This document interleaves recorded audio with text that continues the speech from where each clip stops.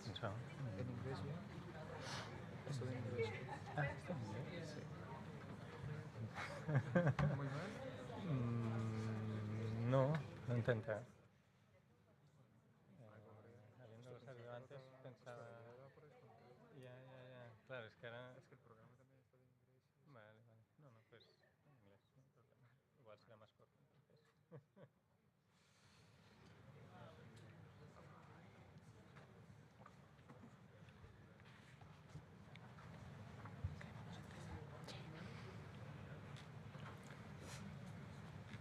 So, good morning, everybody. Welcome here in CCCB Barcelona, a beautiful space, and a beautiful space not only because we are here seeing the city, but also because it's a reference in Barcelona for thought debates, no? Also finally research in some way.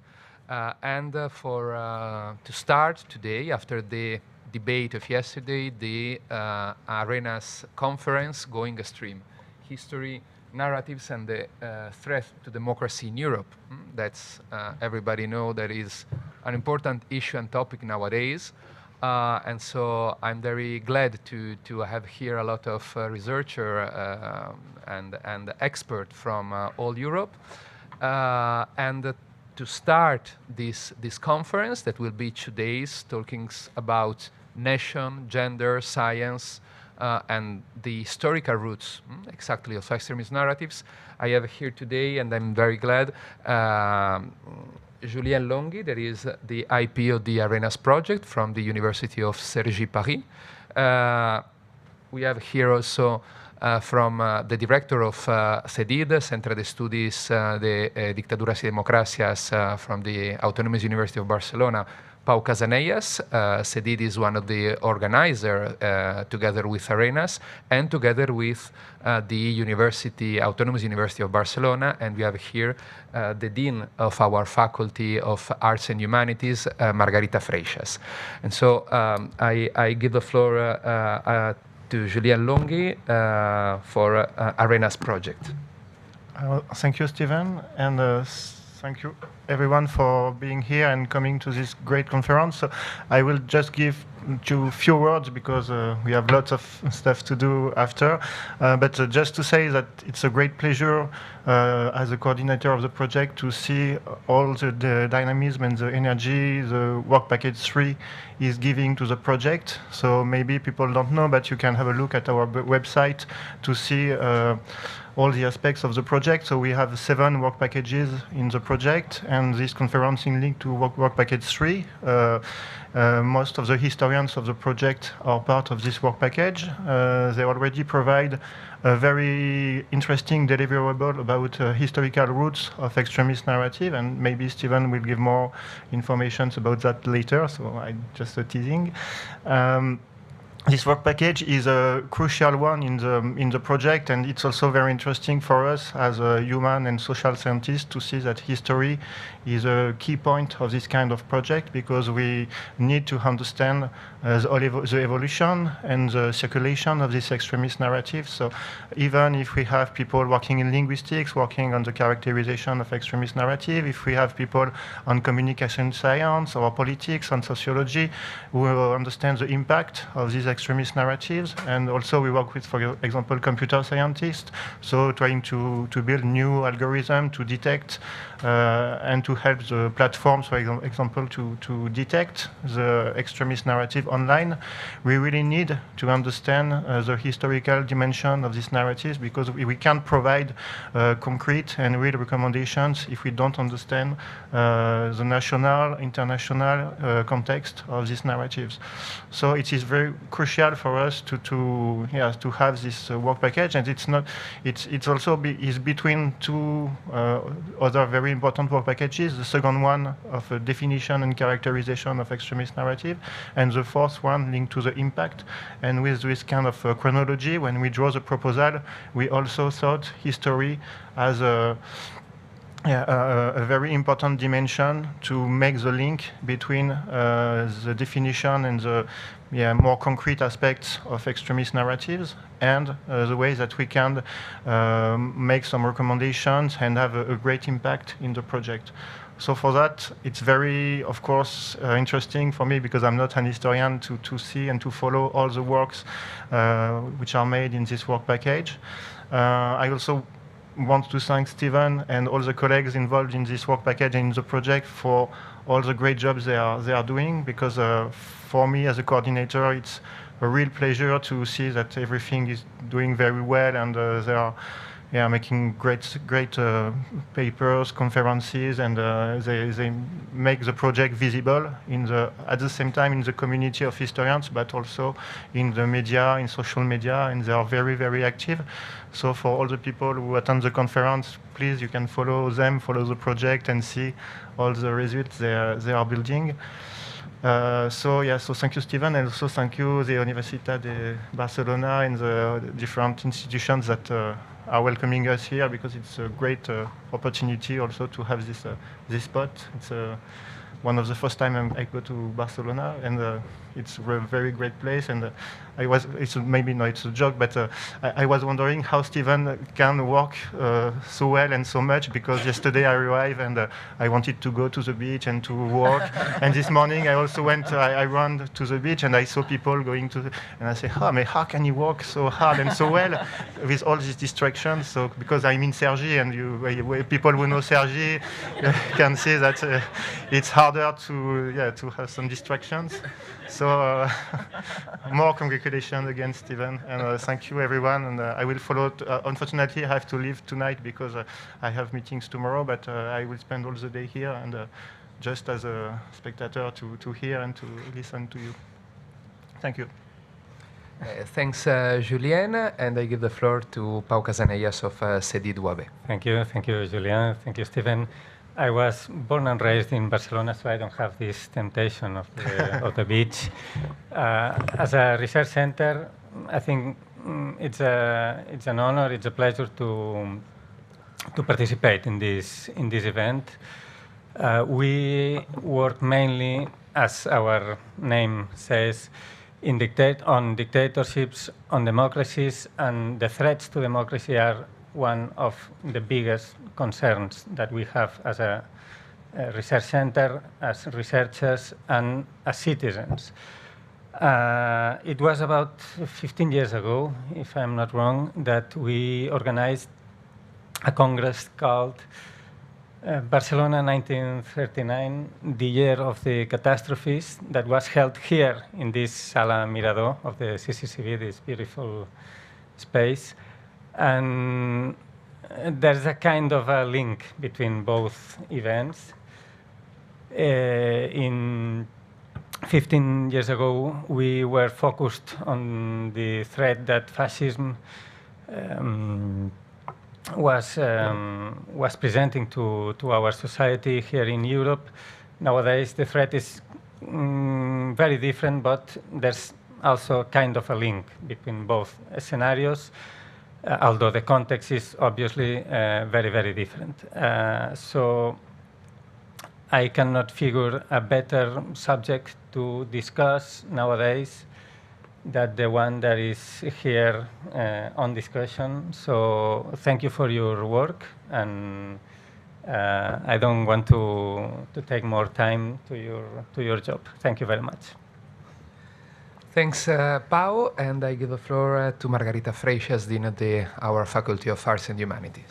Thank you, Stephen. I'm very glad of being here. It's a pleasure to join you today at the opening of the meeting on narrative and threats to democracy in Europe.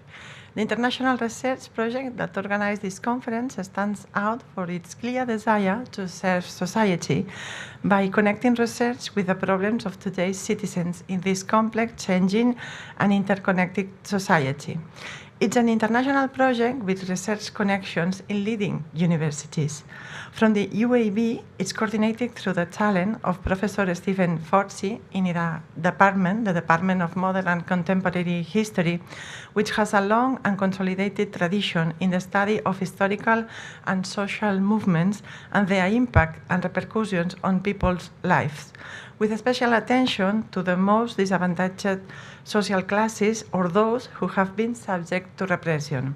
In this sense, it is particularly remarkable the work carried out for more than 30 years by the Center of the Study of Dictatorships and Democracies. This context of commitment to the social environment has led the Faculty of Arts and Humanities at the UAB to work with researchers and professors from the faculties of Economics and Business and Political Science and Sociology on a degree in Contemporary History, Politics and Economics. We believe that this degree will be crucial in forming a new profile of professionals and scholars focused on analyzing and proposing improvements to the challenges of contemporary society. The transdisciplinary approach of the teachers and studies of this degree aims to train creative people with a critical capacity and broad knowledge of the historical, political, and economic basis of current problems and challenges. We trust that both from research and from teaching, we can continue working so that the academy and the university are not perceived by society as an ivory tower, but as an agent that together with citizens contribute to building healthy democratic narrative. Thank you very much for being here today and for your commitment to research and to society. Enjoy also the city. Thank you. Thank you very much, Margarita, and only a few little things more to explain you how we will work in these 2 days after this inauguration. So yesterday, maybe some of you were here for the dialogue between the Minister Sira Rego and the ex-minister, the former minister Joan Subirats, about democracy, youth, and extremism. Today we start in a few minutes with the first session that is dedicated to nation, and we will have Alejandro Quiroga with a conference and then a round table with different intervention and researcher and expert talking about that. Then in the afternoon we will add the session about gender, and we will start with the conference of Sarah Farris from the Goldsmith University. And another roundtable. And tomorrow will be the third and last days. We start in the morning with a session about science with Camille Ungureanu conference and another roundtable. And finally, in the afternoon of tomorrow, we close with a roundtable about medium and circulation of extremist narratives. So there's, I think, a lot of topics and issue to talk about and to discuss. Every conference and the roundtable, after the intervention of the different speaker, we will have the time to debate. So I only say that to invite you to make question or participate in the consideration and reflection that we are doing here in our job. Last things, if you have or you want to have more information about the Arenas project, you have also in the program the link to our web page in the last page, Arenas Project EU. And from the communication staff of Arenas, they remember me that if you wanna do some photos for your social, if you wanna tag also Arenas project. And finally, I wanted to thank all the people that came here in Barcelona to participate in this Congress. Julien, Pau, and Margarita to be here, but also the people, the WABI team that works in the last month very strongly with me to organize all this conference, as Miguel Angel and Cergy, Ricard, and the students in internship of our degrees of history, politics, and economics that some of them are here today. And obviously, thanks to the University Autònoma of Barcelona, the CEDID, the CCCB, and all of you that you are here, and I hope you are here also this afternoon and tomorrow. I think it's, I don't forget nothing. Well, we are also on streaming, and so thanks people that are following us. So many thanks, and we're gonna start with talking about nation, that is very linked to extremist narratives, as you know. Thank you.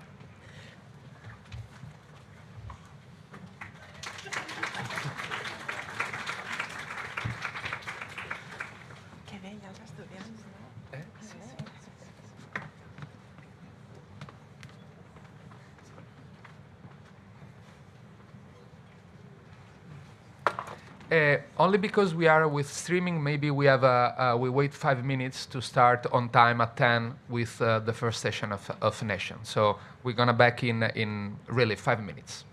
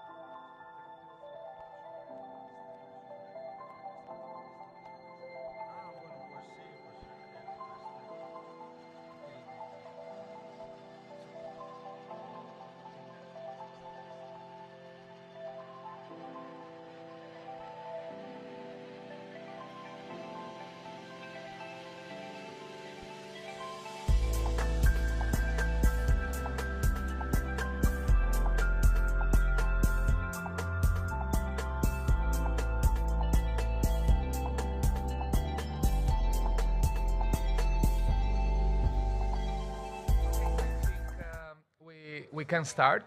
It's 10 o'clock to be on time, exactly. So it's a pleasure to start this session about nation, historical roots of extremist narratives and nation with the conference of Alejandro Quiroga titled Nationalism and Populism in Europe, Then and Now. Alejandro Quiroga Fernández de Soto is Professor Titular of the Complutense University of Madrid. Is also reader in Spanish history at the Newcastle University in the UK. He was teaching in the last years, in the last 20 years, in different universities in the United Kingdom as the Royal Holloway, the University of Nottingham, the London School of Economics, or the King's College of London. Nowadays he's also in the Complutense University of Madrid, director of the Master in Nationalism Studies. Well, his works focus on the study of nationalism and national identities in the 20th and 21st century in Spain mostly, but also in Europe, most in general. Between the different publications, there's a lot of works of Alejandro Quiroga, but I want to mention some books: The Reinvention of Spain, Nation and Identity Since Democracy, with Sebastian Balfour, published in 2007. In the same year, also, we have in English, Making Spaniards, Primo de Rivera and the Nationalization of Masses, 1923-1930. And then in the last 10 years, Football and National Identities in Spain, that was published also in Spanish. All this book you can find also published in Spanish. And recently, 2022, Miguel Primo de Rivera, Dictadura, Populismo y Nación, that is the first, maybe, biography of Miguel Primo de Rivera and complete study of the dictatorship of Miguel Primo de Rivera in the 20s in Spain.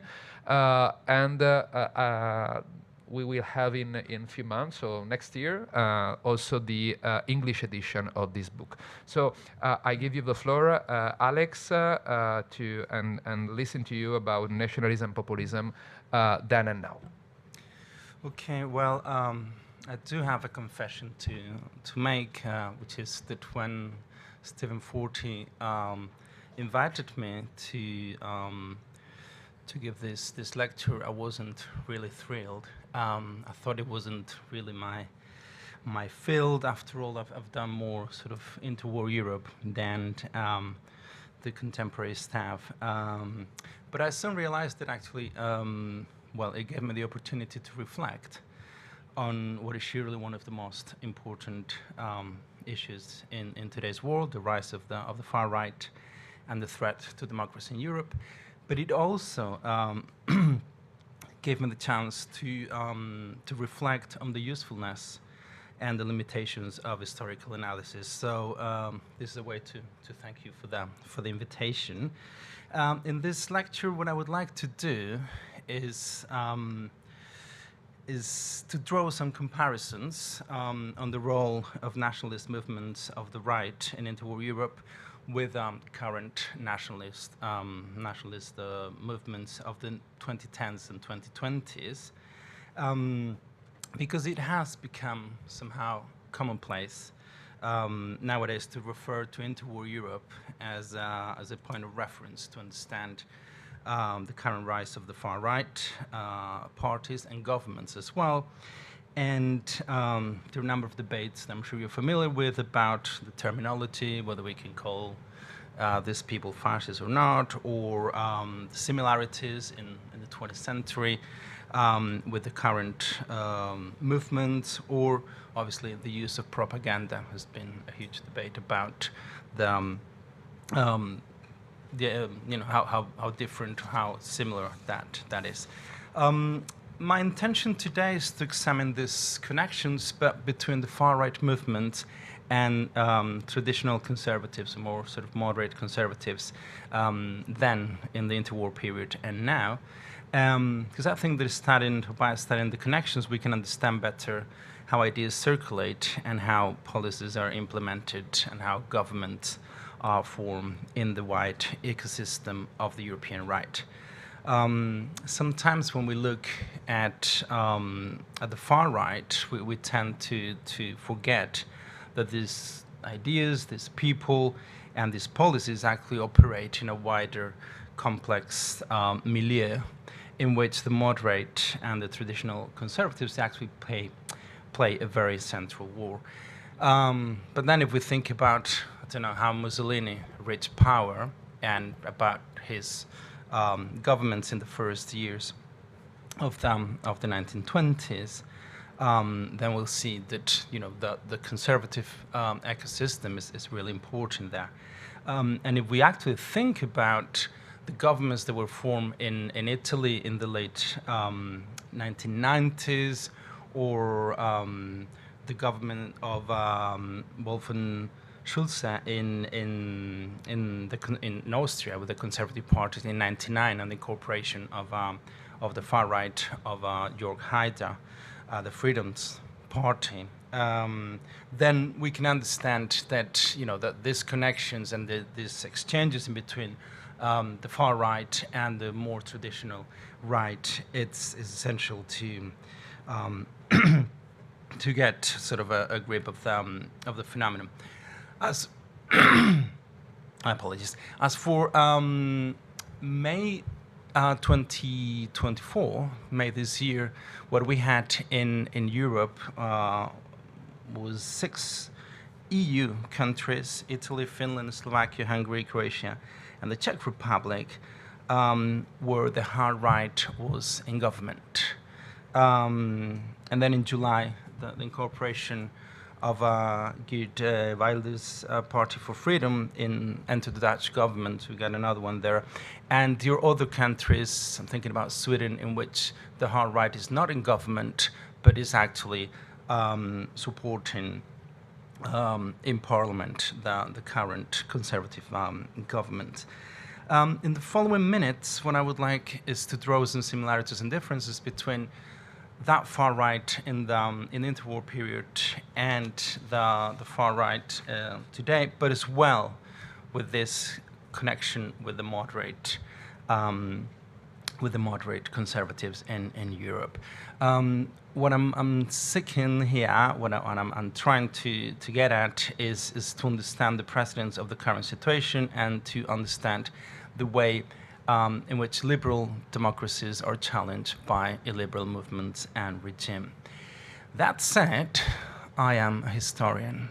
That means that I'm very, very careful when drawing comparisons from 100 years ago, because people 100 years ago were almost from a different planet. So this is a very risky business. And what I'm going to try to do, or at least to keep this in mind, is that we have to contextualize these very different historical moments, and we have to historicize, as ever, the actual elements that we're comparing here. So a contextualization historically of the elements and as well of the conclusions. Okay, let's go then. At the risk of stating the obvious, the main similarity that we may come across is that the nation is at the very center of all far-right and conservative movements of interwar Europe, in the very same manner that it is of the traditional and far-right conservative movements of the 21st century. So both in the 1920s and the 1930s, they're going to put the nation at the very center of their political discourses, but as well of their policies. As we know, there can be sort of, nationalism and populism together, but there cannot be actually populism without nationalism. So nationalism, it doesn't actually require populism, but populism actually requires nationalism at the very center. What I think is important here is that about the centrality of the nation is that it allowed extremist and moderate conservatives alike to idealize national equality, which is usually an ethnic equality. In the search for this homogeneous society that we perfectly know never existed, and actually this focus on national equality, this search for this homogeneity, what actually allows and allowed in the 1920s and the 1930s to actively ignore social and political equality. And this is something that in yesterday's talk came in a couple of occasions, the idea of equality. So the political equality and the collective rights guaranteed by a democratic system were usually of little concern of the far right and many conservatives in the 1920s and 30s.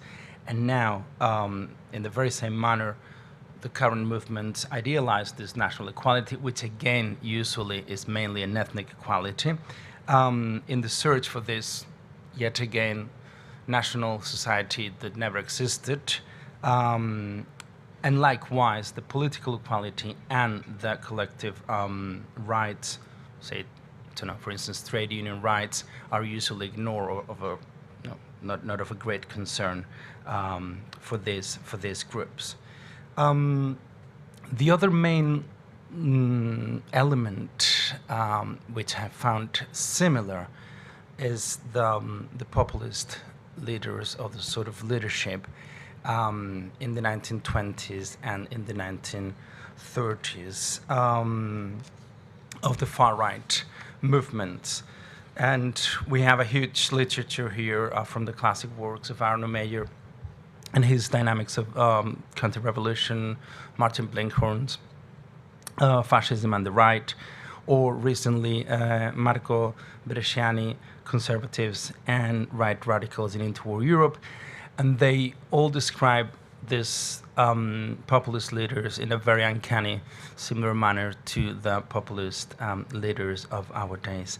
The leaders of the far right in the interwar period, they gave or created the impression that they were seeking for fundamental changes in government, society, and community. But in reality, they relied pretty much on patronage and of this actually incumbent elites to gain power. So they never sought for real change in, at least in terms of class, in terms of social change. Actually, what happened was that they shored up, they reinforced this class and property relations. So a lot of militant rhetoric, but very little of actual social change, and very little economic substance. So this is, in many respects, the case of Mussolini, but it is as well of many dictators, like Primo de Rivera in the case of Spain in the 1920s, or Horthy, Admiral Horthy in the case of Hungary, or Pilsudski in the case of Poland, right? Arno Meyer also explains how right-wing populists in the interwar period actually expose and overstate these cracks in a crisis-torn society, especially in the 1930s. But they were unable to account for them in any sensible and coherent manner. What they actually did was to direct the anger of part of the population from the genuine elites and move them towards fictional conspiracies and minorities. So what they were blaming, the Jews, other ethnic minorities within the state, Freemasons, or left-wingers of all sorts. The idea is that these help pretty much to salvage, in many respects, individuals' self-esteem by actually directing them towards a plot, towards a conspiracy that would actually explain the situation or the context in which these individuals were actually living. There were as well in the 1920s and the 1930s systematic attacks on science, systematic attacks on Enlightenment thought, obviously, and the use of political lies as true elements that actually could explain the changes in the political situations. In this case, Federico Finkelstein, A Brief History of Fascist Lies, it's a very good example of the use of lies as political weapons, but as well as something that is properly believed by those behind these behind the production and the reception of those lies. So basically what I'm saying here is that three factors: the unwillingness to transform the socioeconomic structure, the enemy within, and the widespread use of lies. They are all, very common elements nowadays in the hard right, but as well in many sectors of the moderate right. And when we think about patronage as well, if we think about Rupert Murdoch or Elon Musk or Paul Marshall, or the many billionaires funders of right-wing groups, there is actually here a very clear lack of desire to change the socio-economic structures. It is, and if we think about campaigns against Muslims or blacks or brown people or left-wingers, yet again is the very idea of the enemy within functioning here. I don't have to say anything about lies. I don't have to say anything about fake news.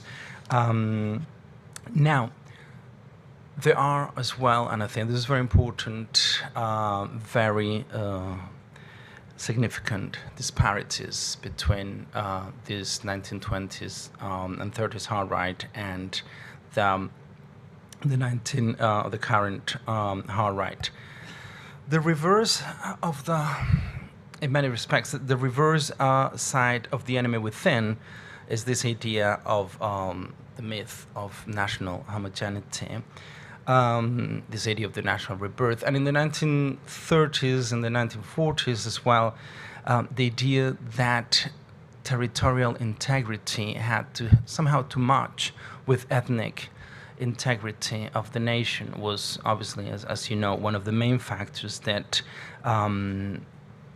drove war, and especially the Nazi campaign of war, trying to somehow fit the ethnic with the territorial integrity. Nowadays, I think imperialism, war, and ethnic cleansing is not on the cards, although there are talk about mass migrations and mass deportations. Has emerged very, very recently. But usually, hard right parties are not appealing for war as such.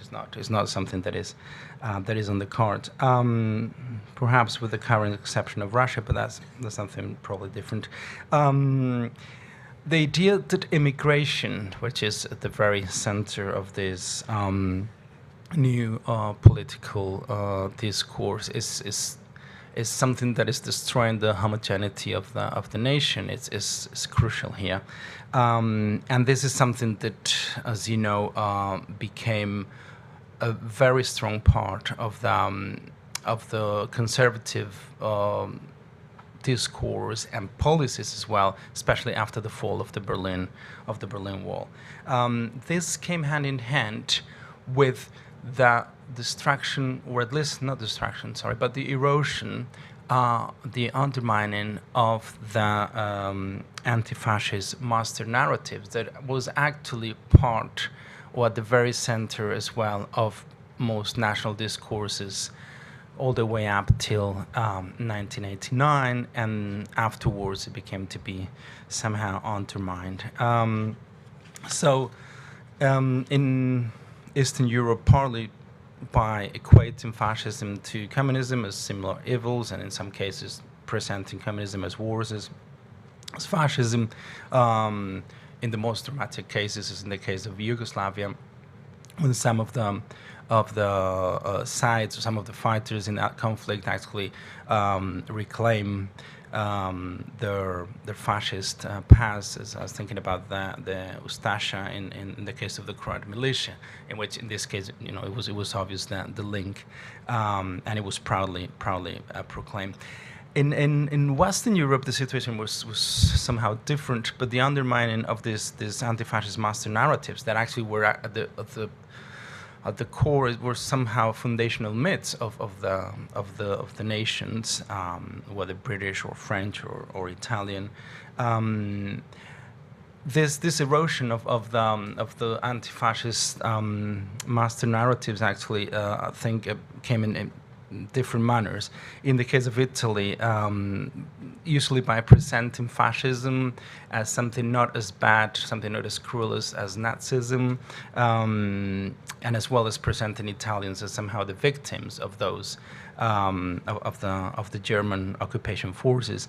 And in the case of Austria, the recipe was quite similar. Austrians were usually presented as the victim by some conservative historiography, not by all historiography, but the most conservative historiography presented Austrians as victims of the Nazis. The people had been occupied, and they had very little to do. And I don't think it's by chance that the first government that actually incorporated far-right parties were actually Italy in the 1990s and Austria in 1999, because that anti-fascist myth had been eroded quite rapidly after the fall of the Berlin Wall.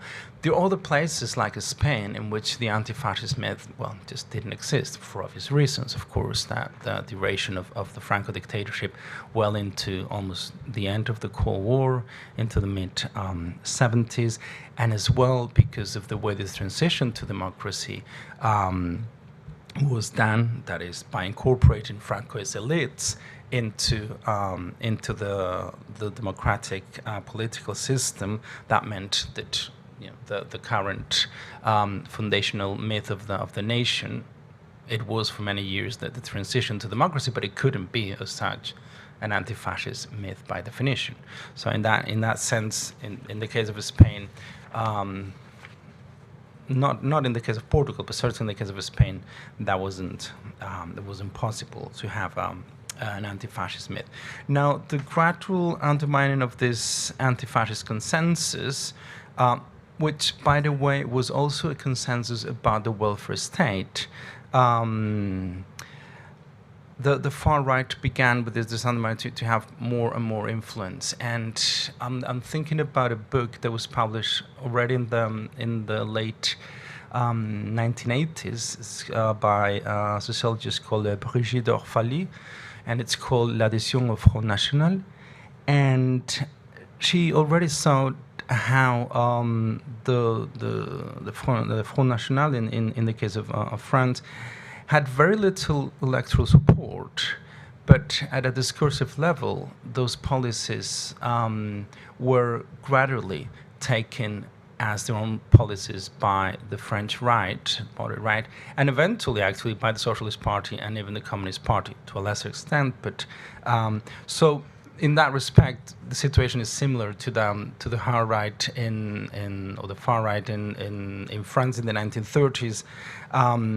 Where they had more political weight than electoral weight, and they were able to put a lot of pressure on French government, including the Front Populaire of 1936. So in many respects, what we have there is a hard right that was punching above their political electoral weight and having an influence already then. And in the case of the UK, with UKIP, the current Reform Party, obviously, it's very, very clear how those ideas, the anti-European Union ideas, became mainstream. I don't have to go through that. But I think that the process of the normalization of the far right, this sort of naturalization and this sort of xenophobia, which was something that Cas Moody actually mentioned in 2019 in the Far Right Today, I think it is,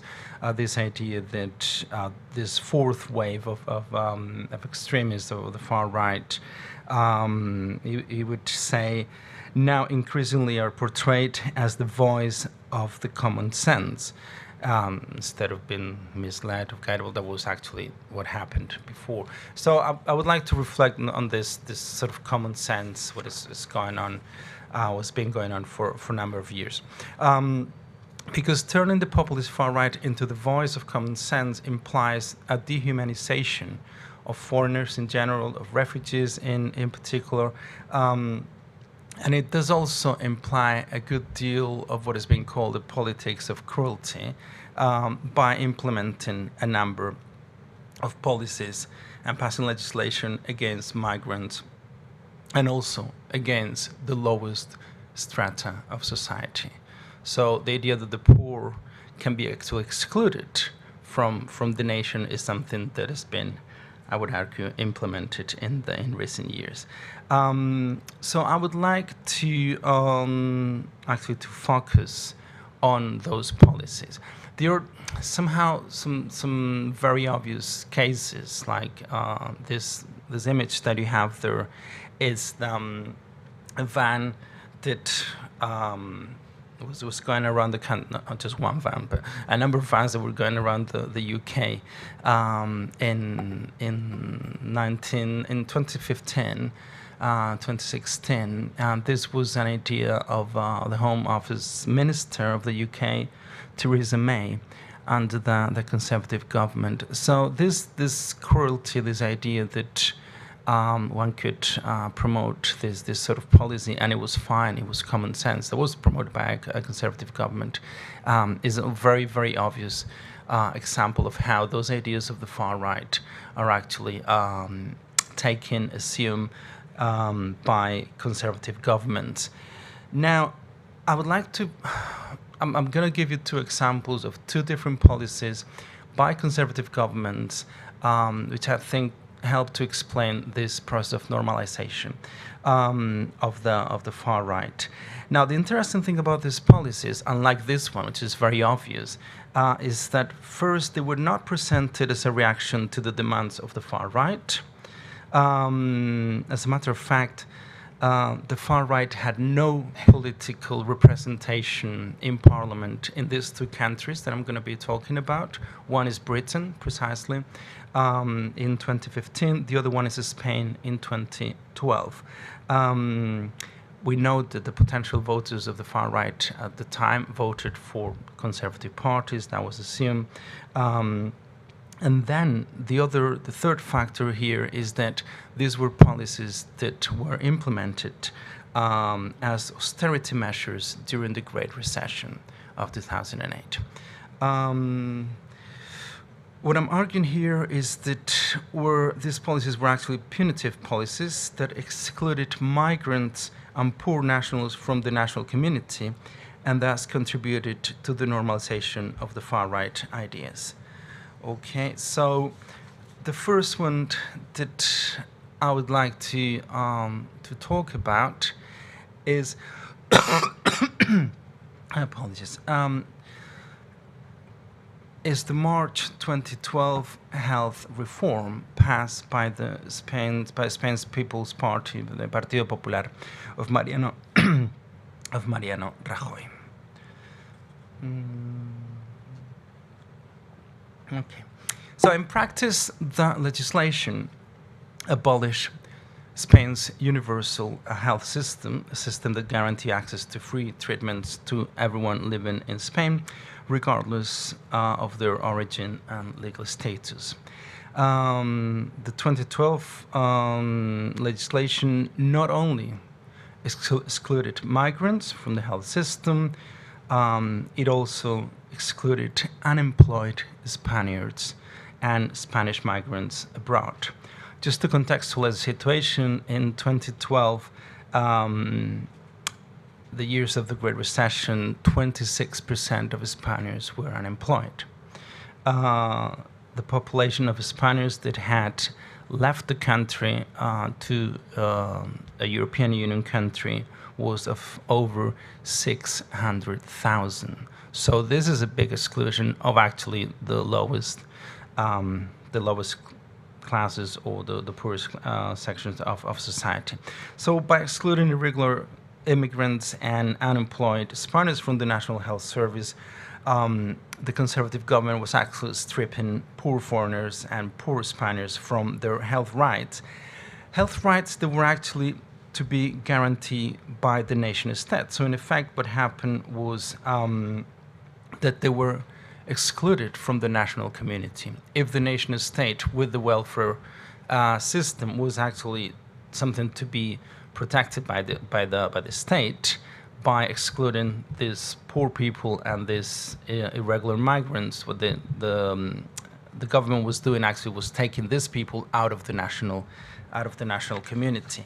It did have another, perhaps unintended impact here, which was that the so-called welfare nationalism or social patriotism, so this identity based on the pride to belong to a nation state that seeks to redistribute wealth, that seeks to protect all citizens under the umbrella of the welfare state, the state actually diminished. So there was a process of denationalization that essentially Spaniards, left-wing Spaniards, mainly felt less attached to that nation state, because that nation state were actually excluding or breaking that welfare of the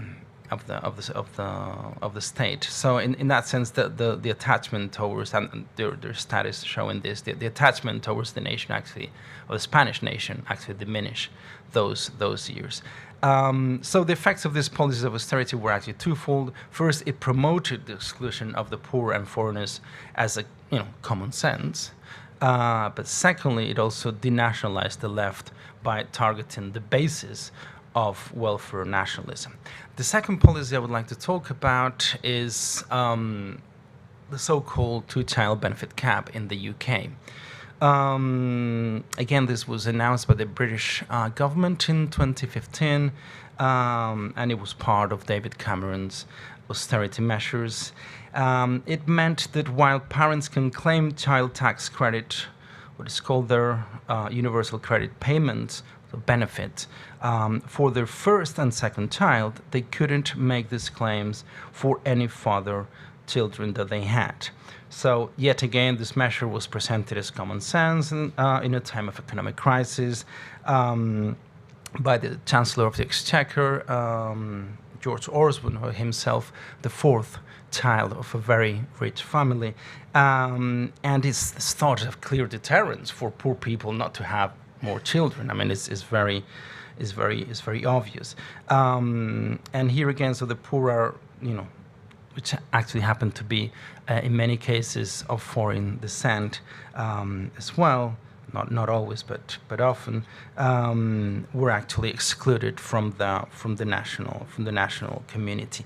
That came together hand in hand with virulent cuts in the British public sector and the long-term process of privatization of the public sector in the UK. So the idea again here is that the punishment of foreigners and poor people is somehow normalized. And then the following years, we came across a number of opinion polls and research studies that showed things that were going in that direction. So in 2017, an investigation by Aurora Humanitarian Initiative revealed that 56% of Britons considered that ethnic minorities were a threat to the nation. That very same year, an opinion poll showed that a majority of Britons, 55 in this case, opposed a unilateral guarantee for European Union citizens living in the UK. I know very well this because I was living in the UK at the time. So I guess what I'm arguing here is that those measures implemented during the economic crisis of 2008 to increase basically nationalist feelings among certain sectors of the population, but as well attack democratic rights, were somehow similar to what happened in a time of crisis in 1929. But whereas in the case of the Wall Street crash, eventually most governments ended up investing and in public/state elements to build or rebuild the state. As you know, the recipes were much more neoliberal in the case of the 2008 crisis. So even if the right and the far right sometimes, not always, but sometimes they champion the working class, their actual policies, they tend to exclude them. And in this case, nationalism is very, very clearly used as an ideological compensation device for a very material economic shortcomings. Nationalism is also a compensation device for what is a very real loss of actual rights. So this turning the unacceptable in acceptable, the changes in the Overton window that Subidat was mentioning yesterday, have been sort of mediated by long-term neoliberal policies and mid-term austerity measures. In the past, it was about revolution. In the past, the threat was, and it was real in the sense that it existed, the Russian Revolution and the revolutionary processes after the First World War throughout Europe. In this case, is the actual function of the neoliberal system, I think, its response to the crisis and its attack to the welfare state that has allowed the current batch of populist movements to succeed. And this has happened as well, as you know, at the European Union level. Lenience, to be polite, when the far right attack an asylum center, or the police or border security forces are violent towards minorities, is the norm. The dehumanization of black and brown migrants and Muslims is repeatedly denounced by human rights organizations of the very European Union. I mean, everybody knows that the Tunisian police constantly, systematically rape women and children in Tunisia. And that police is paid by the European Union and the Italian government. So that's very, it's very clear, and we all know what's going on there and in other Northern African countries, obviously, as well. And when faced with some attempts to implement equality proposals, many of the European People's Party, not just the hard right, are denouncing that these equality measures are somehow a way to try to deny Europe's Christian roots. So the myth of a Christian and white Europe is still common ground for many conservatives and radicals alike, right? And yet I think it is in the very field of equality that we can find some of the solutions here. Last year, Ursula von der Leyen promised to build, I quote, a Europe where it doesn't matter what you look like, who you love, how you pray, and where you are born. So for this not to be just lip service, basically what we need is a new and powerful anti-racism narrative, and actually appointing a new European Union Equality Commissioner who had a very strong mandate. So I think part of the pro-equality, and we talked about this yesterday, and pro-integration policies must follow as a part of a way to face the hard right. I think that in terms of it has to be sort of solidarity-based approach towards immigration. So actually the opposite. The emphasis, and I go back to the very beginning of the lecture. The emphasis, I think, should be on equality and solidarity. So that political and social equality that's essentially denied, that we mentioned, that is somehow exchanged in favor of that national equality that we talk about at the beginning of the lecture. So in his book, The Far Right today, Casmude wrote that the ultimate goal of all responses to the far right should be the strengthening of liberal democracy.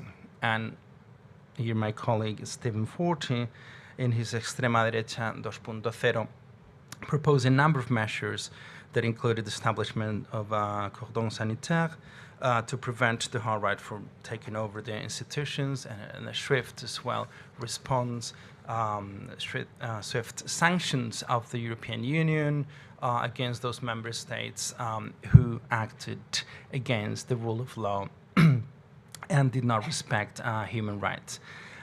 In my view, and if the analysis of the past is of any use, the emphasis should be on that political equality, human rights, and solidarity to promote a welfare state nationalism that could actually fit with the European Union, with a European project where it doesn't matter what you look like, who you love, how you pray, and where you are born.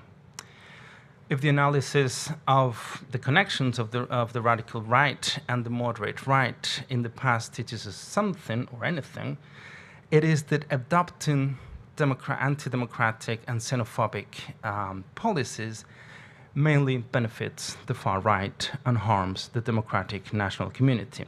So when social democrats, when conservatives try to placate the hard right by implementing some of their policies, they're not only accepting anti-democratic and dehumanizing policies, but dehumanizing their very national community. 100 years ago, after the establishment of the first interwar dictatorships, now, I mean, 100 years after the establishment of the first interwar dictatorship, Europe is witnessing a new rise of the far right. So history does not repeat itself, either as a force or as a tragedy, and the world in which we live is very different, obviously, from that time. But the experience of interwar Europe should serve as a warning against those nationalists who demonize enemies of the nation, show contempt for democracy and social justice, and offer simple solutions to complex problems.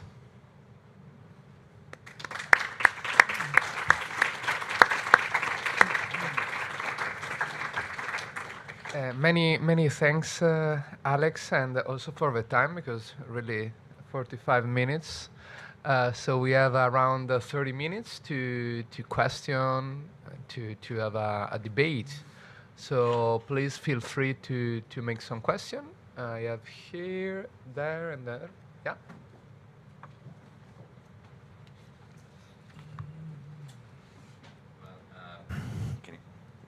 It's on? Yeah, okay. Well, first of all, I would like to thank Alejandro Quiroga for magnificent speak he did, and to congratulate him for mentioning the myth of the Italian as victims of the Nazism. Italians brava gente, Italiani brava gente, that we all the Italians know perfectly. And just like to say that just it was until the late 90s when finally Italian war crimes started to be scientifically researched and studied. I'd like to just give a personal, a small contribution to one of the things you said in your conference. You mentioned the erosion of the anti-fascist narrative, especially in Italy, in Austria as well. Well, I'd like to give just a small and personal contribution about it. Actually, nowadays I'm the president of the Spanish section of the Associazione Nazionale Partigiani d'Italia, ANPI, the National Association of Italian Partisans. We have a small section here in Spain. And the ANPI in Italy is still the biggest anti-fascist association, and not just in Italy, in Europe we have like 150,000 members, makes, I think, the biggest in Europe of these associations. In the last years, I just got in touch with the leaders of most of the leaders of this huge association, and I realized one thing, and that probably can explain us why this erosion of anti-fascist narrative is taking part. Well, their speeches, their minds are still Cold War minds and Cold War speeches. And I think that until we can't understand that the world changed, and the world is in the year 2024 is not the world in the year 1975, well, this anti-fascist narrative can't go on like this and should be rebuilt, starting from, I think, even the most important anti-fascist associations.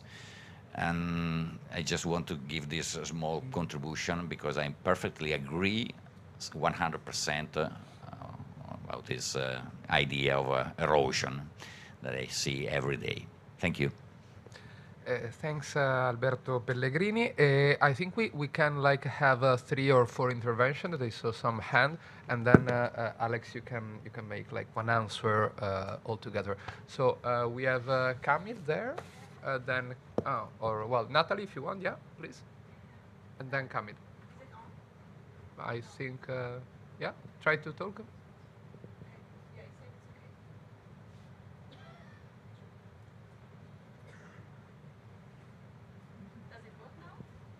Right? No? Ah, well, we have here another micro. No problem. No? Yeah. No. It's better, sorry. Yeah, thank you very much for the lecture, which I can relate to because I used to work on the interwar period too, and I'm an historian, so I understand perfectly your perspective. And I work on the German case, so I am confronted to these comparisons in the news or in every day. So maybe 2 remarks or questions. I say maybe we should not overestimate the strength, how strong this anti-fascist narrative has been. Even in case of Germany, it seems obvious, centrality of Holocaust and never again, and so it's for at the level of the state, at the state level, it was clear. But when we look at the society, we had to wait until the 80s, until really the Holocaust has been recognized a central break in the history of Germany. And maybe it can explain how it can erode, even in Germany today. I will talk about this later. And the second remark is about the similarities to the 20s. It was addressed yesterday. Maybe it was a time of crisis, as you said, but also I think changing configuration. It was addressed yesterday that the people were confronted to a lot of changes, not only political, but also cultural, socio-economic, I think, in the industry and it was something that the German historians underlines, it was at the end of the 80s, that it was a time of the, Dominic Peukert, a crisis of the classic modernity, and it was particularly brutal in Germany because industrialization began later, and that these changes, and then added to the end of the First World War, Versailles Treaty, and it was particularly brutal. And I think today we have this similarity with the people confronted to a lot of changes, globalization, and also war and economic crisis, I would say since 2008-9, and maybe just it can explain also this fear. There was a lot of yesterday they talk a lot about fear, and I think there could be a similarity. That doesn't mean that history repeats itself, but that explains this emotional reaction and this counter-reaction, because when brutal changes happen, a lot of people, and that's a natural reaction, tend to fear that some things might change and that they can't adjust this to this. It was just so reflections. Thanks, Nathalie. We have here Camille and then Katalin. Thank you for a fantastic lecture. So, when it comes to differences, it strikes me that one of the biggest differences yet. We don't know exactly what will happen. But one of the biggest differences touches on the question of violence. To give only one example, if you take Eastern Europe, the Iron Guard, but the examples can be multiplied. I mean, the Iron Guard of the far-right movement had institutionalized organizations of people who were shooting other people, right? So, of course, Mariano Rajoy's health reform law does generate violence, but is not, and that's important to keep into mind, violence towards foreigners. I mean, violence is a very delicate concept with different facets, but that type of violence of the Iron Guard, we don't have it yet. So I think that's another key difference. The second one, you mentioned religion in passing, and this appeal to a civilizational discourse. But I wanted to ask you, I'm not a historian, whether actually there are not some substantive differences also in the usages of violence by the fascists in the interior period, much more substantive, as opposed to a more diluted, more strategic, not really appealing to faith and to a closed organic community as we have nowadays, from Orban to whatever, to Vox and so on and so forth. And the third one, when it comes to the constructive part, and I finish this, it strikes me that you, who are an expert in nationalism, when you speak about what should you do in terms of a counter-narrative, you actually don't deal with nationalism. And I think that a counter-narrative that doesn't try to co-opt somehow key topoi of the nationalist discourse, right? I'm not referring to normalization of some bad stuff, but I think we need a counter-narrative that deals with the question of nationalism and the central importances of nation for people. If you just appeal to some cosmopolitan topoi, as much as I love them as well, solidarity and so on and so forth, we'll just lose, right? So I think that nationalism, in some way or another, I don't know exactly how, should be central to a counter-narrative. Alex, you want maybe to answer, and then we make a, yeah? Probably, okay. Probably so. Okay, thank you for the questions. I'm looking for something, so please give me 30 seconds. Okay.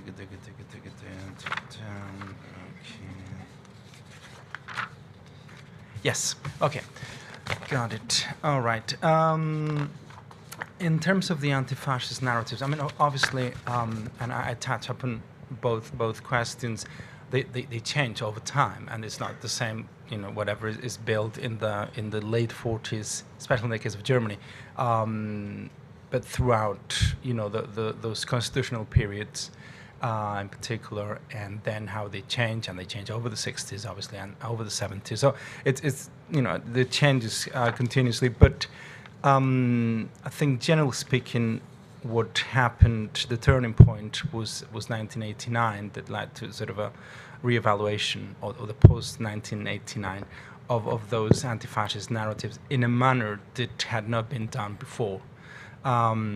So that was, and that manner was not that much like fascism is fine, but it was, in many cases, an attempt to move forward.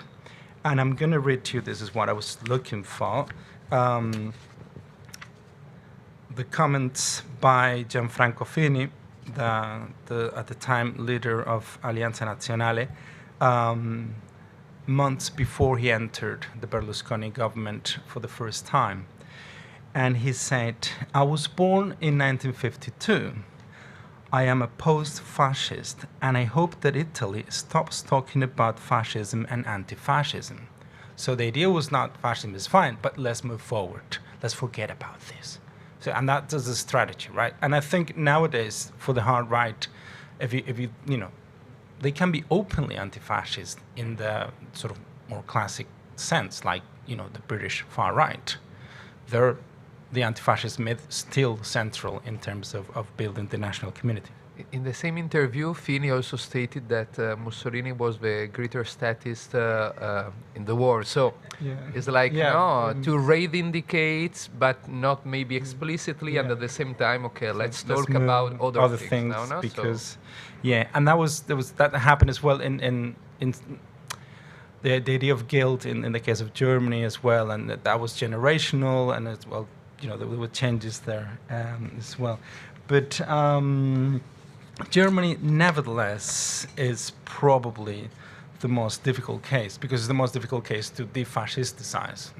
That one doesn't get more fascist than a Nazi. I mean, you could, but and as well because popular resistance was crashed and wasn't very big.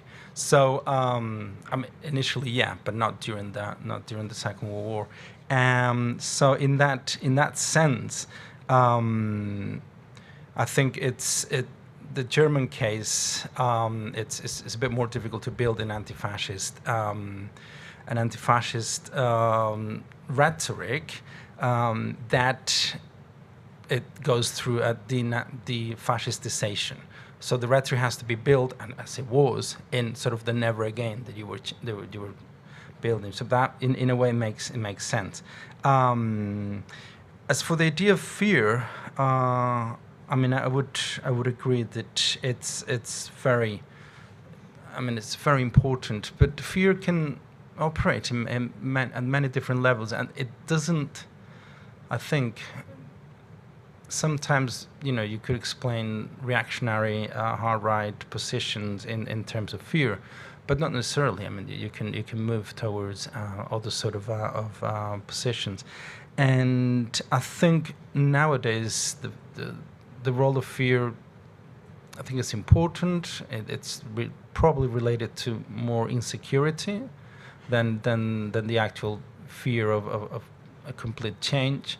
And I think it has changed, and it has changed because, and I link this with the third question, in many ways because of the use of violence.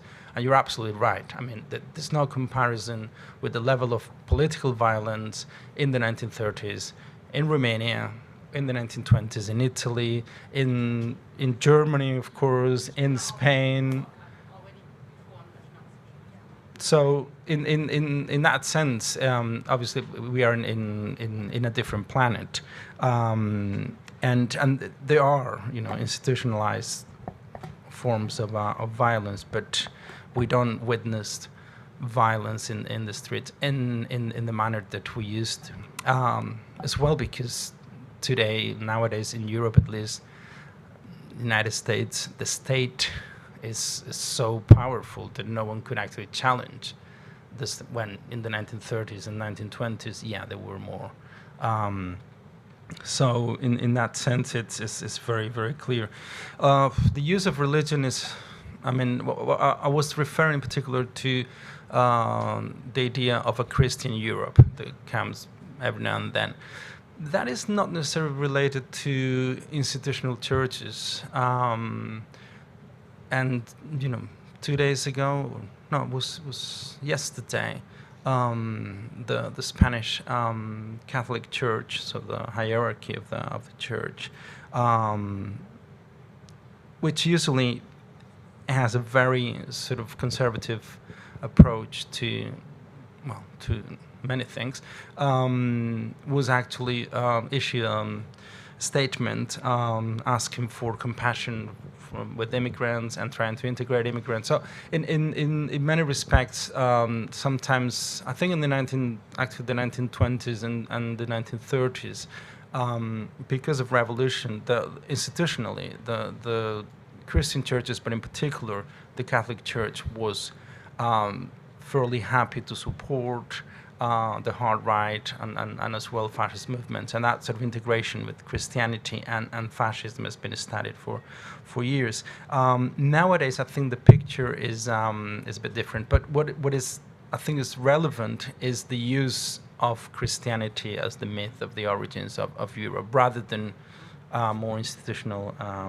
And finally, yes, nationalism has to be in the equation. I would agree. Actually, what I was saying is that perhaps I'm not saying that, I'm not sure whether nationalism, but a certain national identity based on the social patriotism, on the idea that the community, the national community, actually works towards equality and towards an idea of we redistribute.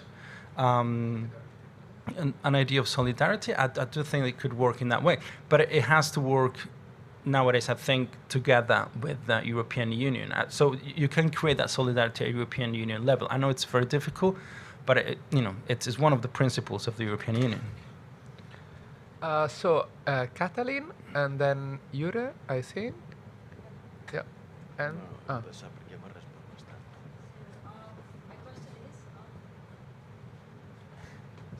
Thank you for this fascinating talk. I have a very short question. You started it with the populist leader.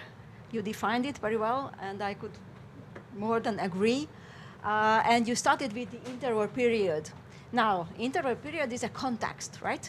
It is a post-war context. It is a disaster, socially, economically. It is a colonial context that is trembling. It is, I don't know, empires are gone. So there is also insecurity in the context. Now my question is that how from one historian to another, how would you describe the significance of the temporal and spatial context regarding the rise of populist leaders and the rise of populist narratives? So my question is that is the context that is creating this kind of narratives, and there is this call for certain kind of leaders, or the other way around? So somebody has invented a certain kind of narrative that creates a kind of different context. Katalin, thanks. There's Jure, and then you go there.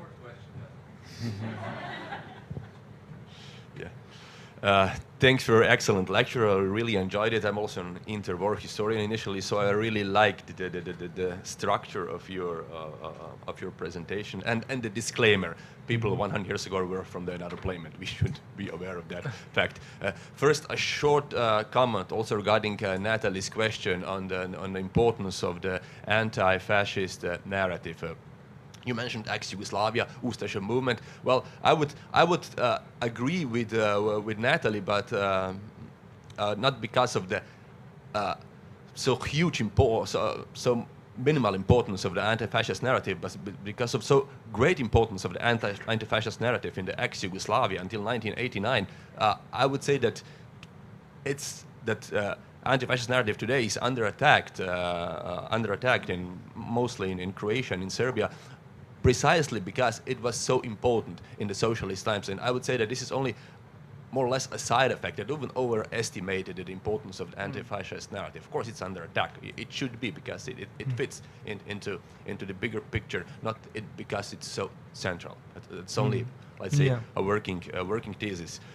But I thought of one more similarity, one more element, and I would wonder what you think about it. The concept of the state capture, it happened in the 1920s, and it's happening right now. For example, in Hungary, what do? Far-right parties. First, they attack the institutions. They say that they're not doing their job, that we should somehow restructure them. And when they seize power, or when they enter government, then they step by step diminish or even put them out of the power, the institutions of the liberal state. And we know that the concept of the liberal democracy of the state, liberal democratic state, is built on the independent institutions. Thanks, Jure. There's another question here. Yes. Well, I think that also another difference that. Sorry. Also, another difference maybe today is that we have much more far-right political parties than in the past, such as in the European Union. and the enemy may, well, the enemy, like, it may be difficult, like, to target them, and they use, like, confusionist politics, and it's quite hard, like, to identify them. And my question would be, like, when you were saying, like, populist, hard right, and like, how would you, sorry, I lost a bit the,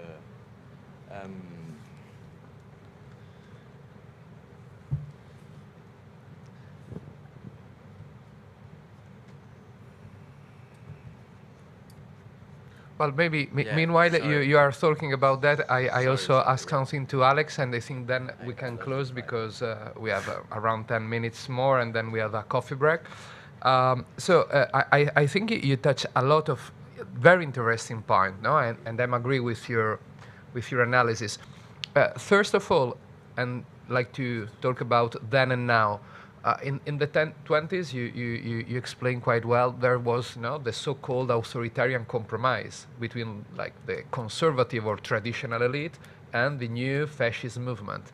Can we see something similar nowadays? I want to say, not talking about fascist movement, but far right and conservative elite or traditional elite.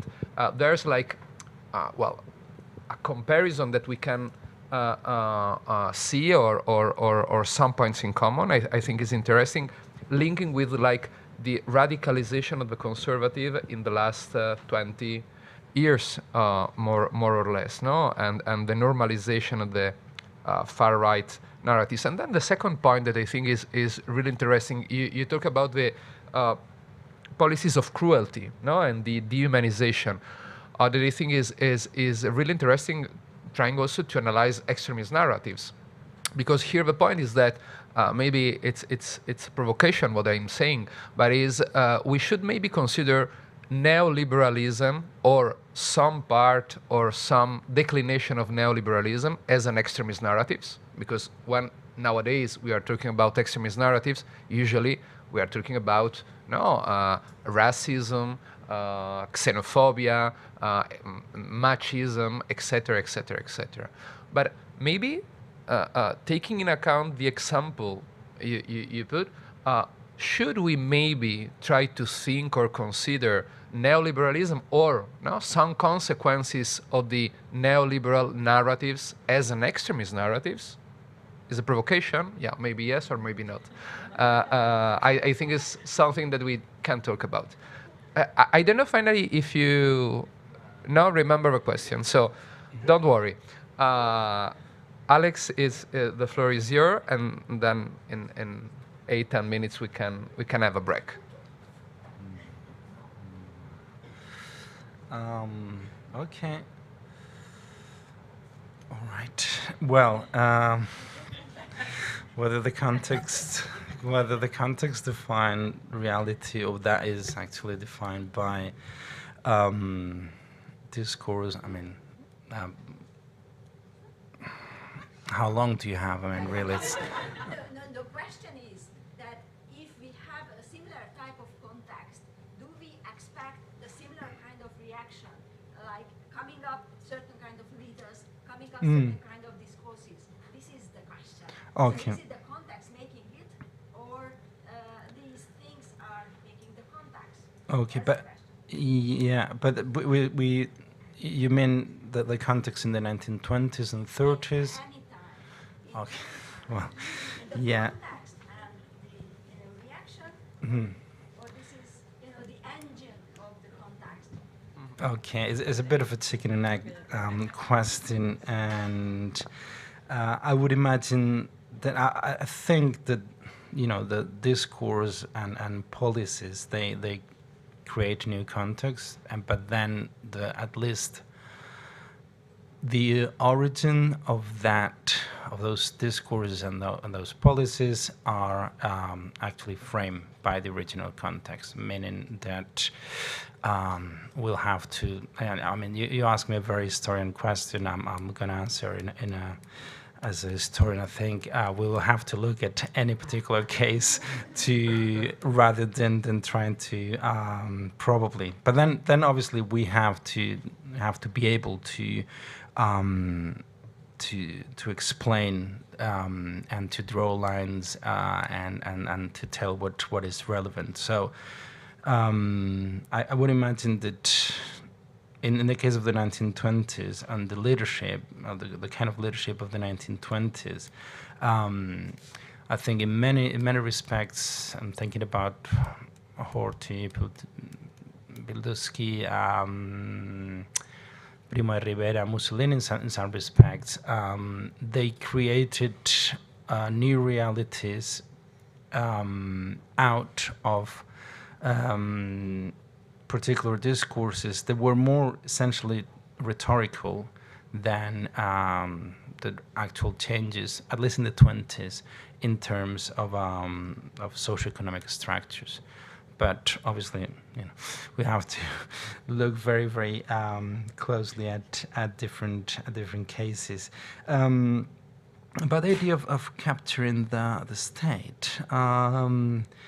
Yes, it's last night we were actually talking about how anti-European Union were the far-right parties and how they actually change once they get into power, because they realize that the European Union is this massive and fairly wealthy institution, and they may have these ideas about coming out of the European Union, but then usually say, well, maybe it's not that bad, and they change or adapt. And I think the key here in the case of, you mentioned Hungary, but probably as well the case of Poland with the PIS has been quite similar in the sense of using state resources to create a clientele, a political clientele that usually sort of reinforces itself, and it works pretty well. And the way, in some cases, the way the state is captured, it reminds me. I mean, it probably is not a fair comparison, but it reminds me a little bit to the Hungarian Communist Party in 47, 48, when they actually captured the state with what they called the salami tactic. So getting part of different ministries and different positions in government, and then eventually taking over the entire. And I think in the case of the PIS in Poland, when they took government, they colonized different ministries, and eventually ended up there. And the case of Orban as well is different, but I think because Orban himself and Fidesz, his party changed over time. He started as a conservative and ended up in the hard right, but initially it was something different. What you mentioned about the different parties in nowadays and interwar Europe, there were a lot of far-right parties in interwar Europe, and many of them would never say that they were fascist. Actually, probably one of the features of almost every single fascist party in Europe, with the exception of the Italian fascists, were to say that they were not fascist. Now, they might take some ideas, whatever, but they were not. And nowadays, the many parties that would not define themselves as far right, hard right, they wouldn't have a problem there. A different thing is that, if they act, if their policies look like, if they, their score is hard right, they may be hard right in the end. No? Mm. Yeah. Yeah. Their logic, but that happened, for instance, when in the early 1930s, there were some attempts to create a fascist international, and Mussolini was actually against it. Even after Yeah, so that there are a number of, and it doesn't mean that that they can act together. But the policies, the discourse is quite similar, and it's always nationalist, nativist discourse, and the policies that they implement. And I think policies are important here. They actually go in that direction. Now, is neoliberalism an extremist? I don't know. I mean, I guess it depends what sort of, probably the Chicago boys sort of neoliberalism is quite extreme. And certainly, I don't know, some of the austerity measures that were taken were very, very extreme. I don't know. And it was very radical, I would say. But at the same time, it's become, especially after the 2008 economic crisis, it has become so hegemonic in Gramscian terms that I'm not sure whether if you're really, really, really hegemonic, you can be extremist. I think that's the point, no? Yeah, it could be. Could be like, I mean, honestly, I would have to think a bit longer for a proper answer. But it's become more hegemonic, I think, than it was before the crisis. And the recipes to come out of the crisis were, in many cases, brutal, as in dehumanizing. So in that sense, we're very, very radical. Yes. Well, thank you very much, Alejandro. I think we can stop and have a break. We come back in exactly 25 minutes for the roundtable Extremist Narratives and Nation. Thanks. Thank you.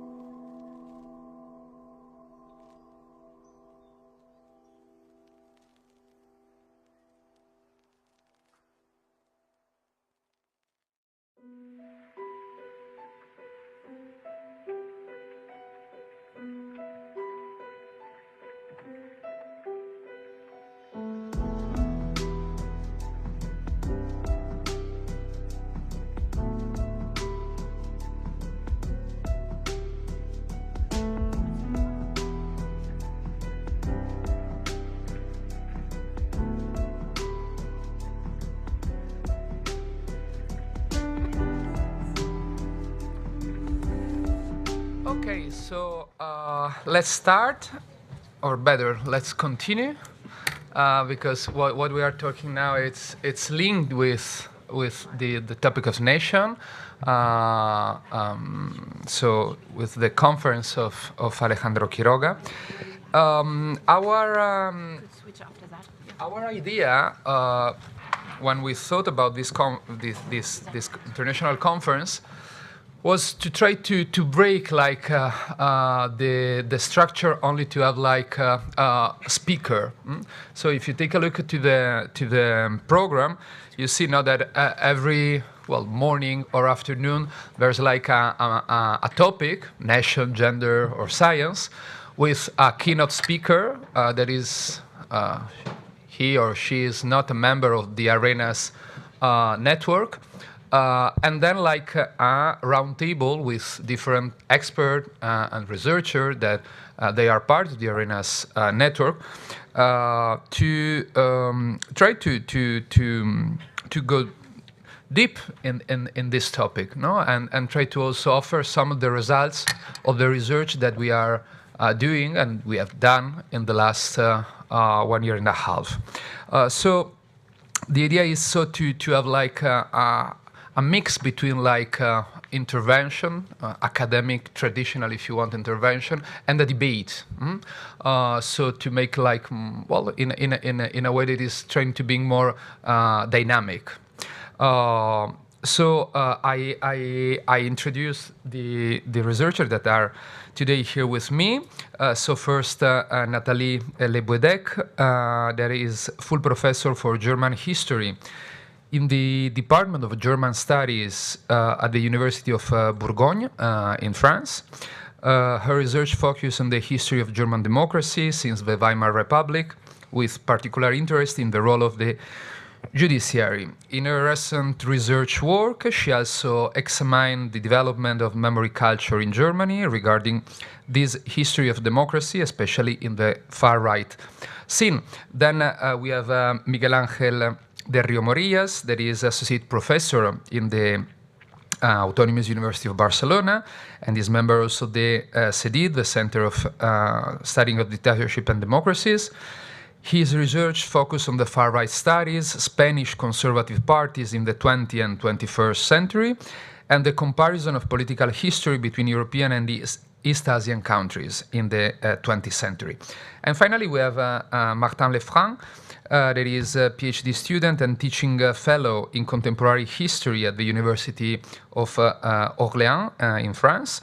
And since September 2022, he has been conducting a thesis on the memory practices of the French far-right. His research focused on the history of the French far-right, memory, and political uses of history. The use and abuse of history is obviously one of the main topic, no, and issue, not only about nation, but also about all the topic that we are talking about here in the conference.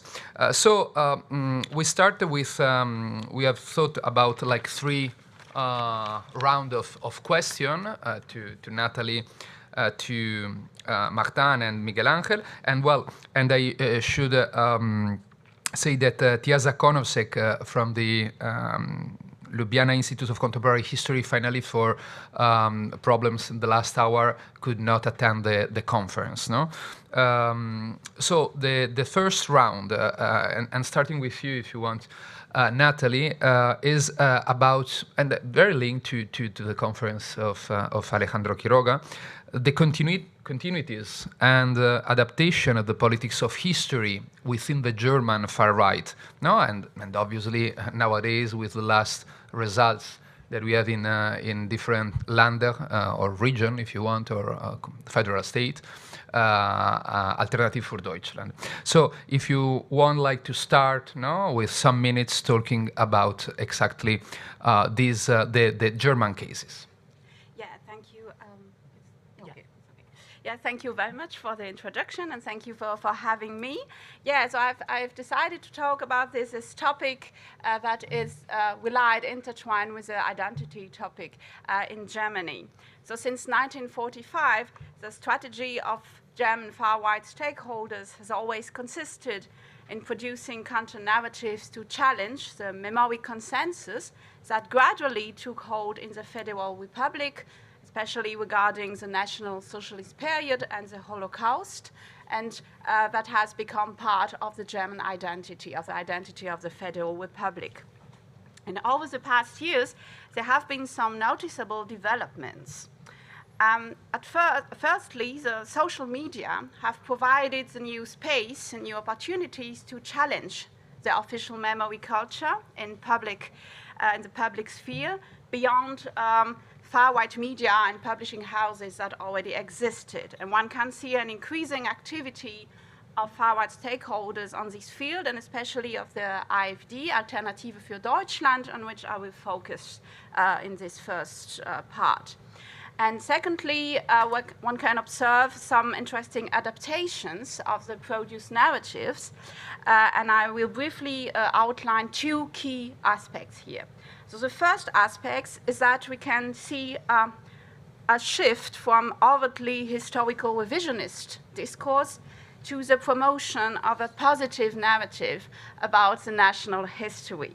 And that the official line of the Alternative für Deutschland, in its program, it calls for a quote, a broader view of German history that doesn't one-sidedly focuses on the National Socialist period, but also includes, I quote again, the positive identity-building aspects of German history. So what does this imply? So firstly, it means downplaying the significance of National Socialism for German history and German identity. So the Nazi crimes are not denied by the AfD. They commemorate the Holocaust every year. But the party deplores the centrality of the so-called German guilt in public memory culture and in the definition of German identity today. Secondly, this program aims, and you have an example here on the slide, to tell the whole history. And it means to reconstruct a glorious national history of Germany. And in this context, I will take only one significant example. So the man who committed the assassination attempt against Hitler on 20 July 1944, so Klaus Graf Schenk von Stauffenberg, has become has become an important figure for the AfD. He's now celebrated as a German hero and a role model. And it's interesting because it seems to be a complete turnaround from the previous dominant narrative in the far right that considered Stauffenberg as a traitor to the nation. However, it makes sense in the current context because celebrating Stauffenberg enables to promote a heroic national narrative and to underpin the thesis that the German nation, you can see here on the visual, that the German nation can and must be proud of herself. So this idea of pride is central here. And at the same time, it protects the AfD against the accusation of not distancing itself from neo-Nazis and from National Socialism. It is also a way to appear as a guardian of a truly national German memory, as opposed to the left and its alleged anti-German orientation, because the conservative position of Stauffenberg have been regularly criticized on the left of the political spectrum, and it's also a way to build bridges with the conservative. Second aspect that I want to outline, would be the next slide, is that the AfD has in the past years systematically tried to appropriate the legacy of key moments of in history of German democracy. So we could mention here the 1848 revolution, and especially key moments of the history of the German Democratic Republic. So you have the uprising of 1943 that failed against the communist regime, and the so-called peaceful revolution of 1989. And both events are interpreted as fights for freedom, justice, and unity. Unity is really important here. So why is this new strategy? Of course, it's about self-legitimation and conveying some kind of respectability by using very consensual historical references. But those references are exploited to discredit the political opponents, so that means the traditional parties and the current government, by drawing more or less explicit parallels between then, so dictatorship and persecution of political opponents, and now. And you have some examples there, and the core message of these statements, yeah, more or less explicit, is today it is again necessary to fight for freedom, and again the country is divided, and by the current government and by the by the old parties, as they qualify them. So these parallels are historically completely inconsistent, because you can compare the Federal Republic of today and the German Democratic Republic. But they make sense ideologically and strategically for the AfD, because in doing so, they manage to recycle some essential features of extremist narrative since the 20s and give them a democratic facade, I would say. So you have always the fact that you have to resist against something, the resistance thread, then the anti-Marxist thread. And today's Marxists are, for them, the ecologists and social democrats. Third, the confrontation between the folk, the people, and the system, the government, the authorities. And last, and I will conclude after that, the national thread, because it always reminds that democracy, national identity, and national sovereignty are intertwined. And to conclude, a difficult question to answer is what's the impact of this strategy? And it seems that it has been effective, at least at the margins, and that they could capitalize on the experiences of former East German citizens and on their disappointments after reunification to mobilize parts of this electorate. And the COVID crisis created a favorable context for this. And reports from staff members at memorials in Germany also indicate that the boundaries of what can be said or not said about German history are indeed slowly shifting, and that is the main goal of this strategy, to push these limits. But of course, a lot of stakeholders or the institutions, civil society, political education are determined to counter these attempts to reshape this narrative and assessments about German history. So, thank you. Many thanks, Nathalie, and we go now from Germany to Spain. And Miguel Angel, you work on the concept of the anti-Spain, no? That I think is really interesting, no? So Alejandro before talks about the enemy, no? The enemy, the threat to the nation. In the case of the anti-Spain, I think it's interesting starting now to try to develop the origin, no, and the adaptation or updating of this concept throughout the contemporary times in the case of Spain. Okay, thank you, Stephen. The origin of main meta-riff of anti-Spain concept can be traced back to the 19th century, where the soul of Spain nation is discussed and shaped around some core ideas by intellectuals and politicians such as Menéndez Pelayo. These core ideas were reactionary nationalistic Catholicism, tradition, illiberalism, and the worship of the Spanish Empire. This anti-Spain represents all enemies of Athens as stated above, represents all the Enlightenment and Republican values. During the Second Spanish Republic, the Republican government was interpreted as a symbol of the anti-Spain, represented in Marxism, anarchism, liberalism, feminism, laicism, or independence movements against the unity of the fatherland, for example, in Catalonia or Basque Country, among others.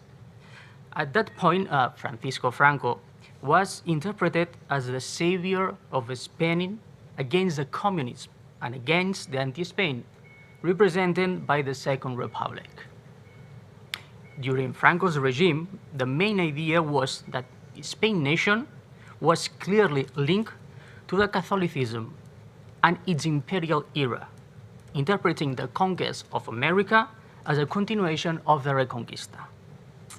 This idea was linked to the concept of Hispanidad elaborated by Ramiro de Maeztu. I will talk later about that. On the other hand, the nation was interpreted like a living organism linked to the ideas of Charles Maurras. This was the nation is formed by the dead, the living, and those yet to born. But the most important point during the Franco's regime was to define all social and political areas that the great enemy of Spain and of Franco was the communism. After Franco's death and the transition to the democracy, the concept of anti-Spain has persisted in some political discourses, often used by conservative and far-right sectors to discredit those who question certain visions of the traditional Spanish identity. For example, the independent movement in Catalonia, in Basque Country, or Galicia. On the other hand, I want to talk a little bit about the idea of Hispanidad elaborated by Ramiro de Maeztu. Ramiro de Maeztu concept of Hispanidad is one of the most significant contributions by this Spanish intellectual, and has a considerable impact on the political and cultural thought of Spain and Latin America. Maeztu developed in this idea in his work, Defensa de la Hispanidad, where he offered a new interpretation of Spain's historical legacy and its role in the world. Ramiro Maeztu was a Spanish intellectual associated with the Generación del 98, a group of writers who reflect on Spain's decline after losing its last colonies. This means Cuba, Philippines, Puerto Rico. Over the course of his career, Maeztu shifted from more liberal positions to more conservative and Catholic and traditional points of view. During the 20s, Maeztu became concerned with the moral and cultural decline of the West and the need to find a unifying principle that could renew the identity of Spanish-speaking countries. I mean, the concept of Hispanidad, according to Maeztu, is a spiritual and cultural idea that unites the speaking Spanish people through shared values such as Catholic faith, a sense of honor, and Spain's historical mission in the world. That means the core idea is that Spain and its colonies share a civilizing, not imperialistic, mission in their relationship with Latin America. Finally, in this idea of Hispanidad, the modern liberalism and materialism are seen as threats to the values of Hispanidad.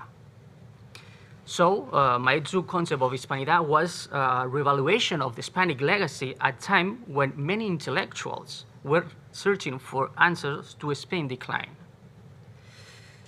Ramiro de Maeztu's idea of Hispanidad has a significant influence on conservative and nationalistic groups in Spain and Latin America, particularly during the Francoist era, which adopted the Hispanidad concept as a key part of its ideology. Francisco Franco used the concept to promote Spain as a spiritual leader of the community of Hispanic nations united by language, religion, and history. Nowadays, the Spanish far right, I mean the political party Vox, uses a new concept called Ibosfera, recycling Ramiro de Maeztu's idea of Hispanidad. Later we can talk about recycling ideas and recycling the past. Well, I think, thanks Miguel Angel, no? There's a lot of elements here that are interesting and there's a relationship between them. So not only use and abuse of history, but also religion, for example, in that case, that I think is something that needs some consideration, also linked to the debate before within the conference of Alejandro. And, well, the figure of the enemy, enemy to a community, a national community in this case, and also I think here something that is, well, we can talk maybe later, what some days, nowadays people usually talks about declivism, no, this idea of decline. But going now to France, no, in France we'll have the most important far-right parties of the new wave, no, since the 70s, 80s, so the Front National, no, or Rassemblement National nowadays.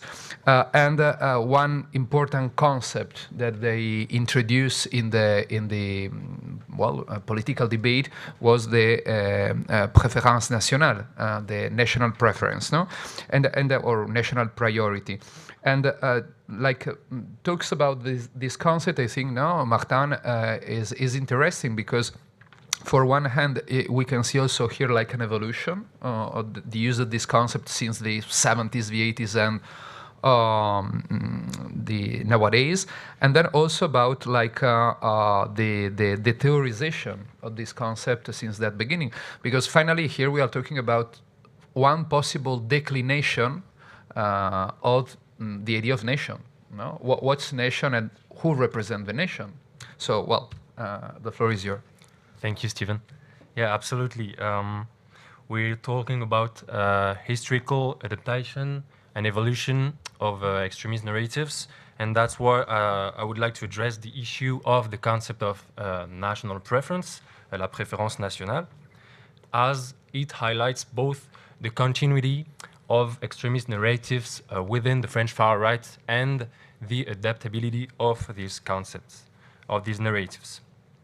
The concept of national preference is based on a narrative about non-European immigrants claiming their arrival in France and in Europe is linked to open borders, to high salaries, to a generous welfare system, and to the fact that it is allegedly easy to obtain the French citizenship.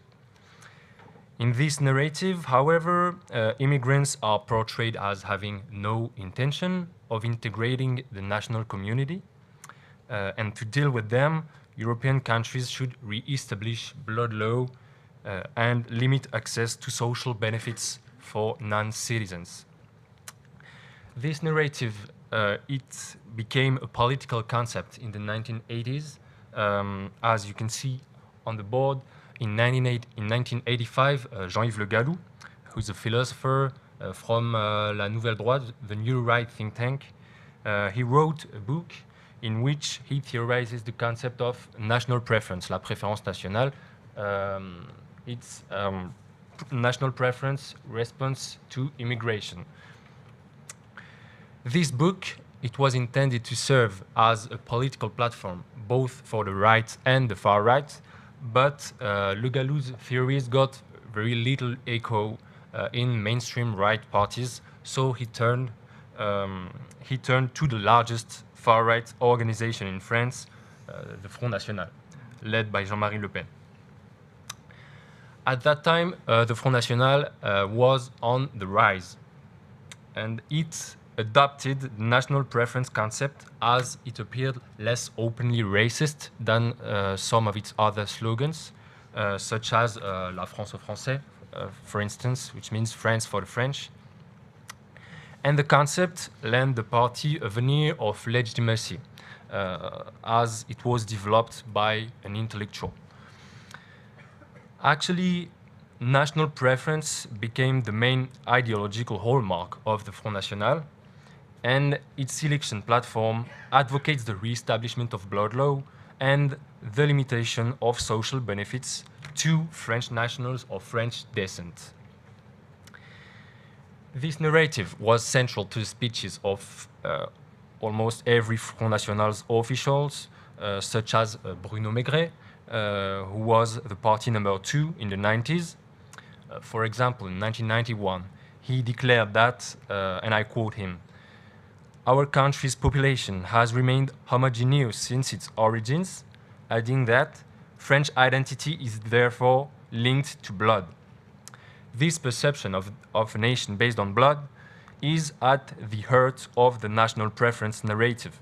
And it is no coincidence that Bruno Maigret comes from the New Right think tank, just like the inventor of the national preference concept.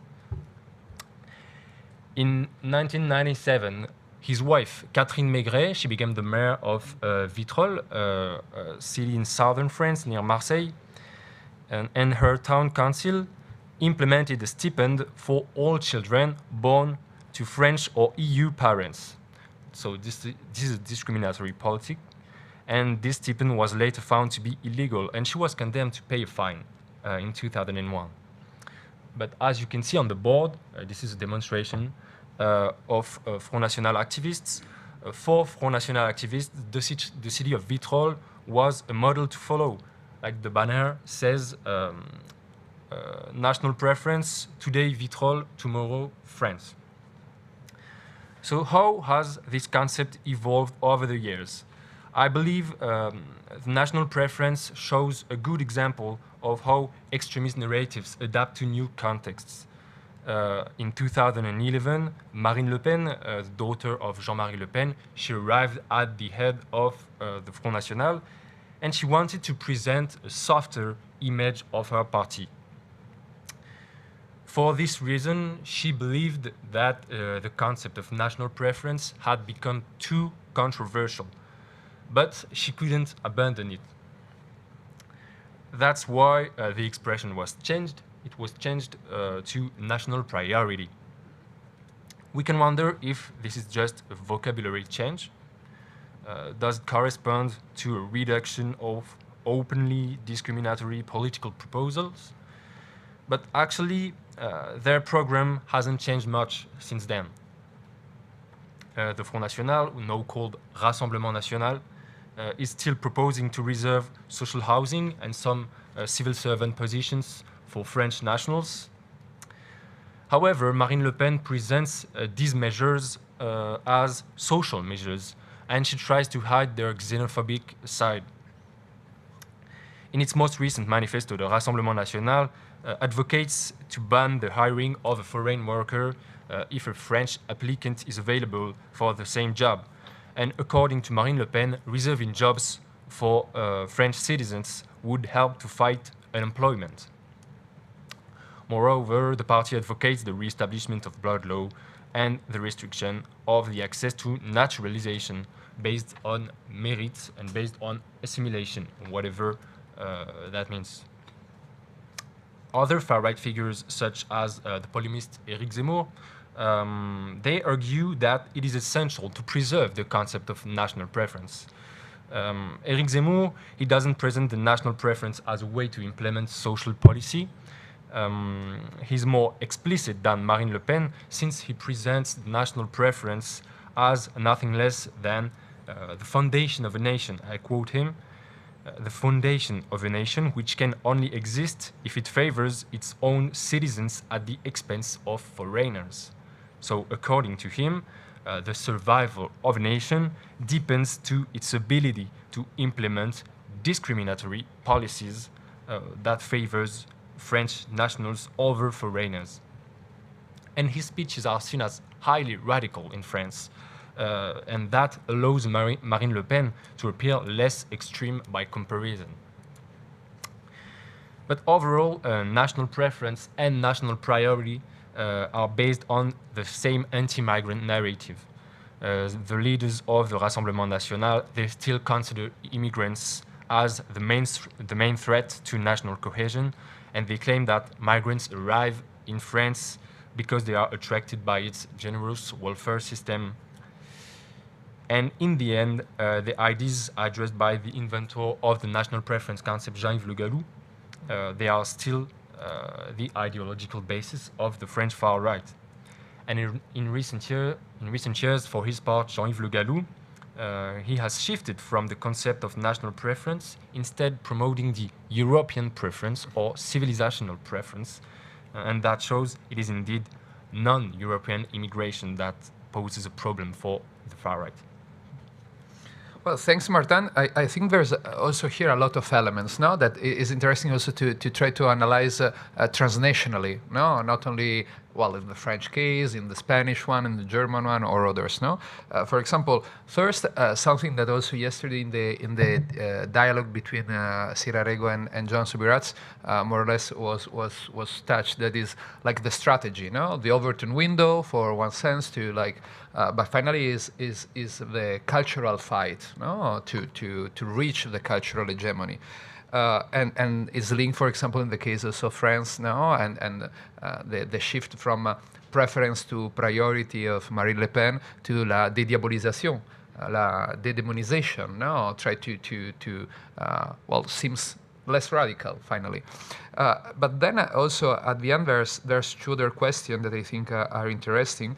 One is the shift that now from the group of La Nouvelle Droite, no, Les Galous, De Benoit, etc., is from the biological racism of the interwarriors of fascism, National Socialism, to well, the ethno-pluralism or ethno-differentialism. That is, I think, one of the main points. No, and then maybe with you and in the second intervention we can also say something about that.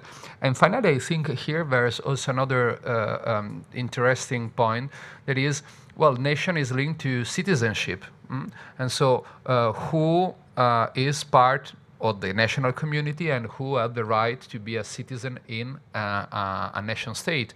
So finally, now the difference between the ius sanguinis or the ius soli. For example, nowadays in Italy, there's a debate about the so-called ius scholae. So if you go to school, maybe after we can let you be Italian. No? But finally, I think the point is here. No? Well, going back to Germany, so Nathalie, you explained this use of history by Alternative für Deutschland, but finally there's also other party, less important nowadays, no, in terms of votes in Germany, in the far and extreme right, that also they use the past or try to write again the history of German, and there's some difference there. And then I think also was really interesting when in the first intervention you talk about the people, the concept folk in Germany, that is linked also to that. No, we are the people. What is also the importance of the concept of folk, because it's not exactly pueblo, peuple, or people. There's some difference. So if you can say something about that, I think will be crucial. Yeah, thank you. Yeah, I wanted to address this topic because we talked this morning already about the connections between conservative and national conservative and far right, and because the strategy of the Alternative für Deutschland is to appear as a respectable conservative party, and in Germany, historical revisionism is a key point to decide if a party is extremist or not. So, of course, there are many common points that are illustrated by the two visuals you see there. All stakeholders, as far as stakeholders, try to appropriate the central national figures, and Martin Luther, for example, is a good example. Hitler and the Nazis already instrumentalized Martin Luther. The second point is really the focus on the East Germany's history. So here's this picture of the very famous picture of the uprising of 1943, and that's really a common thread, and in connection with the anti-Marxism, that is really a strong common point since the 20s. A significant difference lies in the assessment of National Socialist crimes. So you have radical organizations such as Junge Nationalisten, so it's the youth organization of Die Heimat, formerly NPD, National Democratic Party, or Die Rechte, so they don't shy away from publicly defending Holocaust deniers, for example. The AfD doesn't do that. And the visual on that would be the next slide, the visual on the right commemorating Dresden's bombing, 1945, is typical of the persistence of a narrative that since 1945 reverses the perspective and denounces the crimes committed against the Germans, with the word bomben Holocaust, so Holocaust by bombing. So it's not a word that you will find by AfD members. And conversely, the most radical far-right stakeholders don't celebrate Stauffenberg and the assassination attempt against Hitler. They are still traitors from their perspective. Similarly, for neo-Nazi groups, the National Socialist Germany is still the reference. For the AfD, it would be the Kaiserreich, so the German Empire in the 19th century, that appears, I quote, a tweet, the best Germany ever, when Germany was the place to be, I quote again, and a nation-state model triumphed. And this narrative gives a very idealized, I would say, revisionist vision of the Kaiserreich as a success story that downplays, if not completely ignores, key issues like anti-Semitism, nationalism, and colonial policy. And this is really striking in the papers that the Desiderius Erasmus Foundation, so that is an AfD-affiliated foundation, published to 2021, so 150 years after the foundation of the empire. And this publication and these foundations are a good example of the collaboration and the ideological convergences between Alternative für Deutschland and the intellectual Neue Rechte, so New Right in Germany. And this New Right emerged in the 70s and differentiated itself by not taking National Socialism as a point of reference, but rather the so-called conservative revolution. It was an intellectual anti-democratic movement in the Weimar Republic, so before National Socialism. And it's no coincidence that New Right stakeholders have tried to appropriate Stauffenberg for some time, because as a Christian, an army officer, and I would say an aristocrat, Stauffenberg embodied these national conservative elites who were highly skeptical of democracy before Hitler. So in this respect, the celebration of Stauffenberg is really, really ambivalent, and we can see that. But what I want to insist on is that despite these differences, the boundaries are very, very blurred. And the radical statements of a man like Björn Höcke is at the head of the AfD in Thüringen, and statements of the lead candidate for the European elections, Maximilian Krah, about the SS, regularly remind of how blurred these boundaries are. And we always have to distinguish between the strategic considerations to appear as a respectable party, to reach conservative voters, and what they may really think. And one last point to illustrate this ambivalence, and I will come to the folk concept. So what do the dates 1848, 1943, and 1989 have in common from this perspective of the New Right? So first, this symbiosis between democracy and national identities. They really insist on, democracy is only possible when there is national sovereignty. And the role of the folk, so the key role that the folk, the people, played in these events. But in doing so, they are intentionally blurring the boundaries between folk as demos, so the democratic, the sovereign people, and ethnos. And they always underline that in the 19th century, a deutsches Volk, so German people, was understood as a community based on language and origins.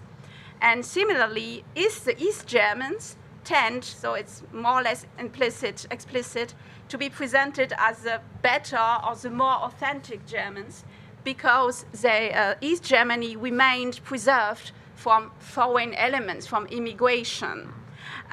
And there is, I would say, there is a very fine line between reconstructing a positive national narrative and a folkish narrative, I would say, that excludes not only whole parts of the history, because the Weimar Republic has no space in this narrative, and narratives that also exclude parts of the German population in this history. And this ambiguity of folk, I will talk about that in the third part too. I think it's really specific in the German language and regarding German history too. Peuple français has not the same connotation, for example. It's really interesting, no? And I think also here you touch other two elements that more or less, well, some of them we perceived before. One is I think this well, de-diabolization, but finally it could be looked at as a strategy as the so-called dog whistle politics, no?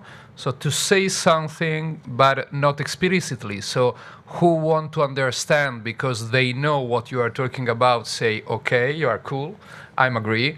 But other people say, oh, well, it's not exactly like a reivindication explicitly and so on. So I think also is another point because finally is linked to, finally is extremist or not?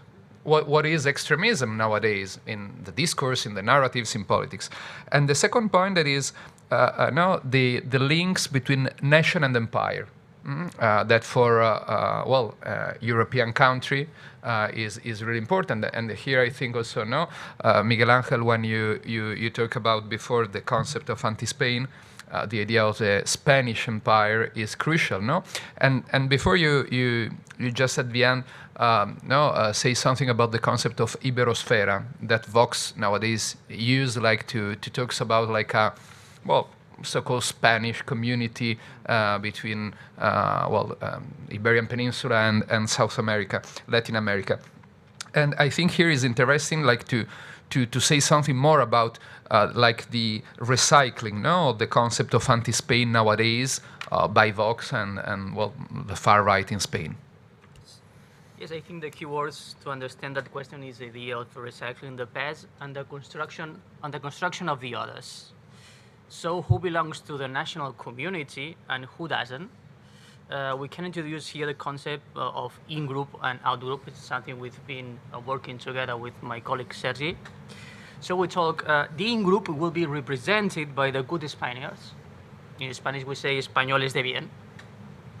And the true patriots, defender of the traditional national concept.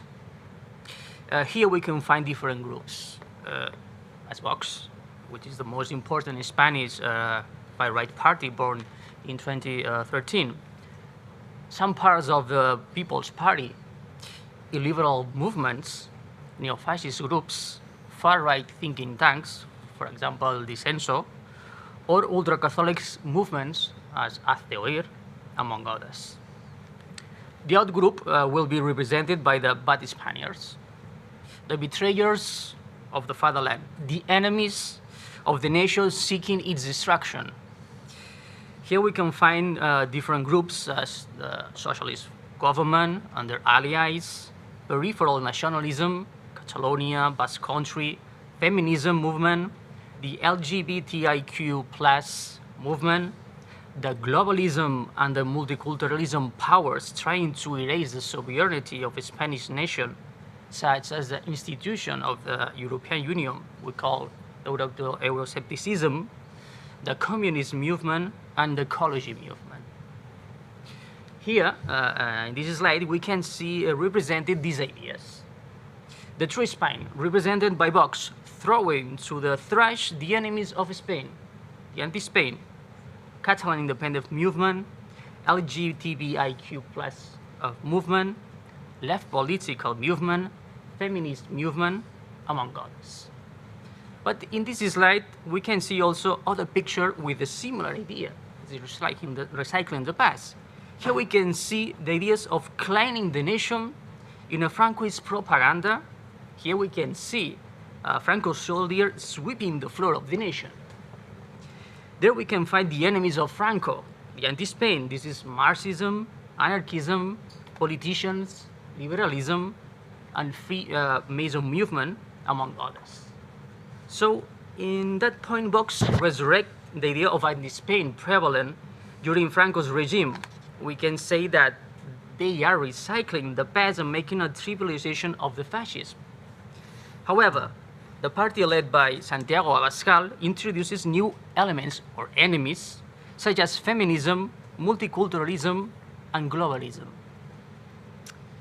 As we say, according to Vox, the Spanish nation is necessarily linked to the Catholicism and its imperial era, interpreting the conquest of America as a continuation of Reconquista, and the Spanish historical mission in the war.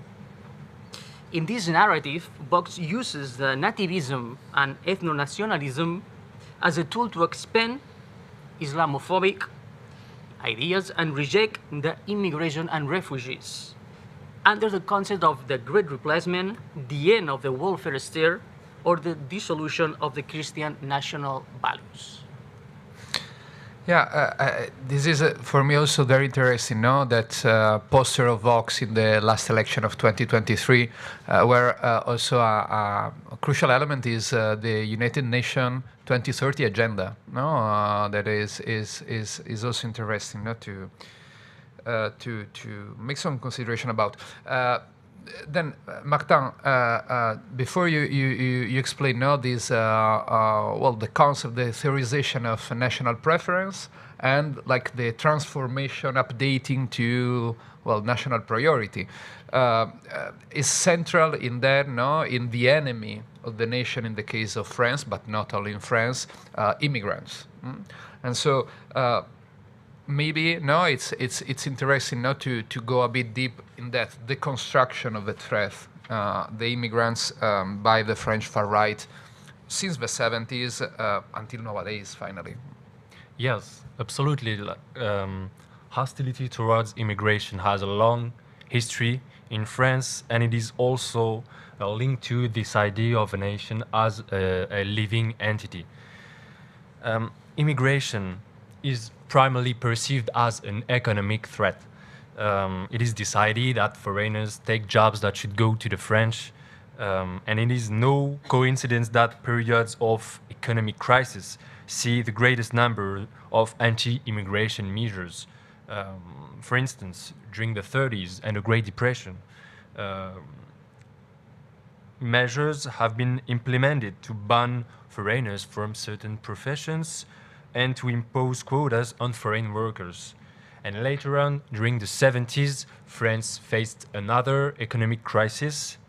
And at that time, the Front National, they established a causal link between immigration and unemployment. And it has become one of its main arguments against migrants. As you can see, that's what this poster is all about. On the left, it says 1 million unemployed means 1 million too many immigrants. That's explicit, and this poster dates back to 1978. So you can see that there is continuity between various anti-immigration narratives. But in addition to economic arguments, there is this idea that migrants, and especially migrants of non-European origin, they are foreign bodies, and they create an existential threat to the nation. They could be a cause of degeneration of the national body. This narrative builds on the opposition between the nation and its enemy, between us and them, and this conception comes more specifically from the far right. It has developed considerably since the loss of the French colonial empire, especially during the 60s. And migrants from former colonies are seen as if they were seeking revenge to their former colonial power. Some French activists were even predicting a civilization war in the years to come, like the writer Jean Raspail. You can see on the board in 1973 his bestseller Le Camp des Saints, which means the Camp of the Saints.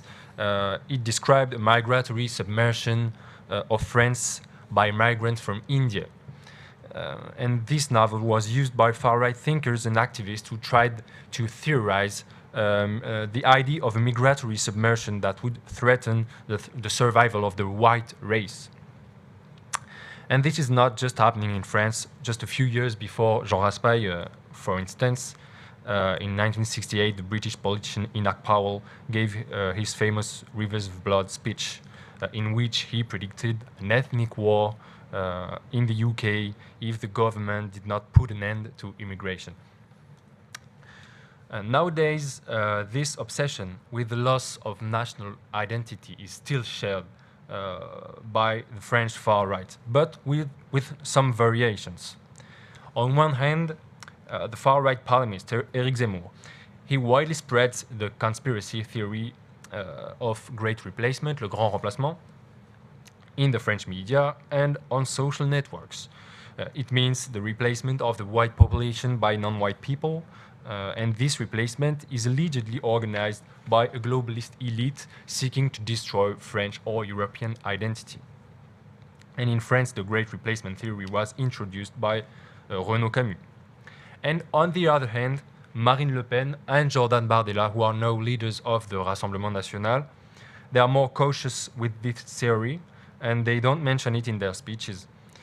They prefer to put forward less openly racist arguments, but they share the idea that migrants are enemies of the nation. For just one example, in June 2023, Jordan Bardella declared that immigration poses a civilizational threat to our society. The fact that this kind of narratives is spreading in French society has real consequences. The framing of immigration as a civilizational threat seems to encourage militant action from far-right activists. I would like to mention the Crépol case. Maybe you heard about it. It took place in southern France last November.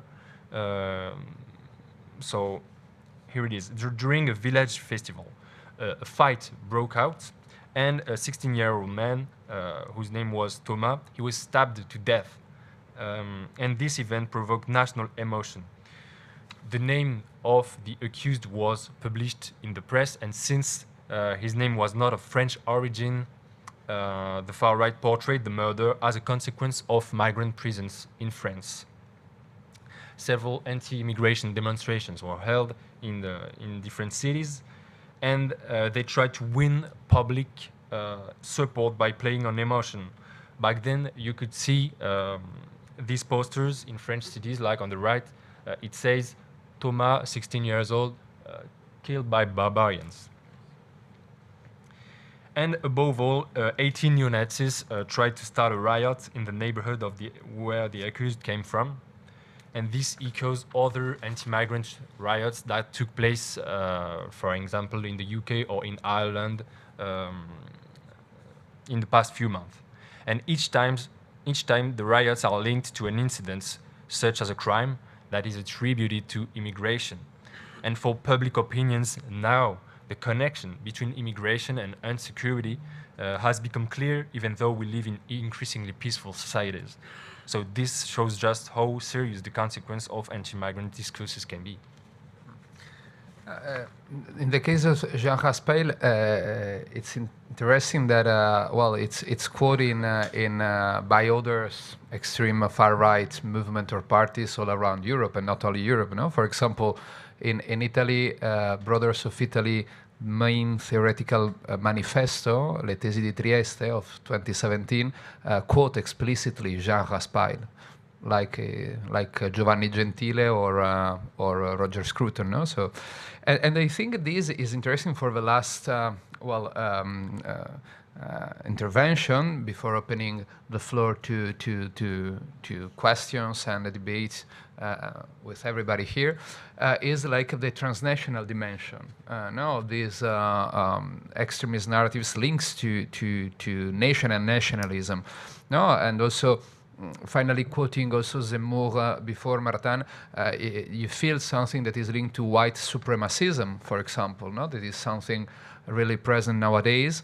And then also, just before, maybe you and the other intervention, the shift from, or a so-called shift or a partial shift from nationalism of only one nation to like a pan-Europeanism, no? Or a European nationalism from Western country nationalism, if you want, well, the white supremacism. So, Nathalie, we can start with you now, this last intervention, trying to see now in the case of Germany, not only the links with older German narratives, but also what we can find links to transnational narratives.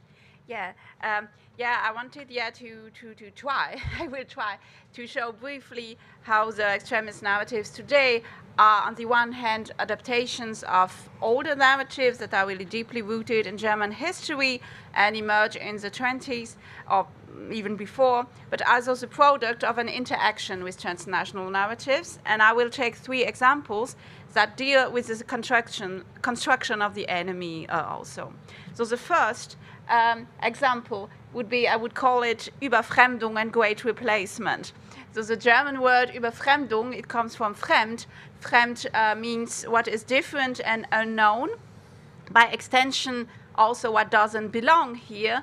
And der Fremde can be also translated as a foreigner. So this Überfremdung, over foreignization narrative dates back to the last third of the 19th century. And at this time, the foreign elements that were perceived as an existential threat for the German identity were mainly Jews coming from Eastern Europe. And the warning against Überfremdung was then a common thread later in 20s and the 30s. In post-war Germany, there were no immigrants, so at the beginning, so the topic lost its relevance, but it was reactivated, and that is interesting, in the 70s under the influence of the French Nouvelle Droite with this concept of ethno-pluralism.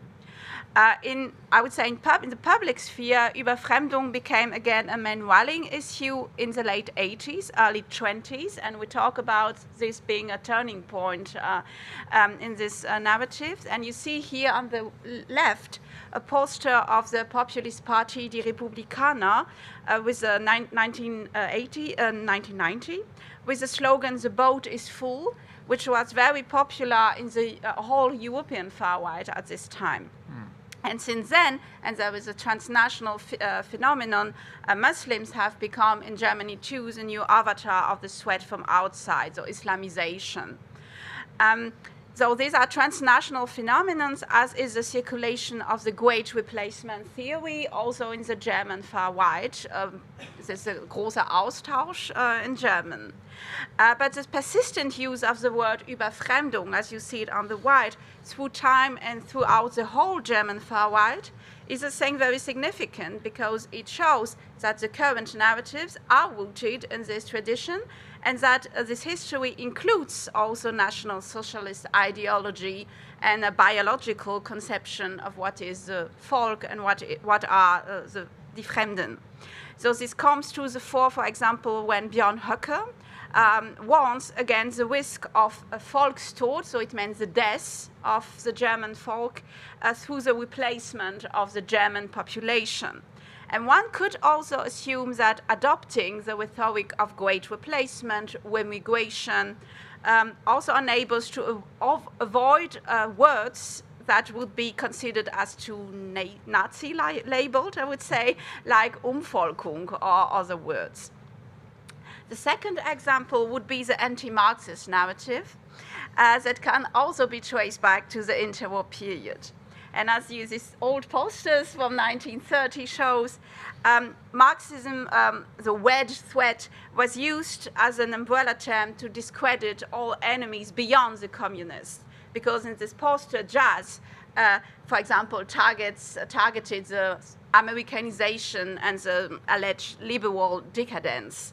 And Mischling and gold were associated to the Jews. So the Nazis constructed this enemy, Judenbolschewismus, so Jewish Bolshevism. And this feature remains significant in the Cold War, lost after that its mobilizing potential, but has now regained its role due to several reasons.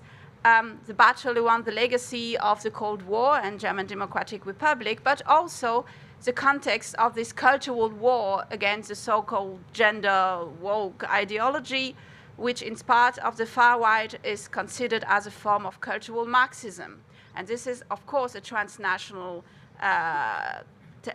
tendency, but it's important to consider that the strategy consisting in stigmatizing the ecologists, for example, as Marxist, is also deeply rooted in the history of German far right. And when you stigmatize them as Marxists, you stigmatize them as an enemy and as an existential threat too. And the last example would be this confrontation between folk and system and establishment of the world changes. So this is a common thread in the whole European far right. The same is the case for the self-portrayal as a freedom fighters. So in the interwar period, National Socialists already claimed to be the only one who truly represented the folk and who will give the folk the power back. The difference is that didn't invoke democracy, wouldn't have been popular at this time, but they claimed that they wanted to establish, I quote Goebbels, die wahre Volksregierung, so the true people's government. Of course, it had nothing to do with democracy as we understand it today, but we see they already played with the different dimensions or connotations of folk, as they do again today, stakeholders do again today, when they talk about giving the power back to the people. And these ambiguities are obvious on this Pegida poster. So Pegida, this movement against this so-called alleged Islamization of Europe. And you see here is the folk, yeah, okay, you have to listen to the people, and they have they have the rights to be listened to, and they have their voice. But it's also, you know, Merkel is portrayed as a Muslim. So yeah, she took the side of the Muslims, of the Fremden, and she betrayed the people, but in a ethnic, I would say, that ethnic cultural conception. And I would say, I already make an allusion to it before, but that the central place of folk instead of nation, or simply the Germans, is combined to the history of the word and all the connotation it carries, is really central aspect in the German case. And that the battle also over the we-interpretation or the appropriation of this concept has become a key issue of the political and public debate in Germany today, because we thought maybe that these roots had been cut and that the folk had lost this connotation, but we see it's not the case. And these ambiguities are really a problem too in the public discourse, I would say. I think you took, and I completely agree about freedom fighters. No, they consider themselves the far extreme right leaders, but also militants, like the truly defenders of freedom, of speech, of everything. No, and what is interesting, I think, here is something maybe to make some consideration in the debate or whatever, is about the ability that the far right. The right and the far right had to appropriate the concept of freedom. Alex, before, member, you name the Freedom Party of Austria, the Freedom Party of the Netherlands. Well, we have here two far right, extreme right parties that use the concept of freedom in their name. But then, if you think in the most neoliberal way, also Berlusconi, Popolo della Libertà, that was the freedom, people of freedom. Well, but also I think it's interesting to go back because it seems to be something new. But the French newspaper, the newspaper of the French, fascist or para-fascist, according to some scholars, party, the Parti Populaire Français, was called La Liberté. That in the French case, the concept of liberté, it's more maybe important and crucial. So, I think it's something maybe to also talk about. Well, and then I think, and maybe to then give the floor to Miguel Angel, Nathalie, about the importance also of anti-Marxism or anti-communism in all these rhetoric that are related to nation. In the case of anti-España, anti-Spain also is crucial, and this link to culture wars, culture Marxism, etc., etc. Well, Miguel Angel, giving the floor to you, and so trying to go deep after the German case to other European similarities, maybe in this case from the Spanish one. Okay, yeah, sure. Here I take some ideas of Nathalie about anti-communism and cultural wars. So we can point out shared elements of the extremist narratives across Europe. For example, anti-communism. You said communism and freedom. Communism and freedom.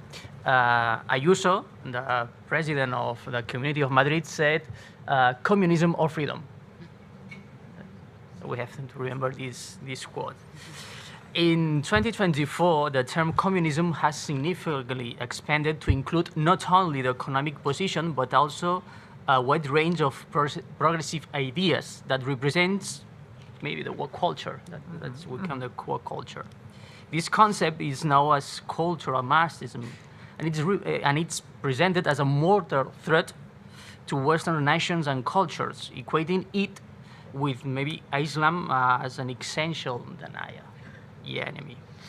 The second idea was the culture wars, and I quote another leader of Vox, the Spanish far right, Espinosa de los Monteros. He was a Vox deputy of Vox in October of 2021, said, "Without cultural wars, there is no nation that thrives."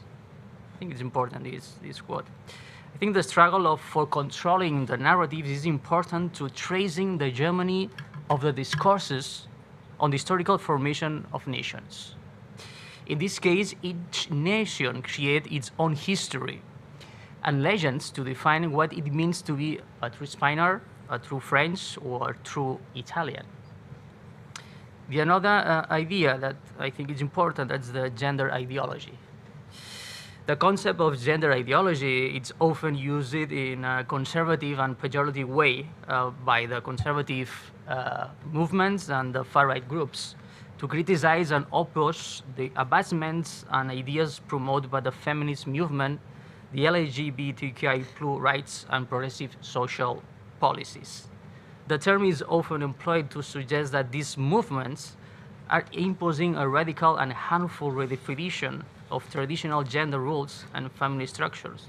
I think there's a table about gender, and they will talk more about that term. Another idea, I think, we talked in my the first intervention, was the recycling the past. I think recycling the past here, we can point the concept of the anti-nation and the uses and abuses of the history, as we explained the term of anti-Spain. The metaphor of anti-Spain exists before Francoism. It's been recycled, but the core is the same idea. Is we must fight for traditional Spanish nationalistic values. The main idea is that the end of the nation began with the values of the French Revolution. Many of these narratives are linked to the struggle against new theories as liberalism, socialism, and against the French Revolution values. Maybe we should explore how much the historical roots of extremist narratives are consequences or reactions to the French Revolution and Enlightenment. And finally, and linked to the concept of recycling the past, we must point out that one of the most prominent and common structures across the countries is the glorification of the past, followed by the description of a decadent and hostile present and the possibility to promise a hopeful and a better future for those considered part of the nation. To achieve this objective of glorifying the past, politically motivated historical revisionism promotes to be crucial, this element to share this cue. So I think this more or less the more important items to be these extreme right or extremism narratives. No, yeah, I think what you explain show one point that for our, I think, project, for Arenas project is crucial, and well, we try to work in different topic, nation, gender, science, but finally everything is linked. Because talking about, well, this afternoon Sarah Faris will talk about Femonationalism, and we'll see like gender and nation are intertwined completely, no?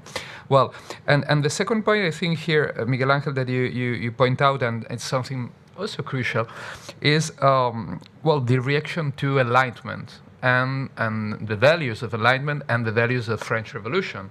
And is, for example, I yesterday was taking a look to the because I don't know what to do. No, I'm joking. The Thesis de Trieste of Brothers of Italy, and there's an explicitly mention like that the values of enlightenment and the reason destroy the nation. So in a party that is considered by a lot of people like moderate inside the far right.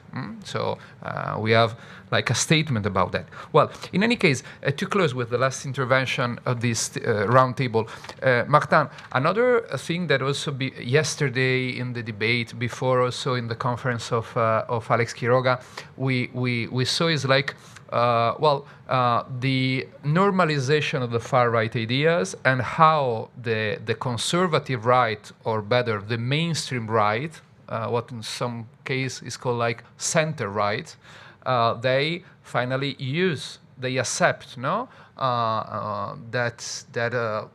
extremist narrative. So in the French case, we can see very clear this, no, about the migrants' threat. Or the préférence nationale and so on, no, and also by centrist or mainstream right. Yes, absolutely. I think the French case is really interesting because in France, extremist narratives are reused and adapted, and there is the case of mainstream right-wing parties that may be sensitive to a particular worldview that is promoted by the far right. To the point that extremist narratives sometimes become mainstream and are now part of the basic discourse of right-wing and even center-right parties. For instance, the idea of a nation as anyone living on the national soil as a citizen is generally accepted, but since the 80s, several conservative movements have tried to question it, and some right-wing governments have even implemented measures linked to the national preference concept I mentioned earlier. For example, in 1993, the Pasqua law in France, it limited birthright citizenship by forcing certain minors born in France to ask certain minors born in France to foreign parents to ask for French nationality. And right-wing governments have contributed to frame immigration as a problem that needs to be addressed, and even as an existential threat to the national community. In 2007 in France, Nicolas Sarkozy was elected president, so with his right-wing party, at that time it was l'UMP, now Les Républicains. Nicolas Sarkozy, he created a ministry specifically dedicated to the issue of immigration. And it was called the Ministry of Immigration, Integration and National Identity.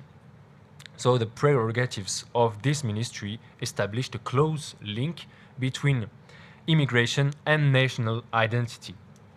And I mean, framing immigration as a danger for national cohesion.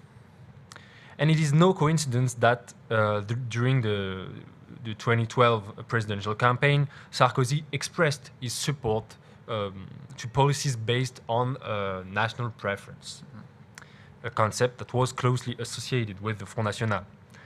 And it should not be necessarily interpreted as an electoral strategy, even if it is, but some narratives that come from the far right spread through right-wing parties in a subdued way. And a recent example that made news. In December 2023 in France, the immigration law, or Darmanin law, was passed by the right or center-right government, and among other measures, it restricted family reunification and limited access to social benefits for foreigners working in France. The idea was to repel migrants supposedly attracted by an overly generous welfare system. The Ministry of Interior, Gérald Darmanin, he described this law as the strictest the country has seen in 30 years, and I think he's right. Many observers believe that this law incorporated national preference into the French legislation. In other words, an extremist narrative directly influenced a policy implemented by a central right-wing government. Marine Le Pen and the Rassemblement National described the vote as an ideological victory, but the harshest measures were blocked out by the French Constitutional Council in January 2024. On the board, the left-wing newspaper Libération challenged President Macron, reminding him that many voters had voted for him to counter the far right. After his election in 2022, Macron declared that on the left, you elected me to stand against the far right, this vote is a mandate for me. And 1.5 years later, it's on the right, Marine Le Pen says that for the Rassemblement National, the immigration law means an ideological victory. So many have accused the Macron government of seeking to attract far-right voters. Yet, it is clear how significantly opposition to immigration has increased even within his own party. And this is similar to what is happening in other European countries, like Denmark, for just one example, where a social democrat government is taking very strict measures against immigration. And certain measures were only advocated by the Danish People's Party, populist far party, nationalist organization in the 2000s. And these measures are now being implemented by left or center-left government. Today, many French politicians perceive immigration as a threat to the national identity in the terms used by the far right. This topic even creates connections between the right and the far right in France. During the last legislative campaign last summer, some members of the right-wing party, Les Républicains, led by Éric Ciotti, they decided to join Marine Le Pen and to present candidates under the Rassemblement National's banner. The main thing they share is their hostility towards immigration. In recent years, Éric Ciotti, from Les Républicains, has shown himself to be very close to Éric Zemmour. And Zemmour, he introduced the concept of great replacement, this narrative into French politics, to the extent that even right-wing candidate Valérie Pécresse of Les Républicains used the term grand remplacement during the 2022 presidential campaign. So, on certain issues, such as immigration, in France, it is increasingly difficult to find a difference between the right and the far right. Well, thanks, Martin. No? And well, this shift also not only in the mainstream right, but also in some social democrats party is evident. No, nowadays Denmark, but also Germany in the last year, or UK. Well, after the meeting, Starmer-Meloni, Starmer seems to be very happy to know and to learn from Meloni. But then we have also a new kind, of left, like Sarah Wagenknecht in Germany, that is completely anti-migrant. So, well, that's the point. Well, we have 25 minutes, more or less, to listen your question and to debate, starting from the exposition of Nathalie, Miguel Angel, and Martin. So, well, we have one question there, then Alex, then you, okay? Is this okay? So my question was mainly directed at Nathalie, is it? Yeah. So we recently have seen in the elections in Saxon and Thuringia and Brandenburg the rise of the AfD as a more of a state party, getting like the first and second position in these elections. And my question was related to past behavior of the far right in Germany. It was that the rise of the AfD has posed a challenge to Germans' post-war image as a more socially progressive and democratically engaged society. And I was wondering, in your view, if the far-right sentiments have been latent throughout the period of social development of the country, or have they emerged more recently as a reaction to contemporary socio-political developments and populist rhetoric around Europe and the rest of the world? Okay, thanks. I think, Alex, there's a question there in the corner.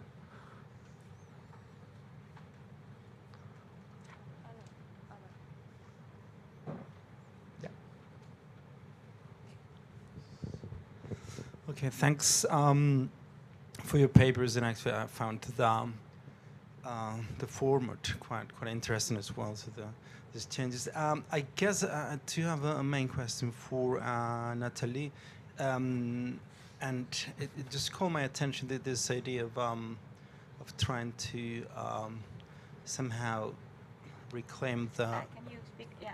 reclaim, sorry, the Second German Empire by Alternative für Deutschland, and you mentioned that well, what they have in, if I got it rightly, that democracy is only possible when there is this national identity, and then there was, I think, for the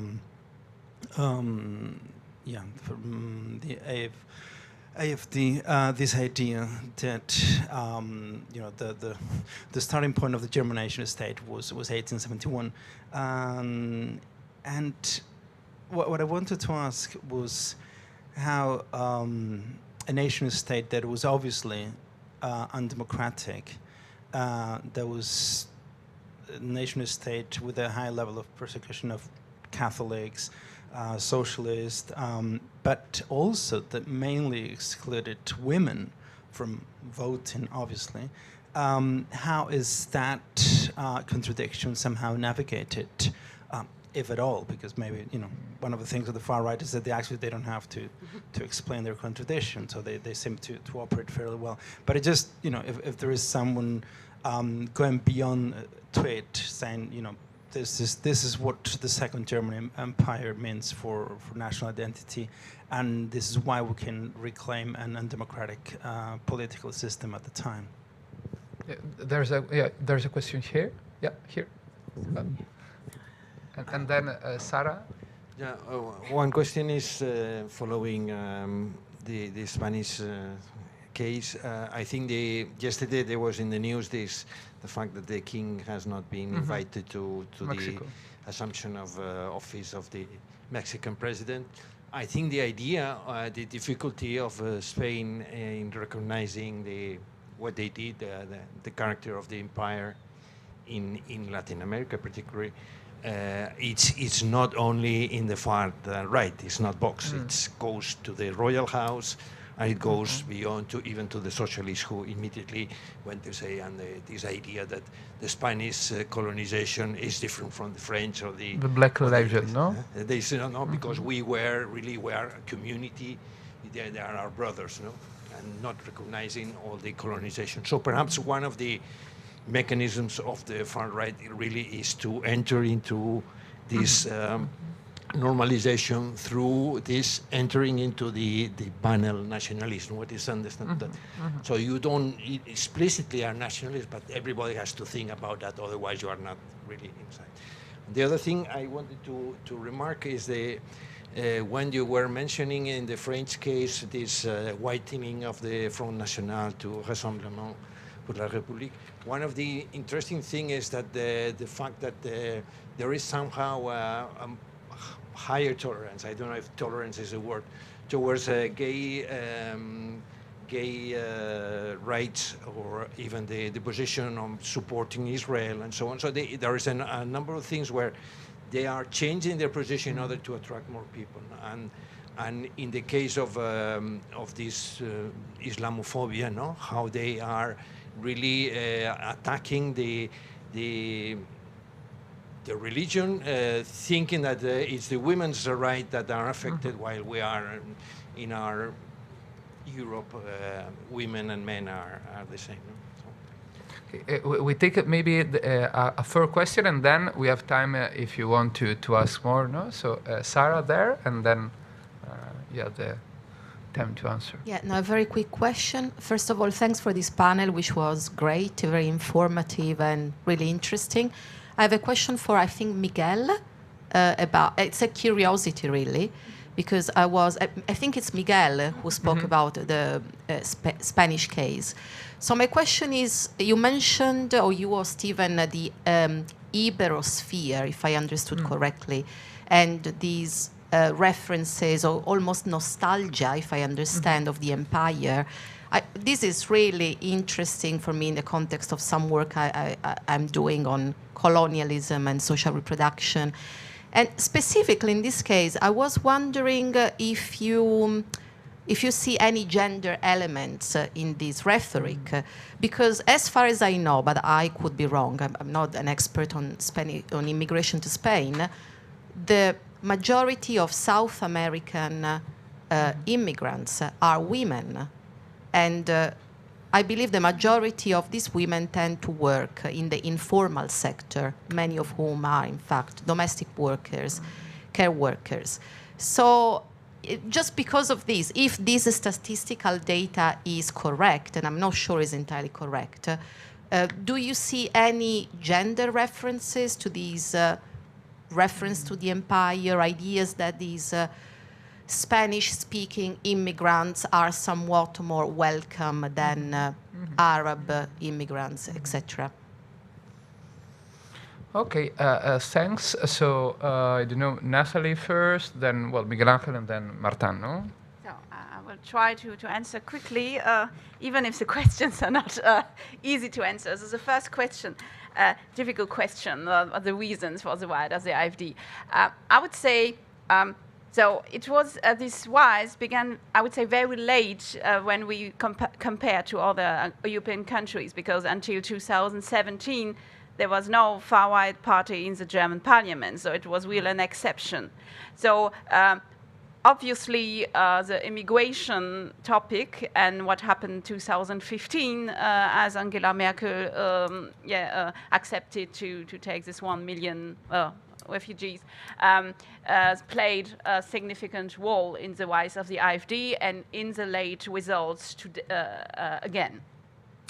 There are, of course, other reasons. I would say that since 2000, after the crisis 2009, Germany didn't suffer very much, but there was economic boom after that, but that created more social inequalities, so that not everybody could take benefit from this boom, and that the topic of social inequalities is really something that plays a role too.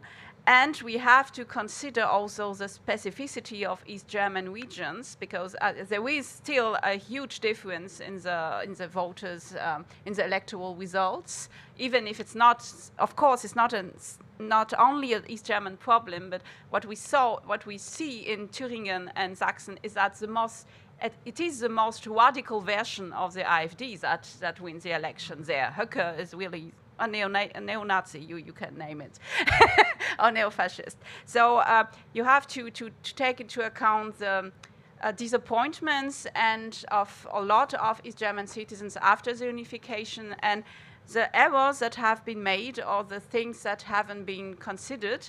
There is a lot of publications about this. What have we missed after 1990? It's about social measures. It's about not recognizing enough, not valuing enough these people and their experiences. And there was really something specific there. And it was noticed very soon in the 90s in studies that there's a difference, so that the East German citizens made no differences between extremist party and the others. So there were a party like another. So less reservations towards this party. So it's easier to vote for the AfD, even for Björn Höcke, in East Germany than in West Germany still today. So there is a lot of reasons. But I would say immigration, and I would say in the last 2 years, the war against Ukraine. Because war is still a very sensible topic, and the far right plays a role of the peace activist, and we want peace, and the other not. So it plays a role too. And the second question about the German Empire, yes, I would say contradictions are not a problem for the far right.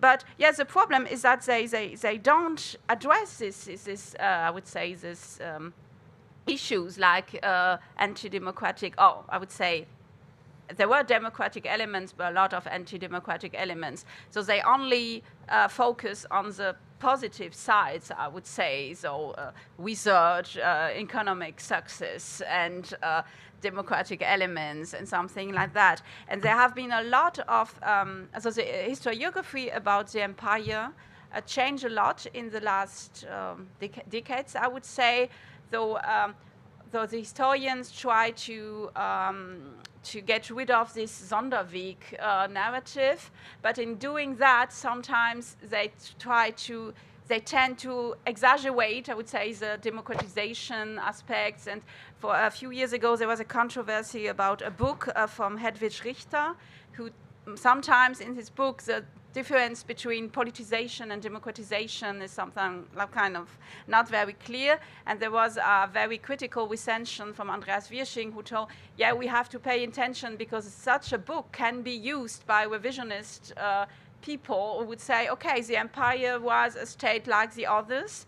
There was no problem. It was as democratic as the others. And we have to pay attention as historians to what the others do with our work. And yeah, they highlight, I would say, the positive sides of the empire, of the Kaiserreich. And yeah, it was a normal state. And simplify, of course, the historical debate. And yeah. Okay, thank you for. Okay, the idea of Hispanidad, Ramiro Maeztu, we have to link with the idea Stevenson told about the Black Legend. This is the idea about the negative and distortionate view of the Spanish Empire in America, that which portrayed and it's brutal exploitive. That's the idea. That's the main narrative. So I think it's not exclusive of the far right. It's more nationalistic point of view. So I want to point out this special case about this Black Legend. So we have the point to understand this point of view about the Hispanidad and the idea of this empire or idea of a Spanish empire that have no ideas to define the relationship with Latin America and Spain. And this will be linked with a question about the Ibosfera. It's recycling the idea about the Hispanidad, more or less. It's idea. It's formed by Vox. The idea is it's some kind of involve some political forum of extreme right in Spain and Latin America. So, but the idea is some idea of link by ethnic Hispanicism and ideas fighting against progressism ideas. So I think it's some kind of concept about the ethnic position of Spain in Latin America. In this sense, yes, if you take this theory about the Ibersphere for this extreme right or far right, for example, it's welcome people from Colombia, but it's not welcome people from Morocco. Why? The idea is the Christian values. So this idea is the Spanish didn't went to America to, for example, colonize. It's to bring the true religion, evangelization. So we think it's a good point to understand this idea. About the women, I don't have the answer about this case. It's an interesting question. Maybe I have to make a research about that. I don't have a question, but this is a crucial question. So the Ibersphere, I think it's more linked to the recycling the past and recycling the idea of Hispanidad of Ramiro Maeztu, but in the sphere of nowadays about the far right and Vox. May I only add something. No, there's a couple of political scientists, David Lerina and Guillermo Fernandez Vázquez, that in fact talks about Hispanic ethnicism. No, in this case of Vox. No, that finally, in any case, I think we can maybe translate this in other dimension related to Ukrainian refugee. Because it's true that things are changing and depends where and when, but at the beginning, no, more or less all the far-right parties accepted them because white and Christian, no, to simplify a bit. Martin. Yes. Actually, what you mentioned was the plasticity of the program of the Rassemblement National, the fact that they are now presenting themselves as defenders of LGBT rights, the fact that they shift from national preference to national priority, from Front National to Rassemblement National. But I mean, we have to consider it as part of a strategy, but I would say that the plasticity is the basis of the far right. I mean, it's maybe hard to understand when you have like a from a left point of view, from leftist point of view, because for the left the program has a real it's of real matter. You cannot shift from one idea to another. I mean, the far right is maybe less a program than a worldview, you know, and I mean, they adapt to new contexts, but in the end, they don't lose what is at the basis of what they think. Like this is the idea of the enemy, and the enemy is still migrants. For instance, when they say that they defend LGBT, they defend them against migrants. Okay, I think we have 7 minutes. I don't know if there's Jure, one question. Someone else? Yeah, Jure, please. Yeah, thanks everyone. Excellent panel. I only have one non-academic lunchtime question, actually. Okay. Nathalie, you said that in Germany, I think you said that in Germany, historical revisionism is main indicator that tells us if a party is extremist. One of the main. One of the main, and but you all addressed use and misuse of history in Spain and in France, and I think that we all agree that this is one of the common European features of right-wing parties. So I wonder, why do you think past is actually so important? I mean, I understand that to some extent it's needed to justify the decadent present, but why to bother with Stauffenberg, Primo de Rivera, Bismarck's Reich, Vichy's regime? I mean, who cares about past? We do, historians. Good question. Yeah, because I would say memory culture is part of our identity.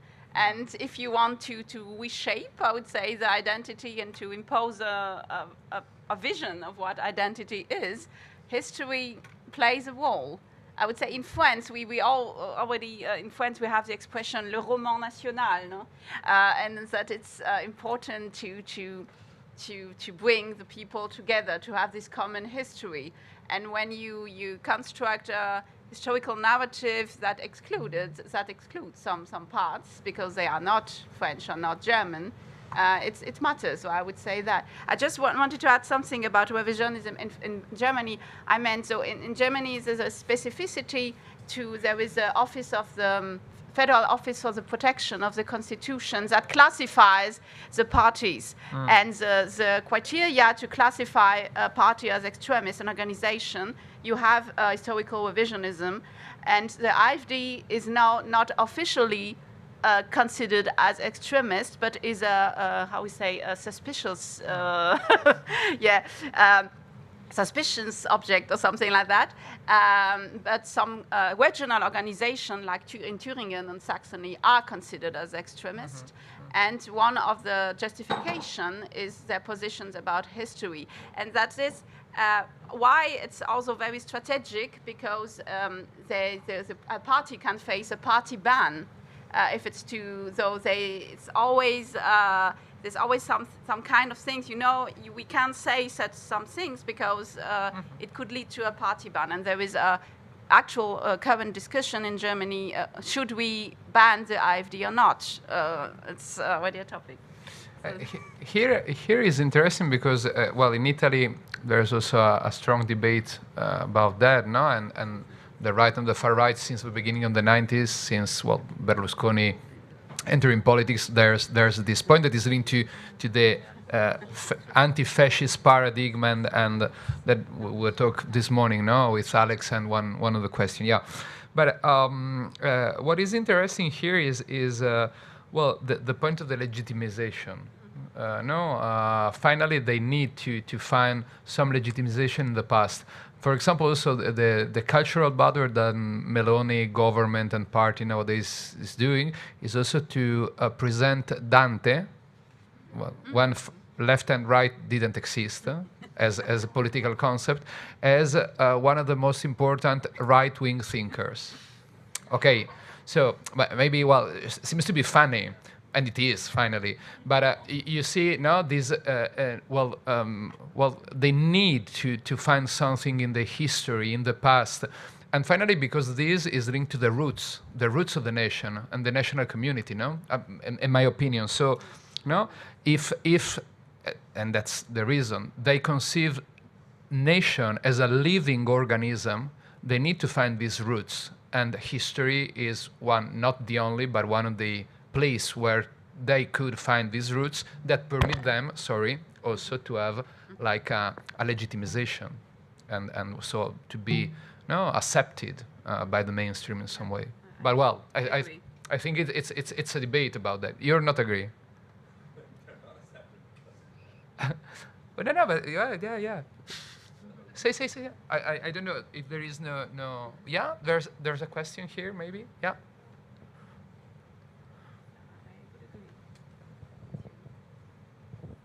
Oh, sorry.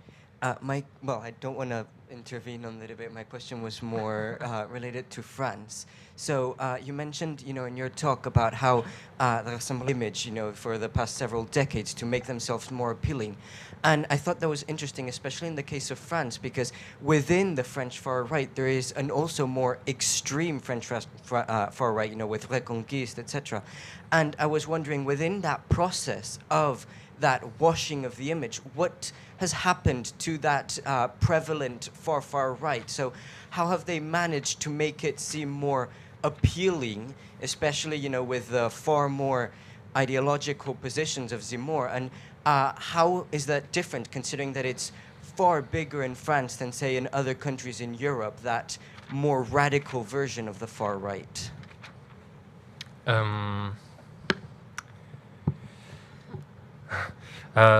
I mean, the Front National, when it was created in 1972, it was already some washing strategy, because it was like created by neo-fascists who decided to present themselves to elections, and they chose Jean-Marie Le Pen for leader, and he was considered as right-wing, serious man. And I mean, during all of its history, the Rassemblement National has seen on its right, the creation of several very radical organizations. I mean, Zemmour is only the last example. Before that, for instance, Bruno Maigret, I mentioned during my speech, he created the MNR party, who tried to present itself to the elections. And I mean, all of these attempts have failed. And even Zemmour, during the last legislative campaign, Zemmour and his party, they only made like maybe 1% or something like that. He's almost disappeared. And his closest associates, they came back to the Rassemblement National. So the Rassemblement National has this ability to present itself as softer party, not radical anymore, and to welcome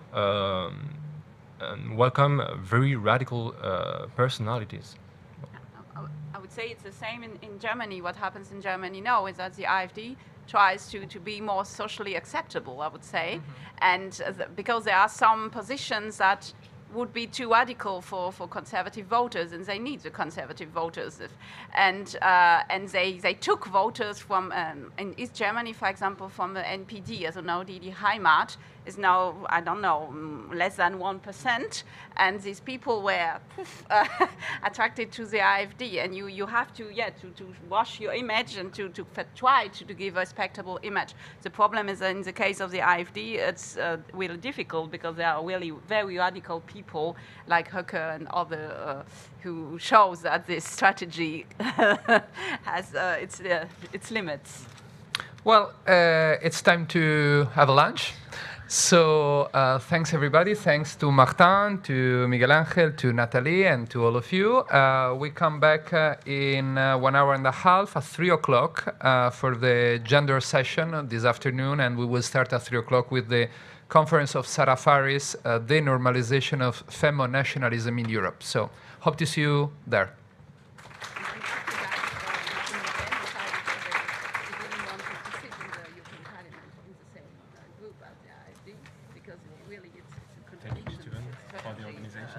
Up to you, man. I think work good.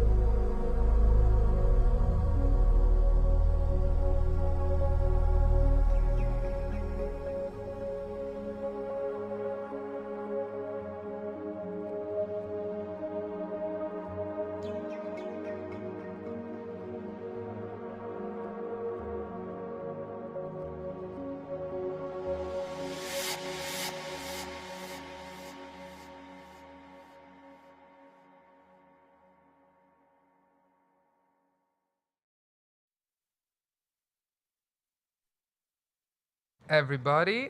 So let's continue this afternoon with the gender session of this Going Extreme Arenas International Conference. I'm very glad to have here Sarah Faris that will talk about the normalization of Femonationalism in Europe.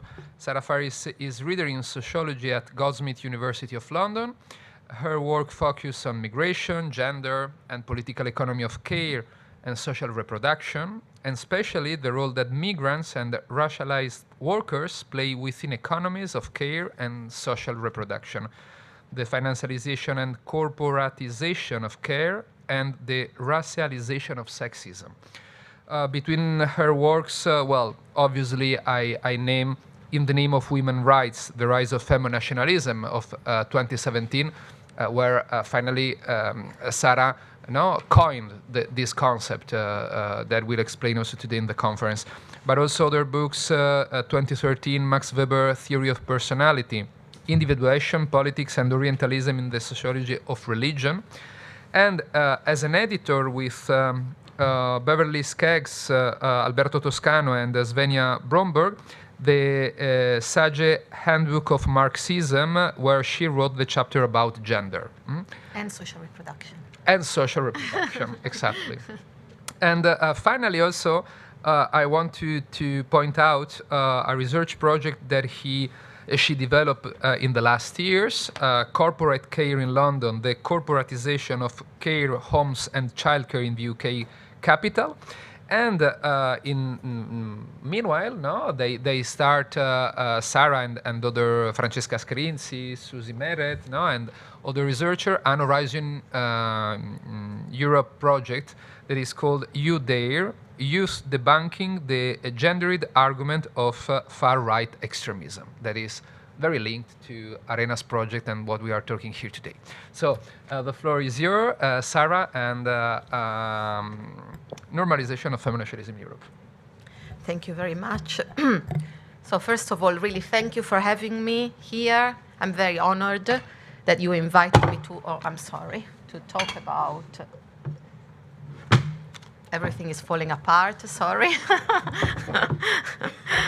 All right, so thank you. And I really want to thank all the organizers because I know how much work there is behind organizing such a conference.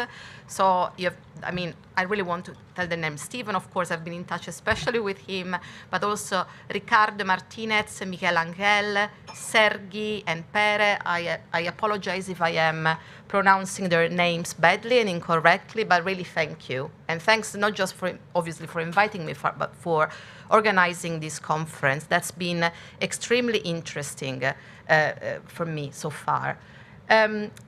So what I want to do, I prepared some slides that they can't see at the moment, but you will see hopefully them soon.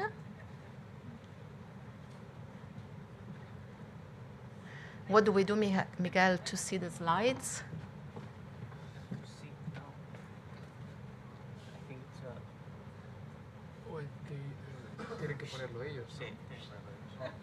Some magic, some energy.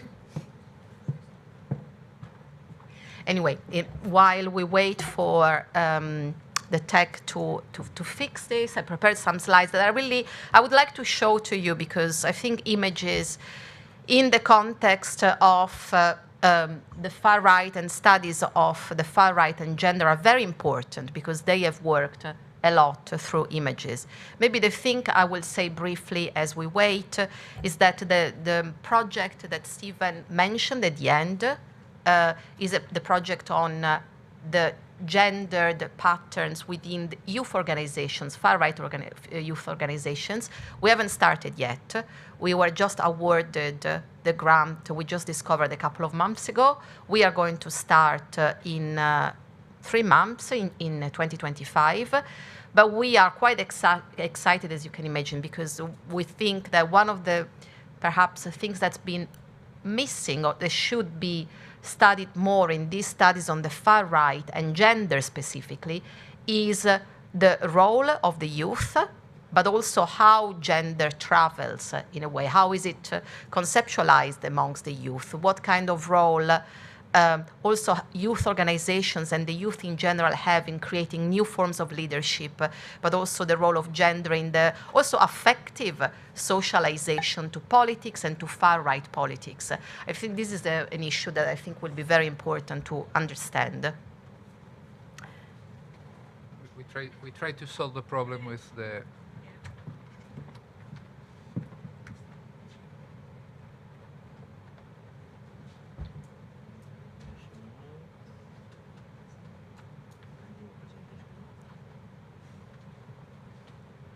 what do I do? What do we do? Okay.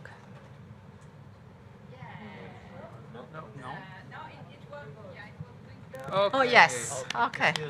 Right. I didn't know what else I could Problem do. solved. Great. Okay. Thank you. I will start immediately. So this is the cover of my book, of the Spanish translation of the book. It was published, I think, translated.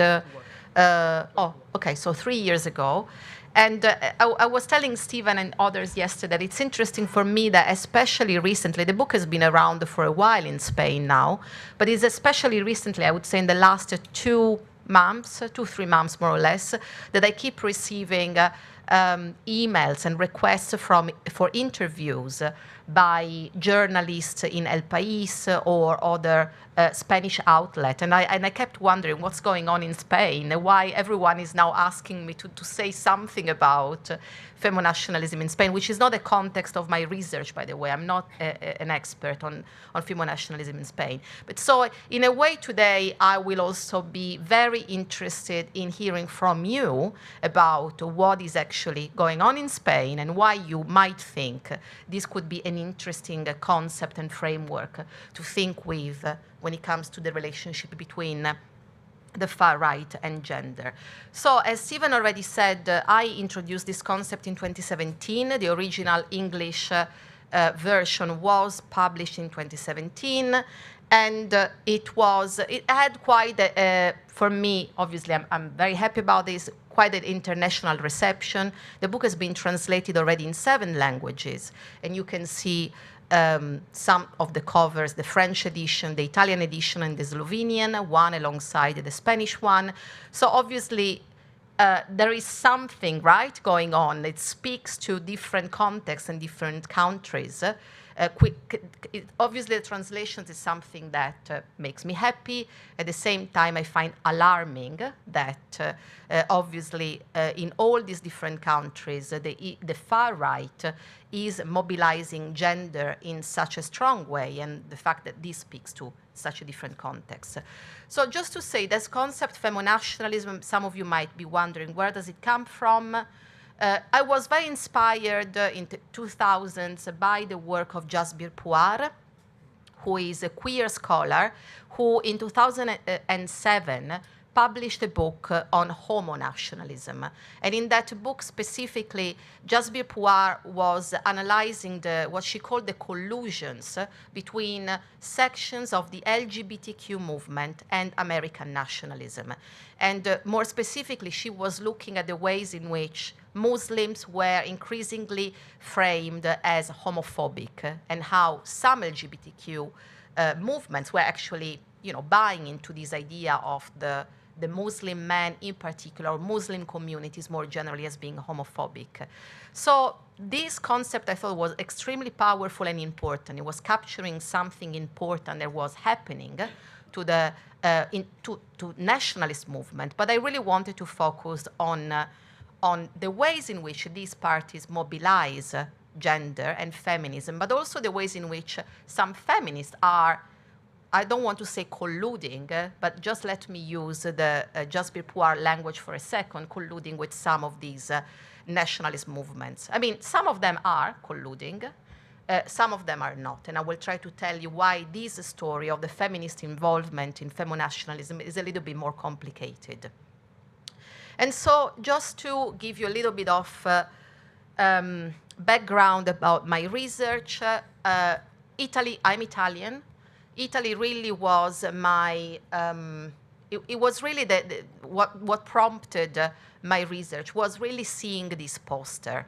I mean, what I mean is I am a scholar of migration and gender, and for many years I studied mainly two things, really. The economic location of migrant women, and so what do they do in the labor market, but also the cultural representation of migrant women, especially in Europe, in Italy, but also in France and in the Netherlands. And so when I saw this poster, this is probably from 2006, if I remember correctly, so it's a quite old one.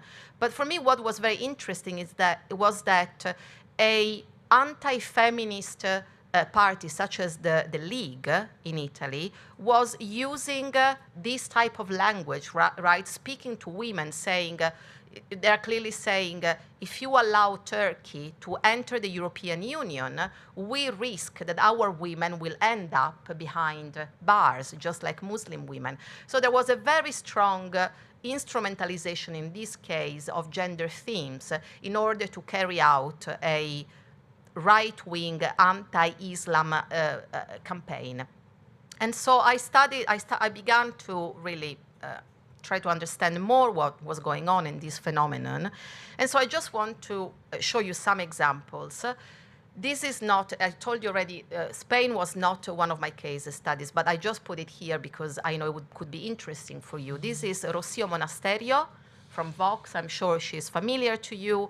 And quite recently, I believe it was maybe a couple of years ago, she started again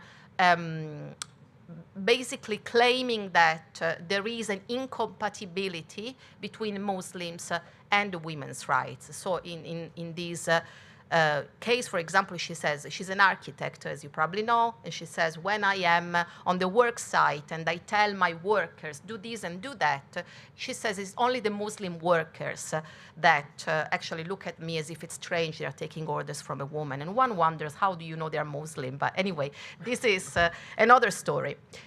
But you understand the message, right? It's very clearly linking anti-Islam as incompatible with gender rights. The clear example is Marine Le Pen. She's made so many declarations basically saying migrants are a threat to women's rights. You know, I mean, we can choose so many. So this is just to say, I studied specifically the case of France, Front National, when it was still Front National, Italy, the Northern League, or League, and the Netherlands, the Party for Freedom of Geert Wilders. So these were my three case studies. And I looked specifically through content analysis of their electoral campaigns, their websites, or their political documents and programs more generally. I looked specifically at the ways in which they mobilize women's rights. And in the majority of cases, in the 99% of cases, is always in the context of anti-immigration campaigns and anti-Islam campaigns. So this is to say, they don't have any credentials or any specific interest in gender issues, but is really specifically in the context of bashing immigrants that they talk about women's rights. And so the concept of femonationalism really is this, is the attempt at making sense, providing a succinct, if you like, concept, in fact, to describe this very strange constellation of actors. So I will read it for you, and then I will say also more specifically what this constellation is constituted of. So femonationalism is short for feminist and femocratic nationalism. It refers both to the exploitation of feminist themes by nationalists and neoliberals in anti-Islam and anti-immigration campaigns, and to the participation of certain feminists and the femocrats, and I will explain what that means, in the stigmatization of Muslim men under the banner of gender equality.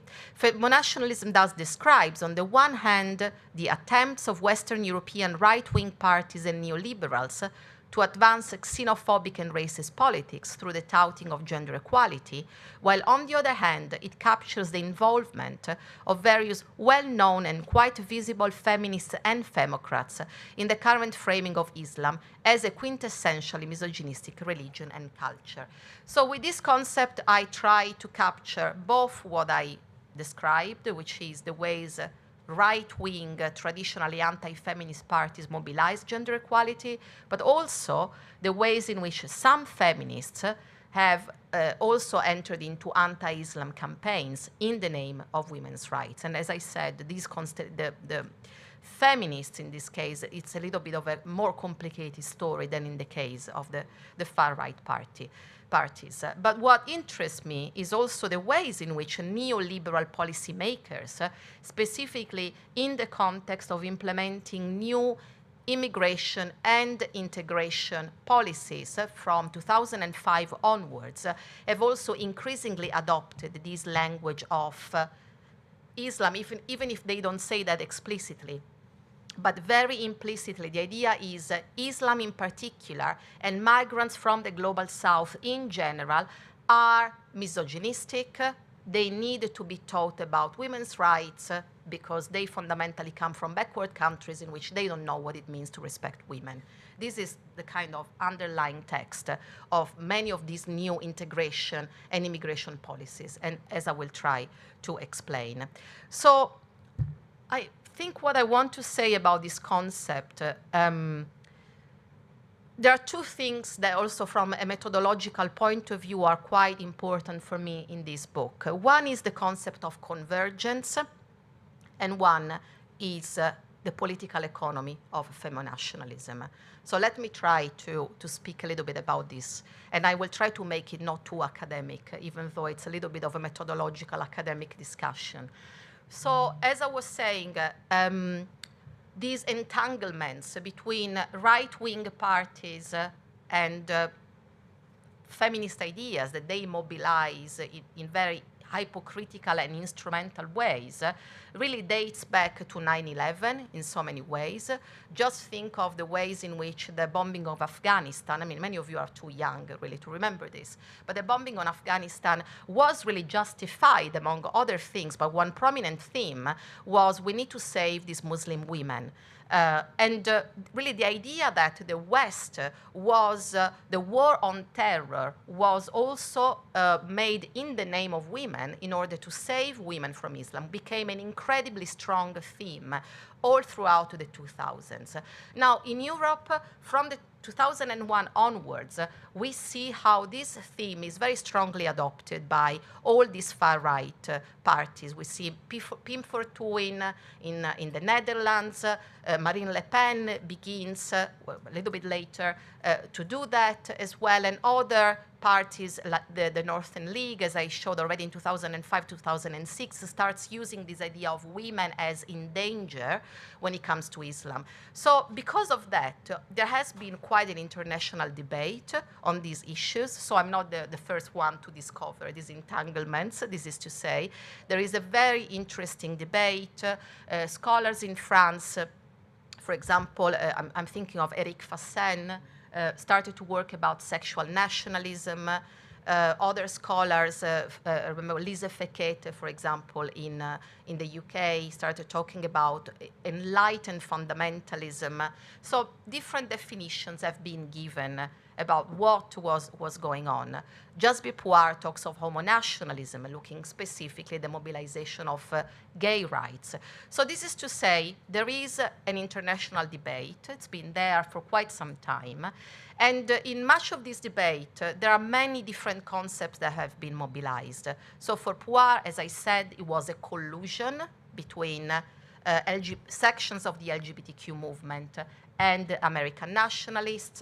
Other scholars talk of instrumentalization. Women have been instrumentalized. Ideas of women's rights have been instrumentalized. Some scholars talk of co-optation. So I found myself, especially when I was analyzing the documents and the work of feminists, what they said, how some of these feminists contributed to these debates, I found myself increasingly uneasy with all these concepts. And one of the reasons that, for example, I don't find the concept of instrumentalization of feminism, or feminists particularly useful, is partly that some feminists are very, very aware of what they are doing. They know exactly that by adopting a certain anti-Islam lexicon, they are, in fact, encouraging certain forms of Islamophobia in society. And I will speak a little bit more about that. But also, I think more generally, I was very inspired by the work of Derek Bell, who is an African-American scholar, who introduced this notion of, he spoke of interest convergence theory.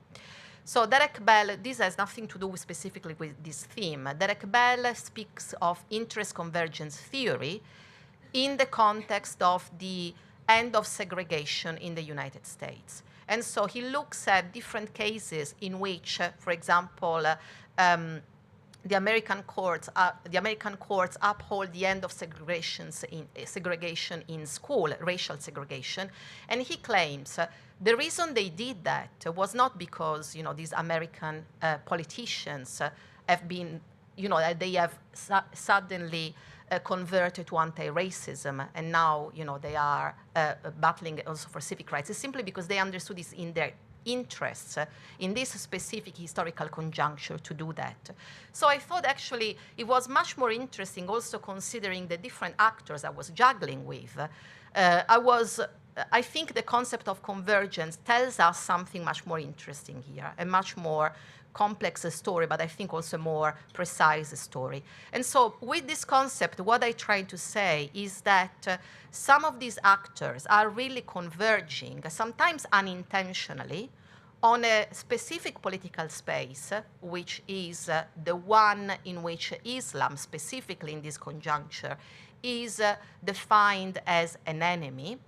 And they are doing that. Some, they are very clear what their interests are, and these are specifically right-wing nationalists. They have everything to gain from the mobilization of feminist themes in these completely hypocritical ways within anti-immigration campaigns.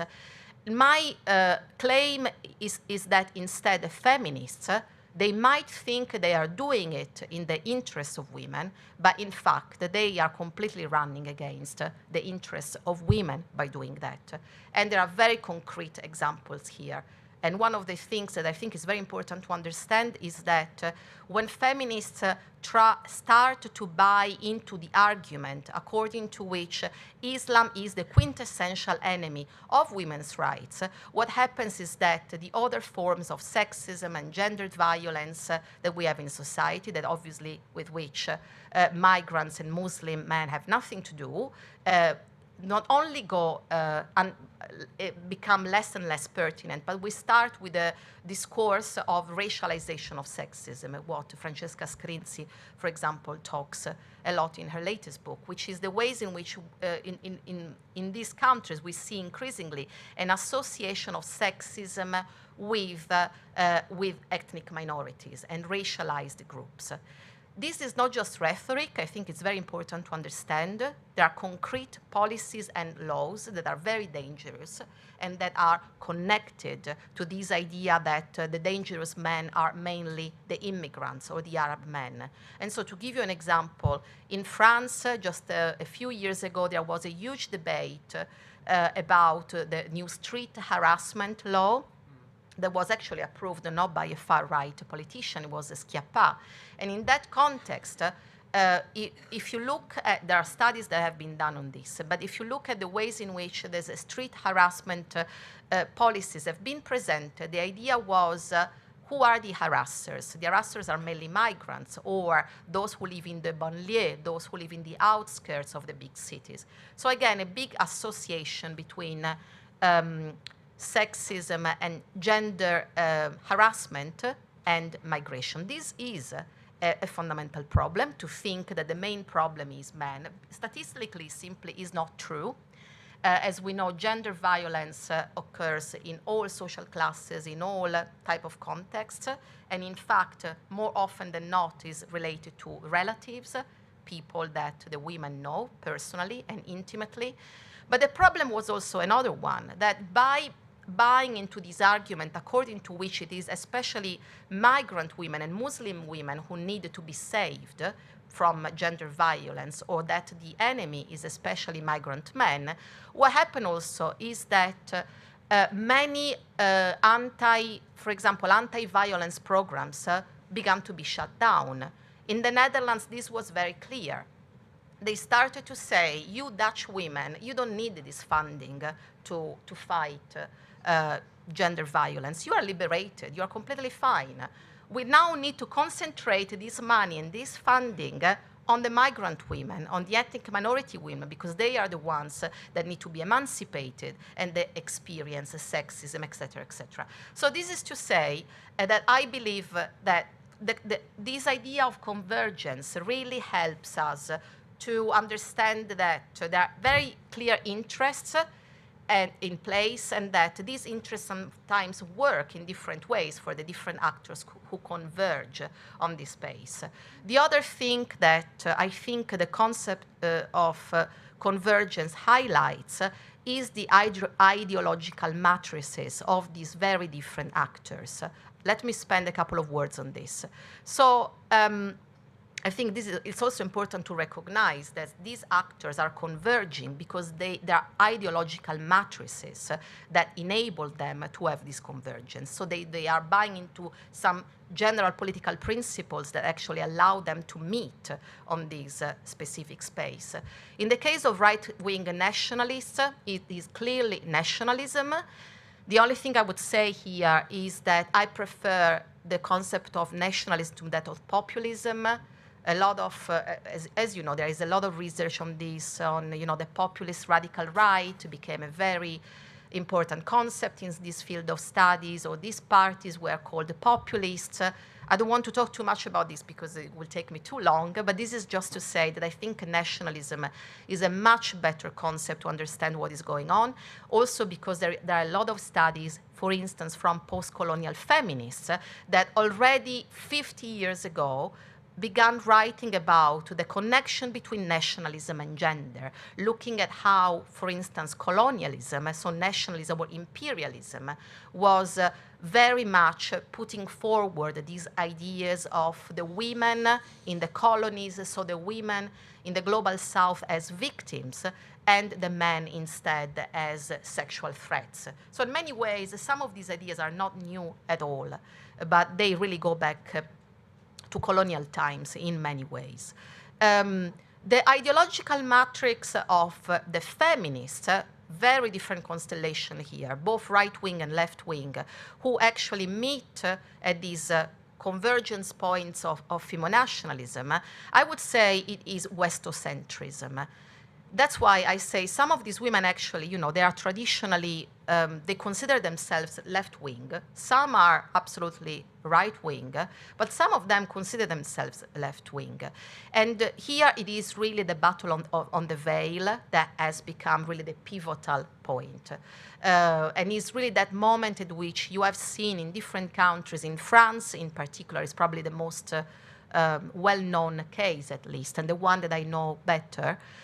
But also in Italy and in the Netherlands, we have seen many well-known feminists, traditionally considered left-wing, engaging in anti-Islam and especially anti-veil battles. Now, again, we could speak a lot about this, but I think that what brings together these more left-wing feminists and the right-wing feminists, both to say Islam is a quintessentially misogynist religion, and the Muslim veil is a problem, is a symbol of oppression. Muslim women need to be saved, emancipated, etc., etc. Both left-wing and right-wing feminists have been saying that, right? I think they fundamentally share a form of Westocentrism, according to which Western gender relations in the West are more advanced. and therefore they need to be safeguarded. Some of them would say that more explicitly, some of them more implicitly. But I am sure that you are familiar with the argument. I've been asked many times, what about women in Iran? What about Saudi Arabia? What about, so don't you think that gender relations and conditions are better in Europe rather than in these countries? I'm not going to speak more about this, but because I'm sure it's going to be perhaps an interesting point of debate, I will leave it for later, otherwise I speak too much. All right, let me go to the political economy, because actually this is my central argument in many ways. I speak much more about political economy in the book than I speak about convergence. So why the political economy? So remember I said, I'm really entering into an international debate. There have been many studies that have looked into the ways in which these right-wing parties are mobilizing feminist themes. What, especially in the European studies, from 2005, 2006 onwards, many of these studies rightly concentrated on the civic integration programs. And these civic integration programs, I believe in Spain you have a version of this. Basically, they are programs that have been implemented all across the European Union from 2005 onwards. And the idea was, the push was very much from the Netherlands. And so in a way, civic integration programs in other countries replicated a version of these programs that had been already implemented in the Netherlands. But in a nutshell, these programs basically ask that migrants can demonstrate that they can speak the language of the country and they know the history and the values of the country in order to obtain either nationality or a long-term visa. What's also interesting but scary is that in many cases, these civic integration programs ask migrants actually to be integrated before they arrive in the country of destination. So for example, countries like France and the Netherlands, they ask migrants wanting to go to the Netherlands or wanting to go to France to first pass a test of language proficiency already in their country of origin, okay? So if they don't pass the test, they will not be allowed to come to the country. So there is this very strong demand within these programs that migrants are somewhat familiarized with these cultures and with European languages and cultures. So what became interesting for many scholars in these years is that if you look at the lexicon, but also the materials that these civic integration programs use, it became very clear that gender equality was very prominent. So in many of these countries, migrants are basically told, so they have to study certain materials, right? And I did it just a few days ago, just to give you an example, because I'm trying to have a British nationality. And in Britain, there is a version of civic integration. And so what I had to do, maybe if I give you this example, it becomes a little bit clearer. I had to study a little booklet about the history of the United Kingdom, the values, civic life, etc., etc. And for me, it was quite funny because I knew many of the ideological, undertext that I was reading. But in all of these documents, there was this constant reference to gender equality, especially in the civic parts. There were things like, in the United Kingdom, forcing your wife to have a sexual intercourse is not tolerated. Or women can open a bank account just like men, things that you find a little bit odd in this context. But the clear message is we are countries that champion gender equality, equality between women and men, and so you should know about this. And obviously, the assumption of these programs is that migrants don't know anything about gender equality, right? That they need to be taught by Europeans about gender equality. This became, in the 2000s, I remember, became particularly even comic in a way. In the Netherlands, for example, they were showing migrants these videos of women, topless women that were sunbathing topless on the beach. And so the idea was, you see, Dutch women are so liberated, you have to accept that that's what they do. Or they were showing men with aprons to say, men here also cook and they stay in the kitchen. So it became really comic and ridiculous. But it is very true, and I can say now from experience, I did a test in which quite several questions were about, you know, we have gender equality laws in this country. So a lot of scholarship really focused on these more cultural elements, right? Or how migrants in these civic integration programs were, the idea of gender equality was increasingly emphasized and presented as a fundamental European value that migrants have to learn. But what I wanted to know, especially after the global financial crisis of 2007, 2011, the language of civic integration began to change again. And you might remember there were also harsher laws and discourses on controlling the borders. There is a lot of unemployment in Europe, so we have to be careful to have more migrants, et cetera, et cetera. So in this context, actually, one thing that's been overlooked is the way in which economic integration also became much more prominent.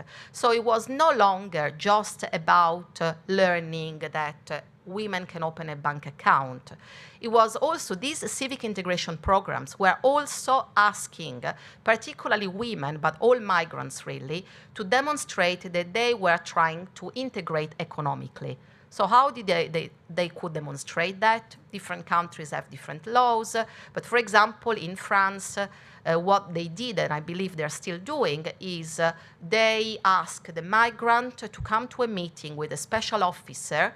They go or they do their CV, and they have to demonstrate that they are actively looking for a job. So economic integration really became central. Migrants had to be economically useful to the country in order to show that they wanted to integrate. This was particularly strong for women.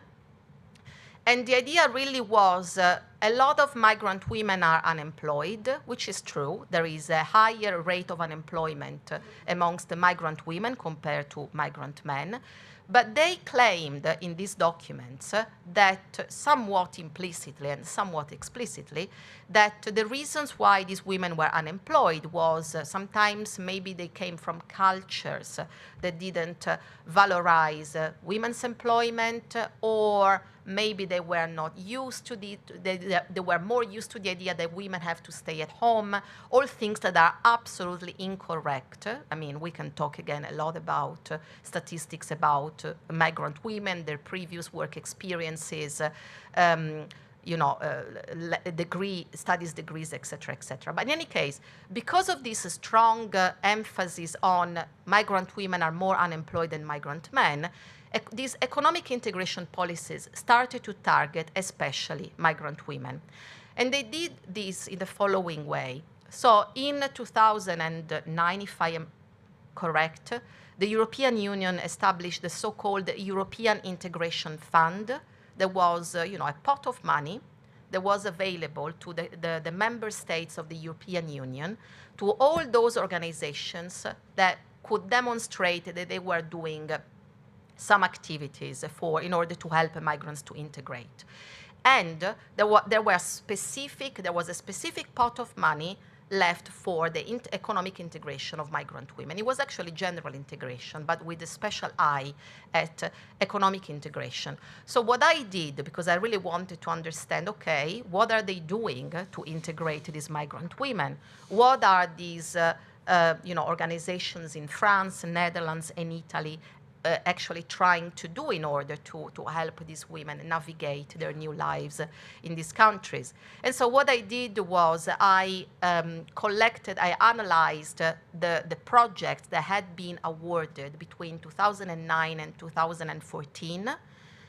And if you look at this project, what was very interesting for me is that I would say 2/3 of the projects, the ones on economic integration specifically, they were all basically channeling migrant women, sorry, I wanted to use this one, in one sector of the economy. And I'll tell you in a second. So this is one example from France's Promo Femme. This is quite a well-known organization, women's organization in France. It's based in Bordeaux, specifically the one I analyzed. They received funding from the European Union through this special fund in Bordeaux. And when you look at what they do for migrant women, they help them find work in domestic work, care, labor, caring for elderly people, caring for children, cleaning hotel rooms, etc. The same goes for Italy. This comes from an organization called Nosotras, which was founded initially by a group of Latin American and Italian women already back in the late 1990s. But so it's a great organization, and so is Promofam. But what is interesting is that, again, this is from a report that they did to say this is what we did with the money from the European Union. This is how we helped migrant women to find a job. And as she says, this is one of the women who works for Nosotras and who worked in this project. She says, what I did for this project, I accompanied migrant women into their job interview. So she was helping with answering questions, translations, etc.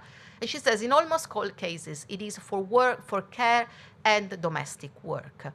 For me, this is absolutely key, is what I call really the political economic foundation of all these discourses about wanting to save migrant women, applying a double standard to migrant women rather than migrant men. Maybe I didn't emphasize these two questions that are really the leading questions for me in the book, which is really why are la batteria, se sta something, why are Muslim women being presented with offers of emancipation and rescue in a context of rising Islamophobia and anti-immigration sentiments? So why are these anti-immigration parties or these feminists willing to emancipate and to save migrant women, but they are not so willing in the case of migrant men, right? Women seem to be somehow those that can be rescued, that can be tolerated, but the same doesn't apply to men.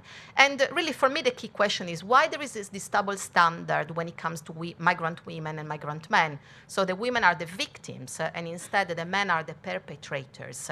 And don't you think, and this is also an open question for you, that there is something about the way in which migrant women, Muslim and non-Muslim alike, are perceived? They're not really perceived as a danger, especially in the economic realm. When we think about migration as an economic threat, in the large majority of cases, I would even say that all of cases, it is about migrant men. When you see representations of migration and migrants as economic threat, what you have in mind and what these far-right organizations have in mind very clearly is men. They're saying it is migrant men that are stealing jobs for our men. It's never women. And the reason is precisely this, because these women are absolutely necessary in the care economies. And this, for me, is really the political economic foundation of Femonationalism. I will give you this example, which for me is paramount. So it is not just something that I think because they do that implicitly. This became very explicitly with Roberto Maroni, who this is something he said in 2009 when he was Ministry of Interior in the Berlusconi government. He was the leader of the League. And so it was in the context of a mass regularization. You know, in Italy, usually there are, it's probably similar to Spain in some ways. Usually irregular migrants are regularized every 30 years, depending upon the political climate, the demand of labor markets, etc. So in that year, remember, it was the midst of the global financial crisis. And so these parties were really rallying on the slogan that migrants steal jobs. We don't need any more migrants because we already have so many Italians who are unemployed, etc., etc. But in that context, when they had to regularize some 100,000 some migrants, which was the highest number of regularization there was in Italy for years, Roberto Maroni had to justify it, right? Because he was asked, you keep talking against immigration, but then you are regularizing all these migrants, so what's going on? And he says, you know, there cannot be a regularization for those who entered illegally, for those who rape a woman or rob a villa, as if, you know, migrants just do that. But certainly, we will take into account all those situations that have a strong social impact, as in the case of migrant caregivers. I think it couldn't be clearer than this. So the idea is very clearly, these women, we can apply a double standard to migrant men and migrant women, Muslim men and Muslim women, because these women are not dangerous, they are not an economic threat. On the contrary, we badly need them in the care economies, because they are the ones looking after elderly people in the context of an aging population. They're looking after children, they're cleaning the houses of the middle-class families, especially that vote for these parties. And a long discussion could be opened about this, etc. But so really my conclusion here is that the double standard that is applied to Muslim and non-Western migrant men in the public imaginary as individuals that in need of special attention or rescue really is an ideological tool that is connected to the key role of these women in the reproduction of the, what I would say, the material conditions of social reproduction or care. So we need to understand the Femonationalism as part and parcel of the specifically neoliberal reorganization of welfare, labor, and state immigration policies that have occurred in the context of the global financial crisis, and more generally, the Western crisis of care or crisis of social reproduction. Now, I really thought, you know, I finished my research in 2015. I'm really going towards a conclusion. I just want to show you in what ways I think there has been a normalization of Femonationalism, as the title says. So I finished my research in 2015. The book, as I said, was published in 2017, and then there have been these various translations, etc., that seem to me to testify that clearly there is this phenomenon quite evidently going on also in other countries.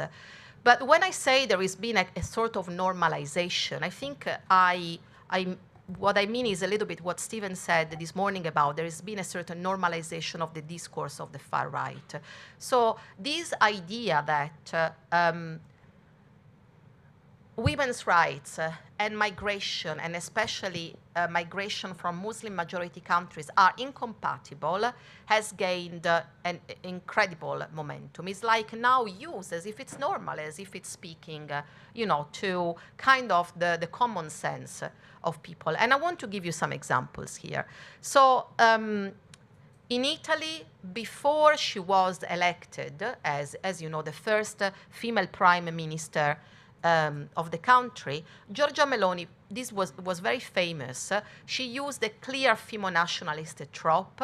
She published a video, she posted, a video, I believe it was on Twitter, probably, or something, in which, here, I'll just translate from the Italian. She says, we cannot be silent in front of these atrocious act of sexual violence against a Ukrainian woman that's been perpetrated by an asylum seeker.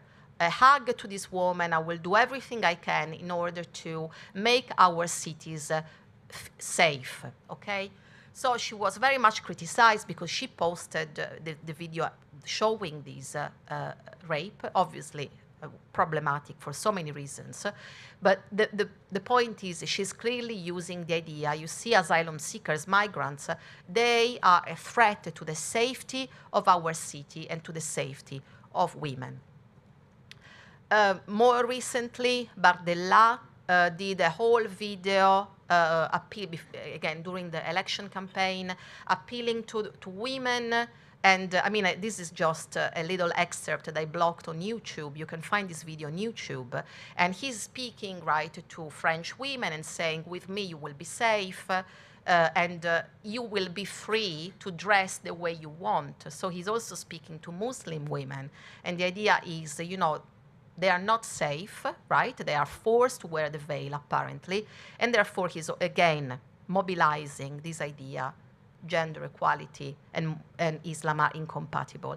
France is a very interesting case, also because in the last couple of years, there is this new phenomenon of these right-wing, or I should say, far-right feminist collectives. A famous one is Nemesis. I hope I pronounce it correctly.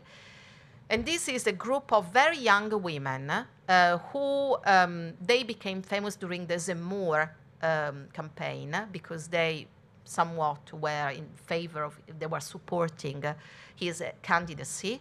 And they are the ones also that in many ways, I don't want to say inspired, but they were became well known in France in the context of the anti-street harassment policies, because mainly their campaigns revolve around the idea we don't feel safe because there are too many migrants in our cities and they harass us on the streets. And so here, for example, they say foreign rapers out, free us from immigration. And obviously, this is an example that I'm sure I think you spoke about this yesterday, and I know it's quite, it's been quite in the press in Spain. So, as I said, I'm not an expert on the Spanish case. It was not one of my case studies. So I do not know whether the Popular Party used this trope in the past. But my understanding is that this is also something a little bit new, that he's, in a way, using the rhetoric of Vox, and particularly the idea that he wants to defend women and homosexuals from migrants. It's something new. My take is that he's trying to take back votes that went to Vox, so he's trying to occupy that political space more on the right. And obviously it's interesting that he does that by resorting to the language of women and gay rights. So really my very last slide to say that I think gender is clearly a key battlefield. It's become a really important political battlefield for the future. And here I have some suggestions for a research agenda, because I think we still have a lot to understand and to research. For me, it's interesting. I don't know how much you spoke about this in Spain, but in France, in Italy, in the UK, it was very clear also in the case of the beginning of the conflict in Israel, how much this idea that Hamas raped women, Israeli women, was used so strongly in order to justify the genocidal violence that Israel then unleashed. And really for months, it was not possible to talk about anything else or to accuse Israel of atrocities because Hamas had raped these women. And of course, you can see how much also the stereotype of the Arab man and the Muslim man as violent, played into that. Obviously, the anti-gender mobilizations, I think it's really important to understand also the links, because if you think about it, the far right is using gender in very ambivalent ways.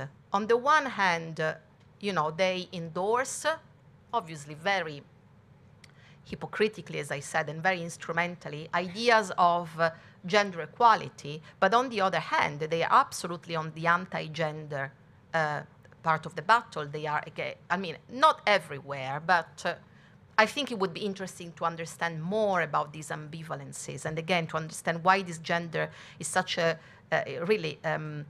battlefield. And I think the focus on masculinity and youth, I think when it comes to gender, especially studying the far right, we really need to understand masculinities. Gender is not women. Gender is obviously the whole spectrum, and I think in this case we need to understand a little bit more what's going on to men, young men, for instance. So really just to conclude, sorry, this actually is a repetition of the last slide, because I wanted to show you this image by Barbara Krugen, that this poster became very famous years ago, Your Body is a Battleground, and she plays with this image of the man, of the woman, who on the other side, it's not clear, maybe is a man. And to say that this is going to be also a little bit the focus of our project, You There, which is going to focus precisely on the youth and the mobilization and the role of gender in the political socialization of the youth. Thanks very much for listening.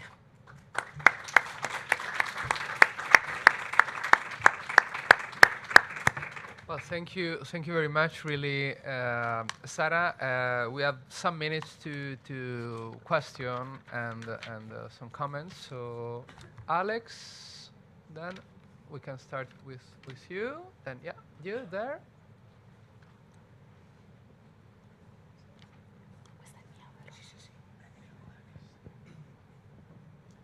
Okay, thanks for the talk. Real food for thought, really. Sorry, just one question. You could explain. I was thinking about the class component of all this. You mentioned that obviously when you talk about the political economy of Femonationalism and the way it operates, but I was wondering whether in the actual representation of Muslim men there is as well an issue of class that is somehow implicit, because well, as you perfectly know, recently Mohammed Al-Fayed has been accused of a number of sexual abuses with his staff, and to the best of my knowledge, no one ever mentioned that he came from a Muslim country, or that. So obviously there is a class component. A rich man, it doesn't matter. And I was wondering whether that is something that you've come across in your research.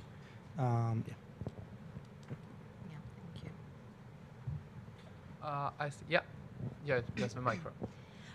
First of all, thank you very much for this very interesting lecture. And I have two very quick questions on when would you place the start of this new trend of mainstreaming of femonationalism? Also, would you place the start of this trend first in certain of your case studies and then in others? I mean, are there differences in terms of country? Thank you. I don't know if there is some more question. If not, yeah, the floor is yours. Yeah, there's another question here. If you want, we can take also the third. It's better, so I can also hear from you.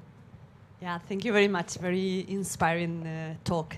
I was wondering the extent to which this tendency that you have described is due to the rise of the neoliberal feminism, and how this, dialogue with the book of Rothenberg, about this phenomenon.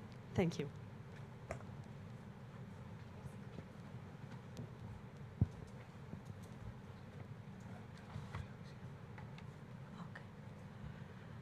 Thank you for these questions. Yes, the issue of class, I think it's definitely very prominent. It's completely implicit, as class always is, because no one really wants to talk about it, apparently. But I think it is. I think it is prominent. The majority are poor men, and they are poor men, working class. They are employed in working class jobs, and that's why in the book I also say that this rhetoric really, in this specific historical conjuncture, really from the, I would say, early 2000 onwards, uses Muslim communities and Muslim men as the quintessential example, but it's not just about Muslims. It is really about migrants, poor migrants from the global south. And you have many examples from this, for this. So again, I was looking back at the ways in which, in Italy, for example, after the fall of the Berlin Wall in 1989, there were many migrants from Eastern Europe. And in those years, it was also quite common that migrant men from Eastern Europe were represented as a sexual threat. The idea was that these men were particularly involved in sexual trafficking, And again, the women were victims of sexual trafficking. And as someone who, I did my undergraduate and postgraduate degrees studying immigration in Italy, female immigration in Italy, I remember reading a lot of books in which the idea was constantly that migrant women were migrating from tradition to modernity. That, so this is just to say that the issue of class is very prominent, and it's prominent precisely because it's not applying just to Muslim men, but it's really across the board of immigrants. When does it start? I mean, as I said, some of these ideas are quite old, and some of them really, as I write in the book, there are strong colonial legacies. As you can see that colonial powers, I would say in all the different contexts, really tended to portray the women as victims and the men in particular, or at least as those who could be domesticated, and the men instead as always, you know, a sexual threat, or in any case, those that cannot be domesticated so easily. So in that sense, there is a certain, I say, modularity of Femonationalism. And you see that these ideas also were present in the past. There are obviously, you know, specificities in the present, and in that sense, I would say it starts really from, I would say 9/11 is in many ways the beginning of these contemporary forms of Femonationalism. Differences between these countries, yes, absolutely. So to give you just one little example, in the Netherlands, Femonationalism went hand in hand with homonationalism. So the Party for Freedom was claiming to be defending women's rights, but also LGBTQ rights. In France, instead, Marine Le Pen was, I mean, obviously, as you know, the Front National was never a party, you know, pro-gay rights. But Marine Le Pen actually started to open to the homosexuals' rights. One of her main counselors years ago was an openly gay man. In Italy, on the other hand, homonationalism is inexistent in my view, because these parties are very strongly homophobic. So there is the defense of women's rights, but not the defense of gay rights, unless there have been more recent developments of which I'm not aware, but it seems to me that there is a dividing line of on the issue of gay rights, LGBTQ rights. And the question on the rise of neoliberal feminism, this is a very interesting, and I don't know how to answer this. I think it's a very complicated issue in the sense that maybe, I will need to think about this, but I would say that maybe one of the things that the work of Rothenberg, for example, of neoliberal feminism shows is that, you know, these new forms of even right-wing liberal or neoliberal feminism are really demonstrating there is a plurality of feminisms and feminist demands. And in that sense, I think we also need to acknowledge that there is a growing constellation of new feminism forming, taking shape on the right wing of the spectrum. And I say this because I remember at the beginning when I started to work on this book and to present some of this work, I was always told, yeah, but these women you are talking about who say these things, they are not feminists. And, you know, I don't think that's true. I don't think that's true because, on the one hand, it is true that since, I would say, probably since the 1960s, with the second wave of the feminist movement, we have tended to associate feminism with an emancipatory and progressive movement. That is very true. But at the same time, feminism is not innocent. There are many instances, I mean, historically, as a movement, there have been instances of entanglements between feminism and strong forms of nationalism and imperialism. There are many examples in France or in the United Kingdom where the women's organizations in France, and I am aware of the French and the UK cases, you know, the suffragette in the 1920s, they clearly said in their political documents, you cannot give the right to vote to Indian men before you give it to us. Because, I mean, come on, we are white. We are British and white, and these men are inferior to us. So there was a clear racist register, a clear imperial colonial register that some of these feminist movement were using. So this is to say, feminism is plural. There are different articulations.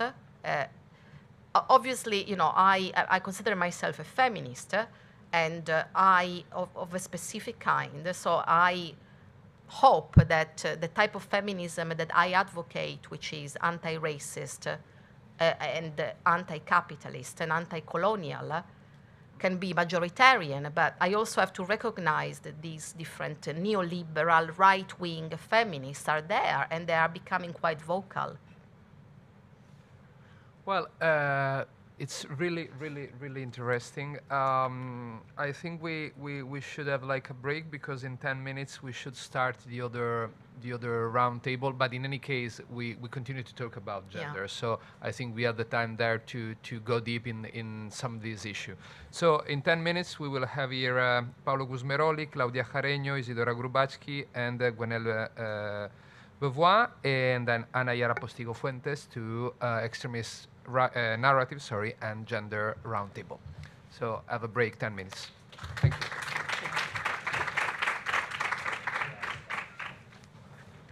C'è caffè, vero? Sì, sì, sì. Direi.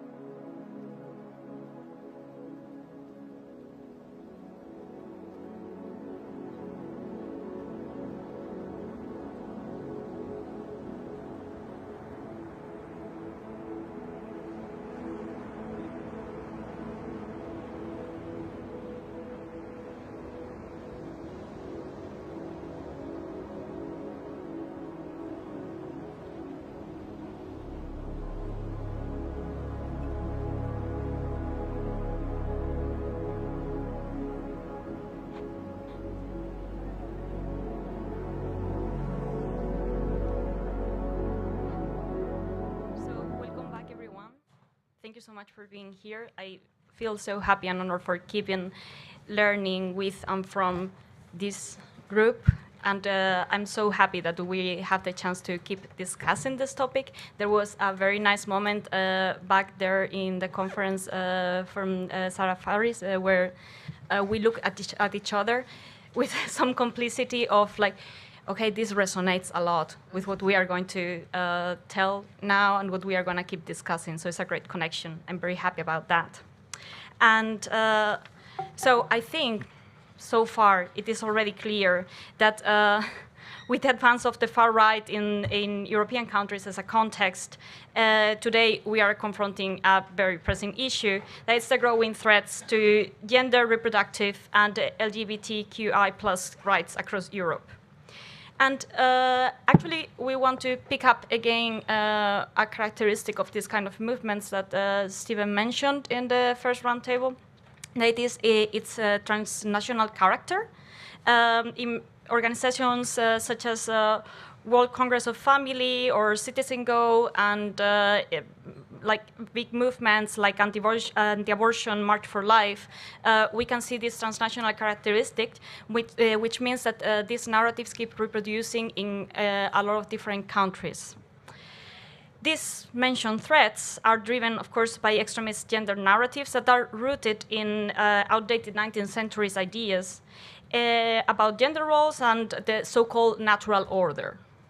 And these narratives were once mainstream, and right now we are understanding them as radical, but they have been definitely revived and politicized by modern actors. So we need to take a look at the past so we can start understanding the present. As well, they are a characteristic that has been mentioned before as well. It is that they are tied to religious influences and often intersected, as we heard fantastically in the previous conference, with other forms of extremism, such as anti-immigration and Islamophobia. And far-right parties have weaponized these ideas, framing them as a battle between us and them, seeking to roll back decades of progress in gender equality. We've seen three key waves of resurgence in these narratives. First, in the 80s, as a backlash against feminist movements. In the 2000s, with opposition to LGBTQI+ rights, and more recently, following the Me Too movement. And that has sparked a renewish push against feminists again. Now I am very happy to introduce here my colleagues in this table, and together we are gonna revise different case studies, and hopefully by understanding them we can suggest new ways of counteract with these narratives. We're gonna start first of all with Paolo Gusmeroli, researcher sociologist at the University of Padova. His areas of expertise are family sociology and conflicts on sexual citizenship in the public debate. In Arenas, our project, he works on the Italian case, and he will talk about how anti-gender rhetoric has gone beyond its Catholic roots in Italy. Then we will hear Claudia Jareño. She works at the University of Cergy as a researcher and historian. Her areas of expertise are gender studies, the feminist movements, and currently the relationship between far-right and anti-feminism. She's the coordinator of the section of anti-gender narratives for the Arenas report on the historical roots of extremism. Within the Arenas project, she works on French cases.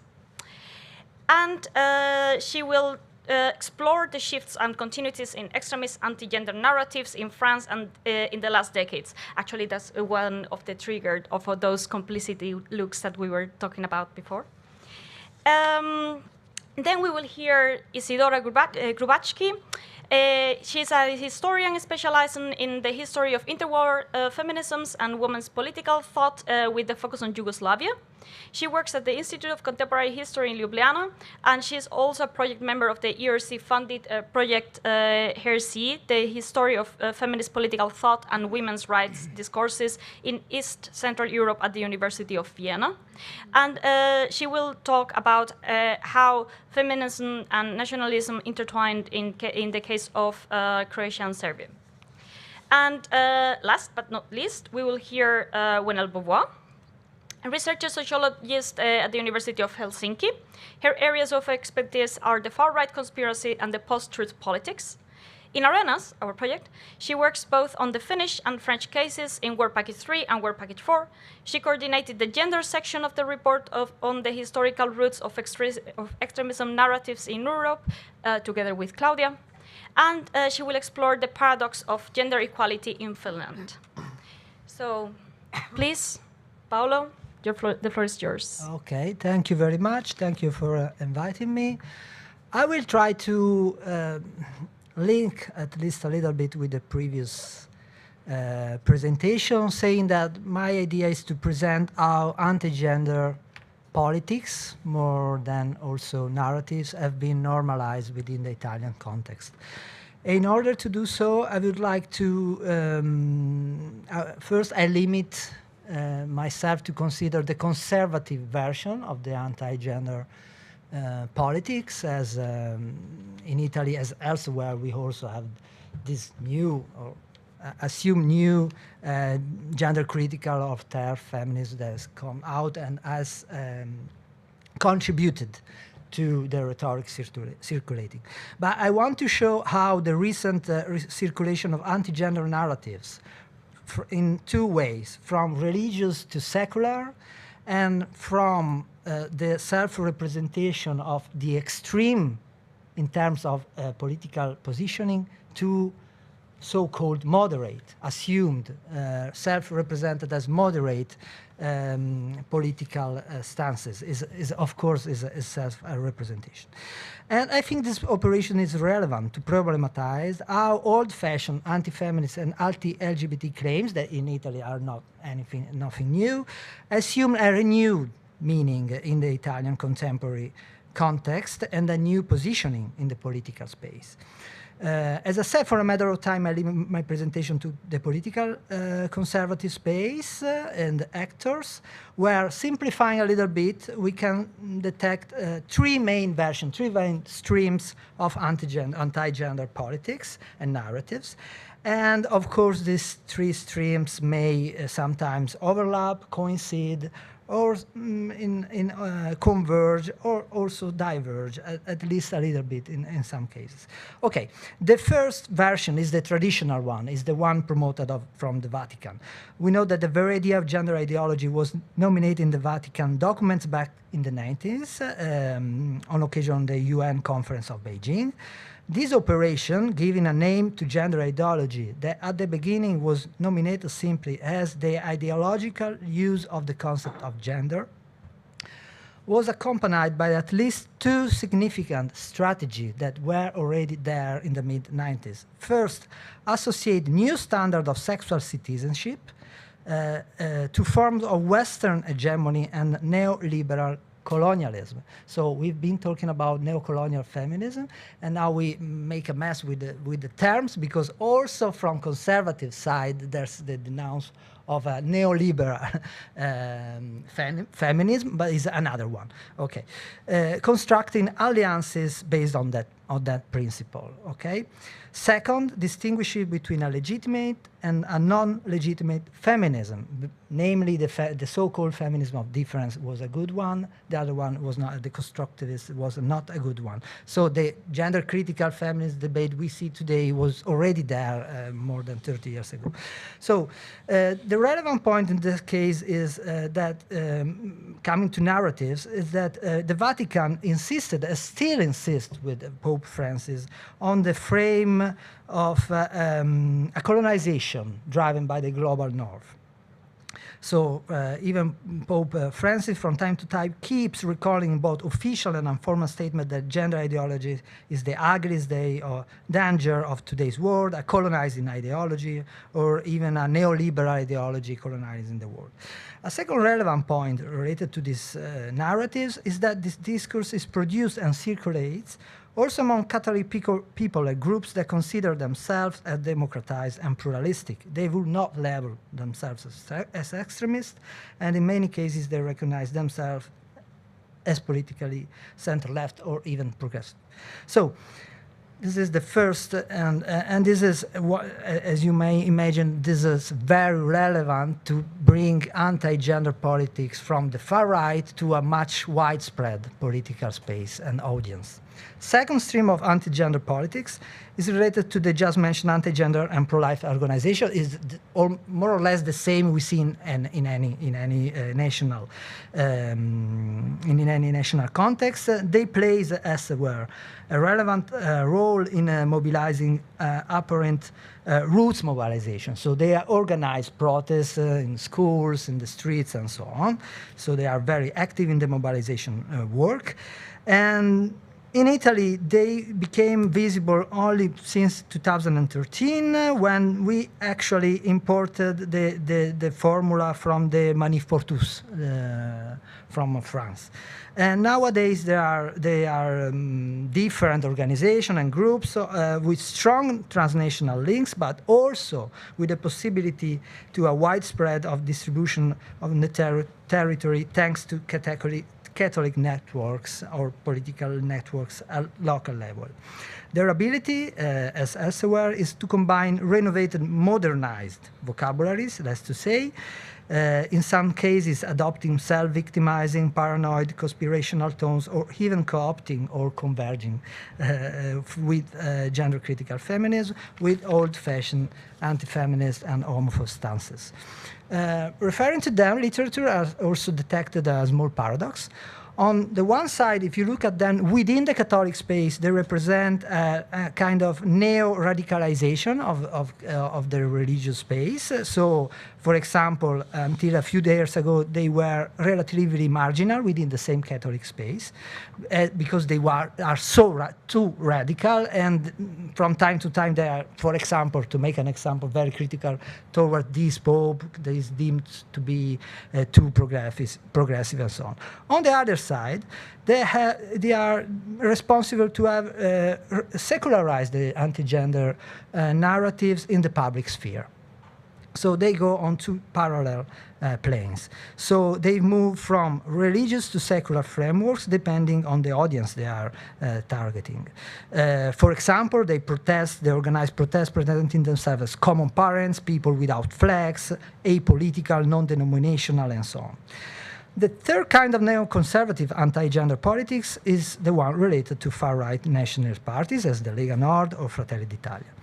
In this case, the opposition, I'm closing, to gender ideology is more directly linked to the idea of nation, but what is relevant to note, as in other contexts, is that they use it, anti-gender, to rewrite the political space, to say other positions are the radical one, and this is also used to banalize, for example, the historical experience of fascism, and to project the stigma of radicalism on the liberal left associated to the foolishness of gender, on the gender ideology. To conclude, as we said, in Italy, we know that opposition to gender is still animated by religious organization. However, we may assume that even in Italy, anti-gender narratives does not need religious grounds to get legitimacy.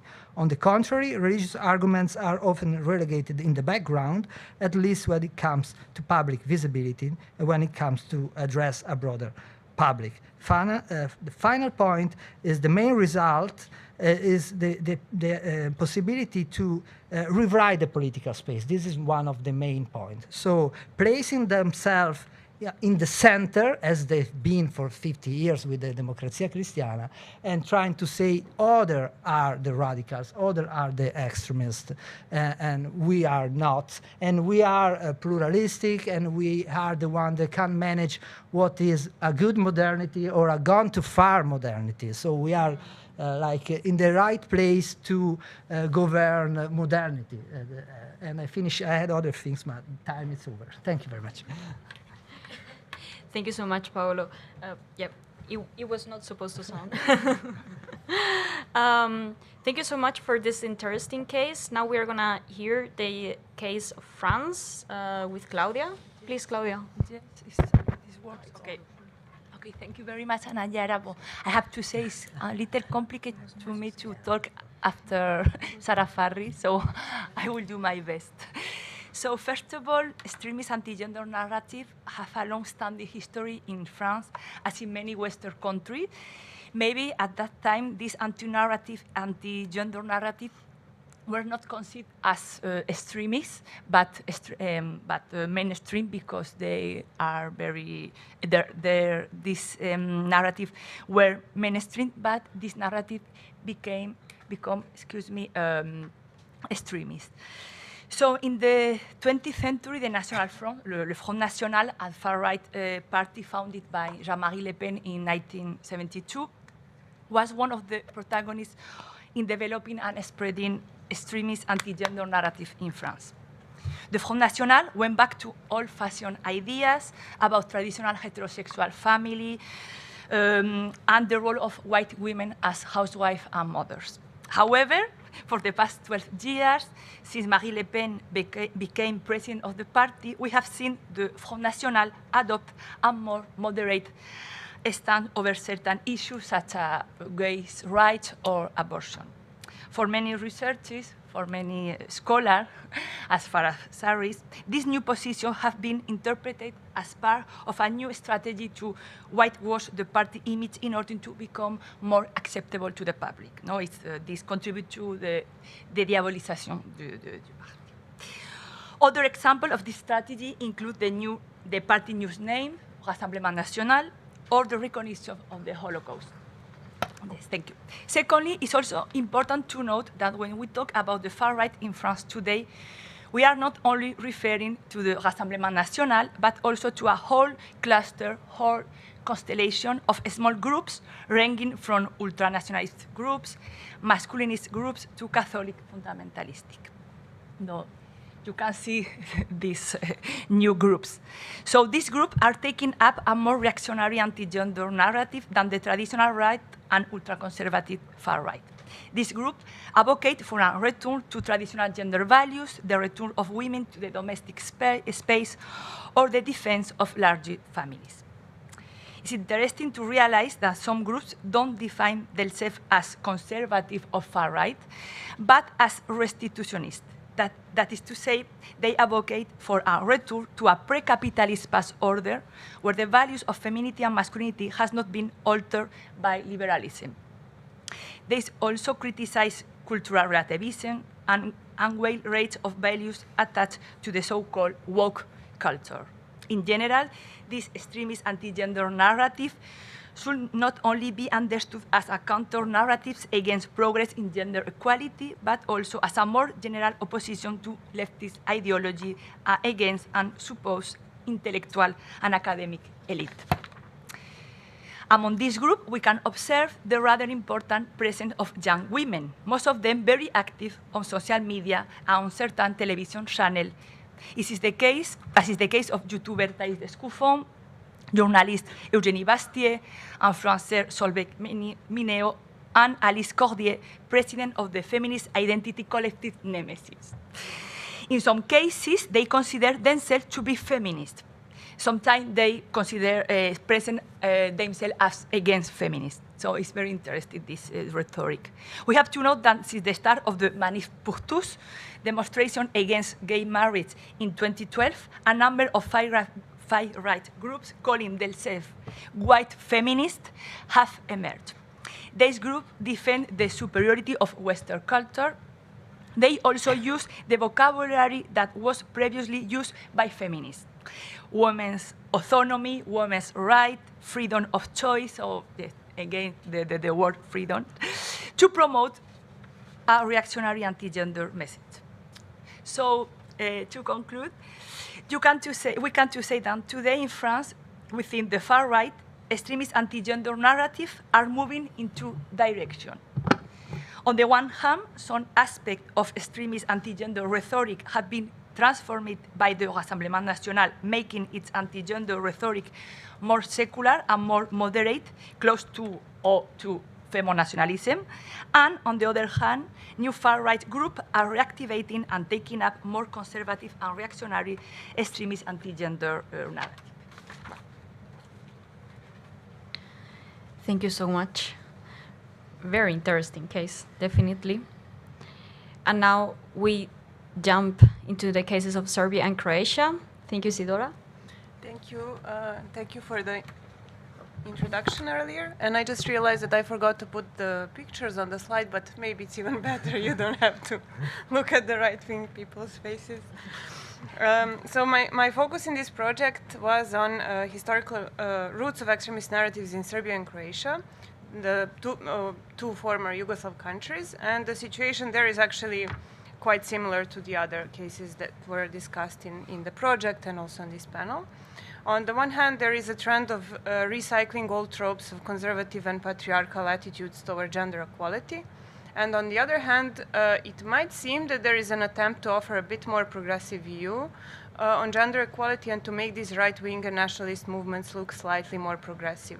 So I would now like to give a couple of examples about the extremist narratives in these two countries, and actually most of the cases will be from Serbia, and show that even when the narratives are seemingly not anti-feminist, they nevertheless end up being such. So if we look at the extremist narratives regarding gender in this context today, in some cases there is not an outright negation of women's rights or equality. The discourse is such that it focuses on the support for family values, for motherhood privileges, tax reliefs for families. These, of course, might be useful to women, but what is important when analyzing these extremist narratives is not only what is said, because sometimes what is said is not harmful in itself, but we have to think of the context in which it is said. And the context to this is that these issues are discussed almost always or always in isolation from other important problems which the feminist activists have been predominantly focusing on, such as violence against women, femicide, and abortion.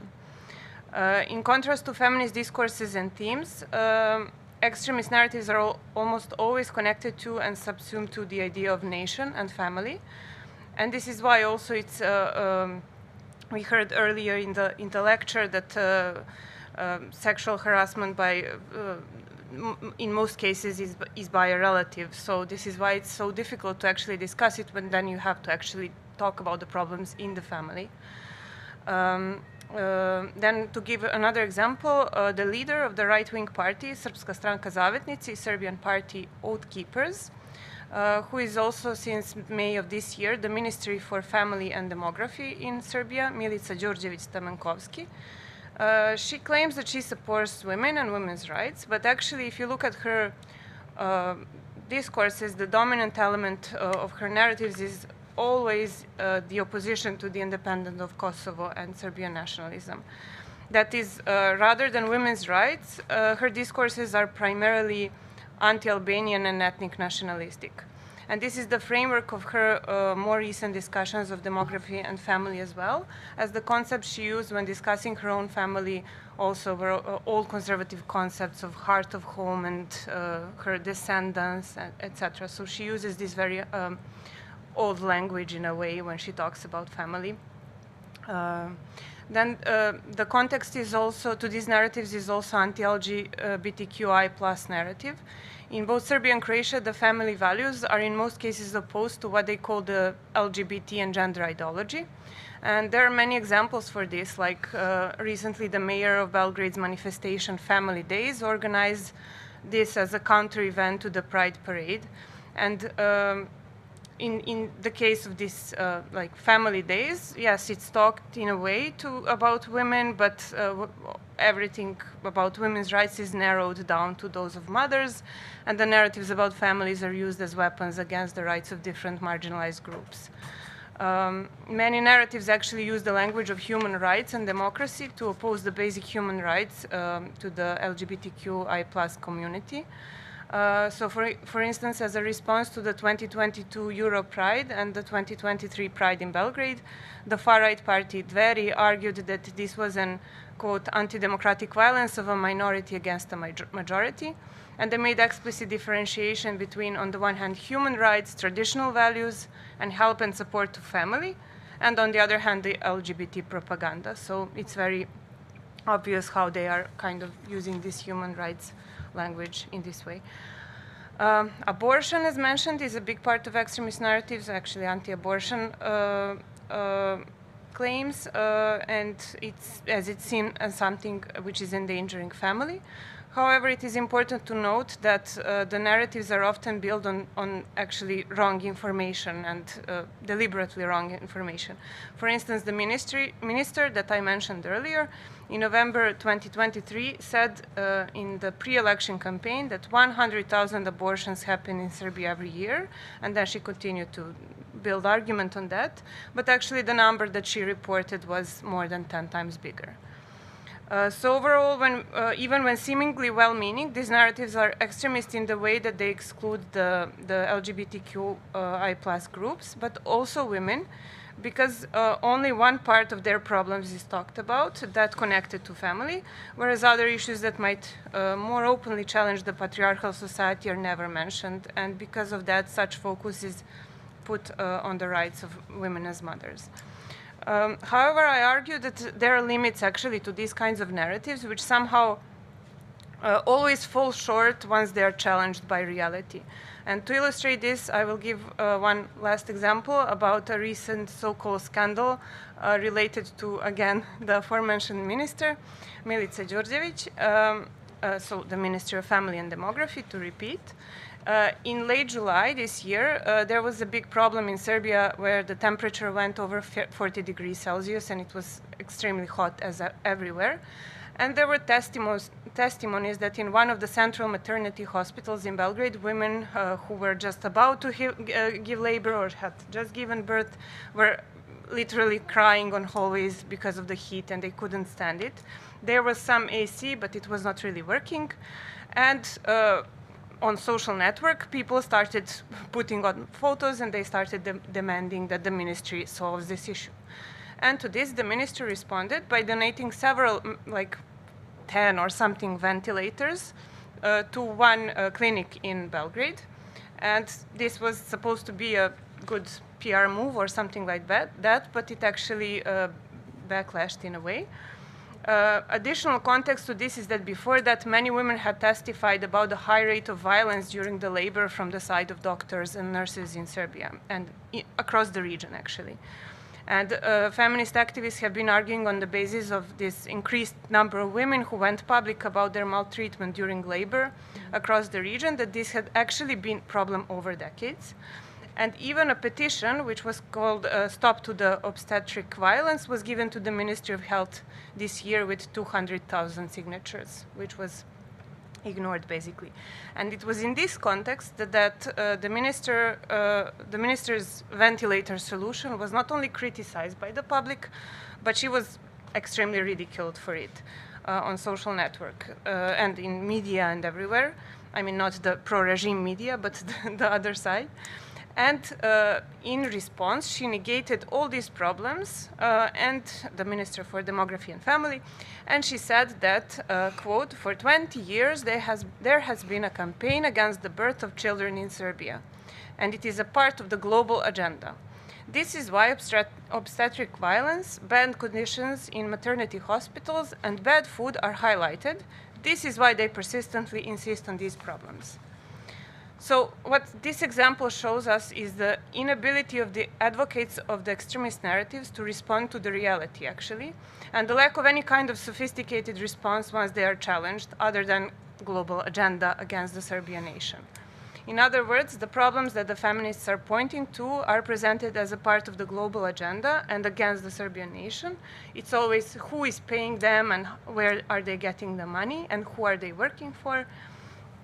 And also, feminist organizations and activists and researchers are entirely missing from their narratives, and as well as the issues that they're advocating for.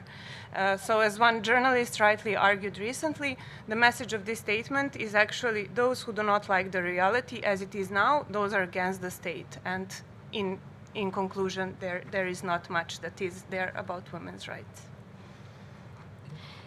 Thank you so much. Again, super interesting. To wrap up, we go to a very fascinating case as well. Hopefully. With we are Wenel. moving to a different part of Europe that hasn't been much discussed so far, but is like one of the partners in the Arenas project. So it is Finland. And I dare say that the theme of gender is especially interesting in the Finnish case, because historically, Finland has had a very long established gender equality, as you probably know. There's always this image of Northern Europe, Finland, Sweden, as very gender equality oriented. And it is, for instance, the second country in the world to give voting rights for women.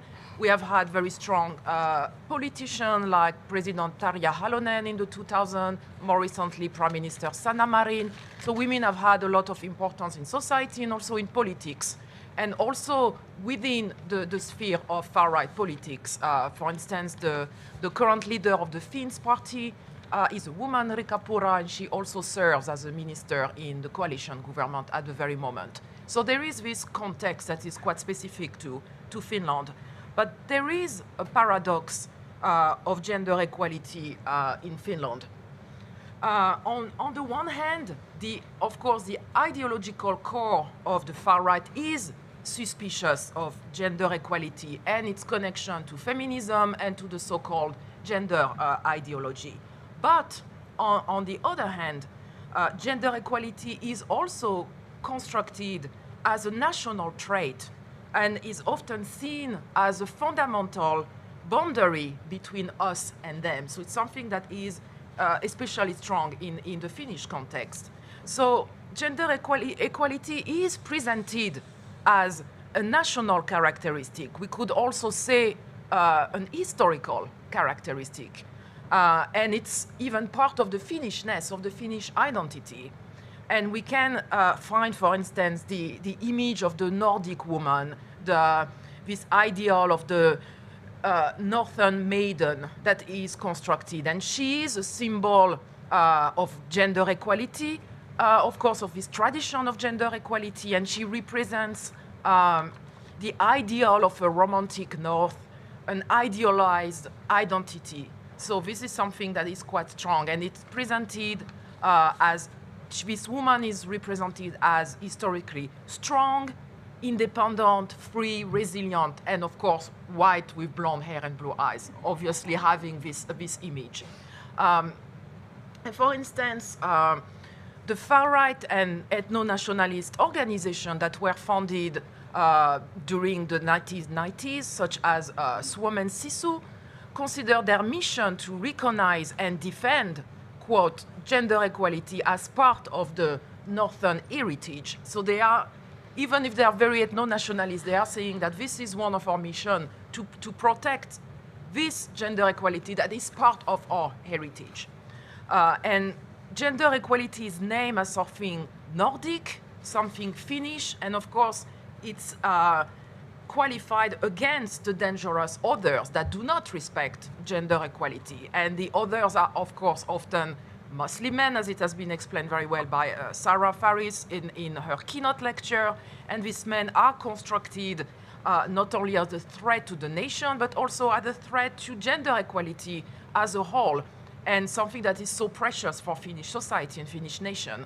And Finnish culture and Nordic culture in general is historically constructed as secular, woman-friendly, and the Muslim culture is constructed as being religious and patriarchal. So obviously, two different kind of constructions. And of course, it does not prevent some of the Finnish far-right actors from referring, of course, to Christian values and Christian culture, even if they consider themselves as being secular.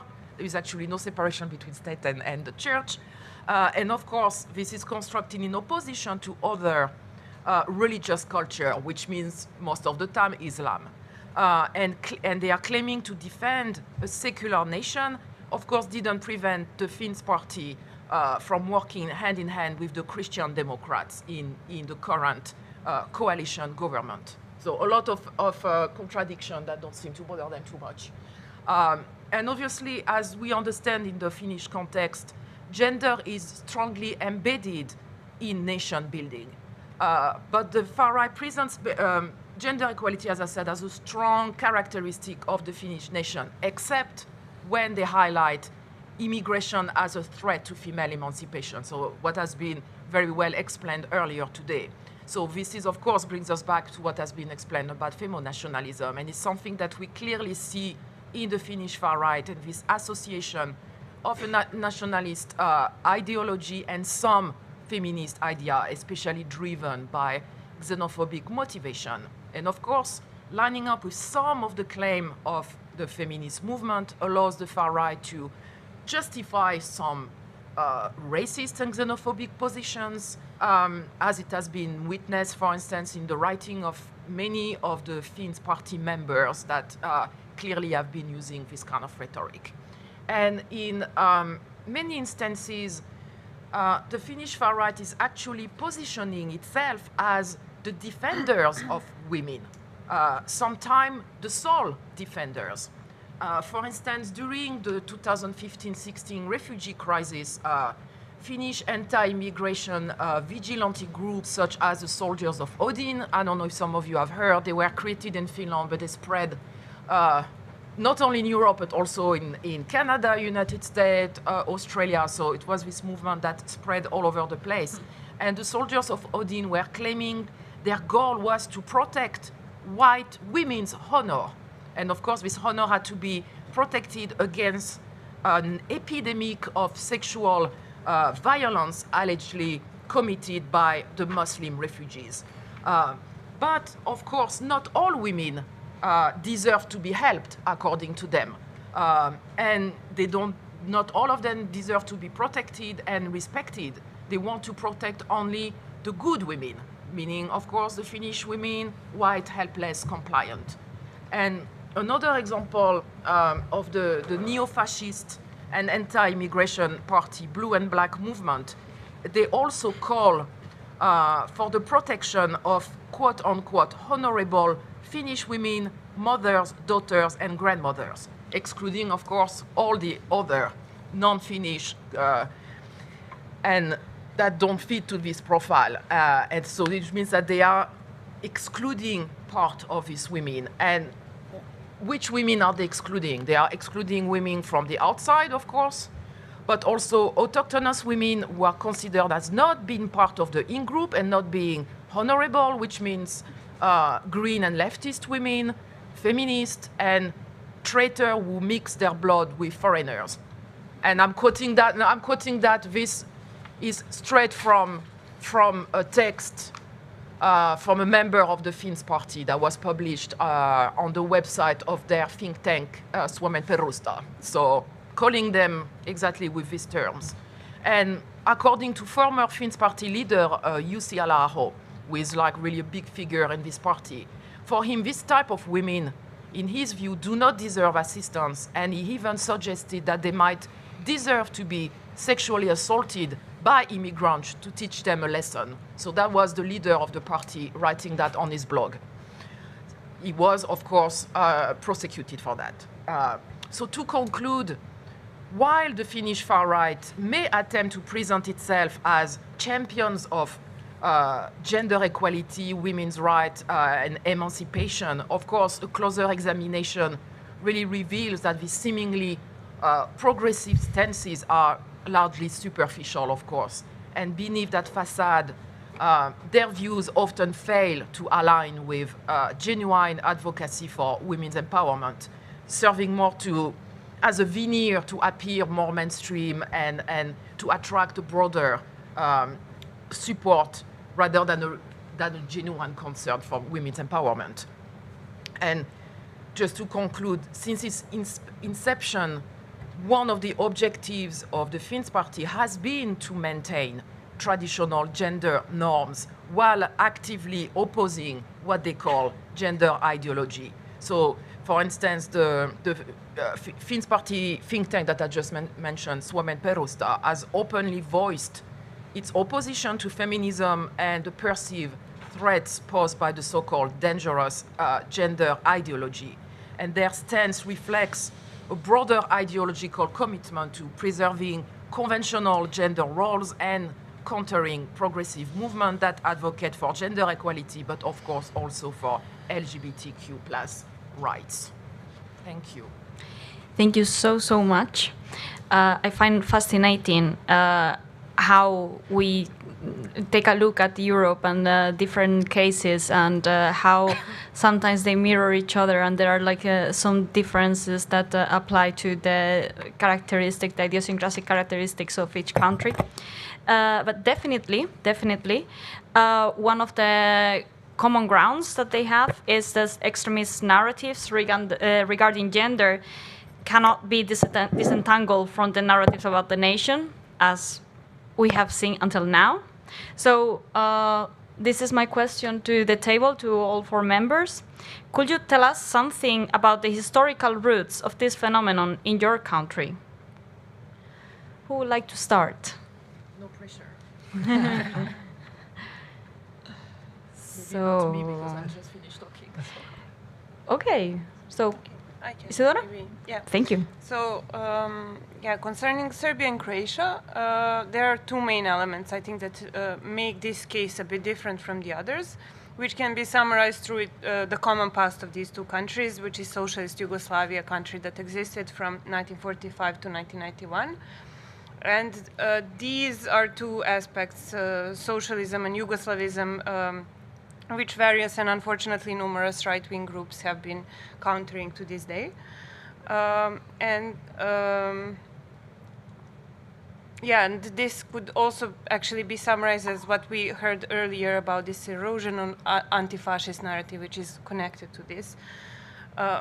Yes. So on the one hand, Yugoslavism as an idea of one Yugoslav nation, as opposed to Serbian or Croatian or other nationalisms in the country, is countered by Serbian and Croatian nationalist building projects today. And particularly important when we think about Yugoslavia is to have in mind that the breakup of Yugoslavia in the 1990s happened through a bloody war, and the legacy of the 90s wars remains crucial for understanding contemporary extremist narratives, especially when it comes to the issue of nation.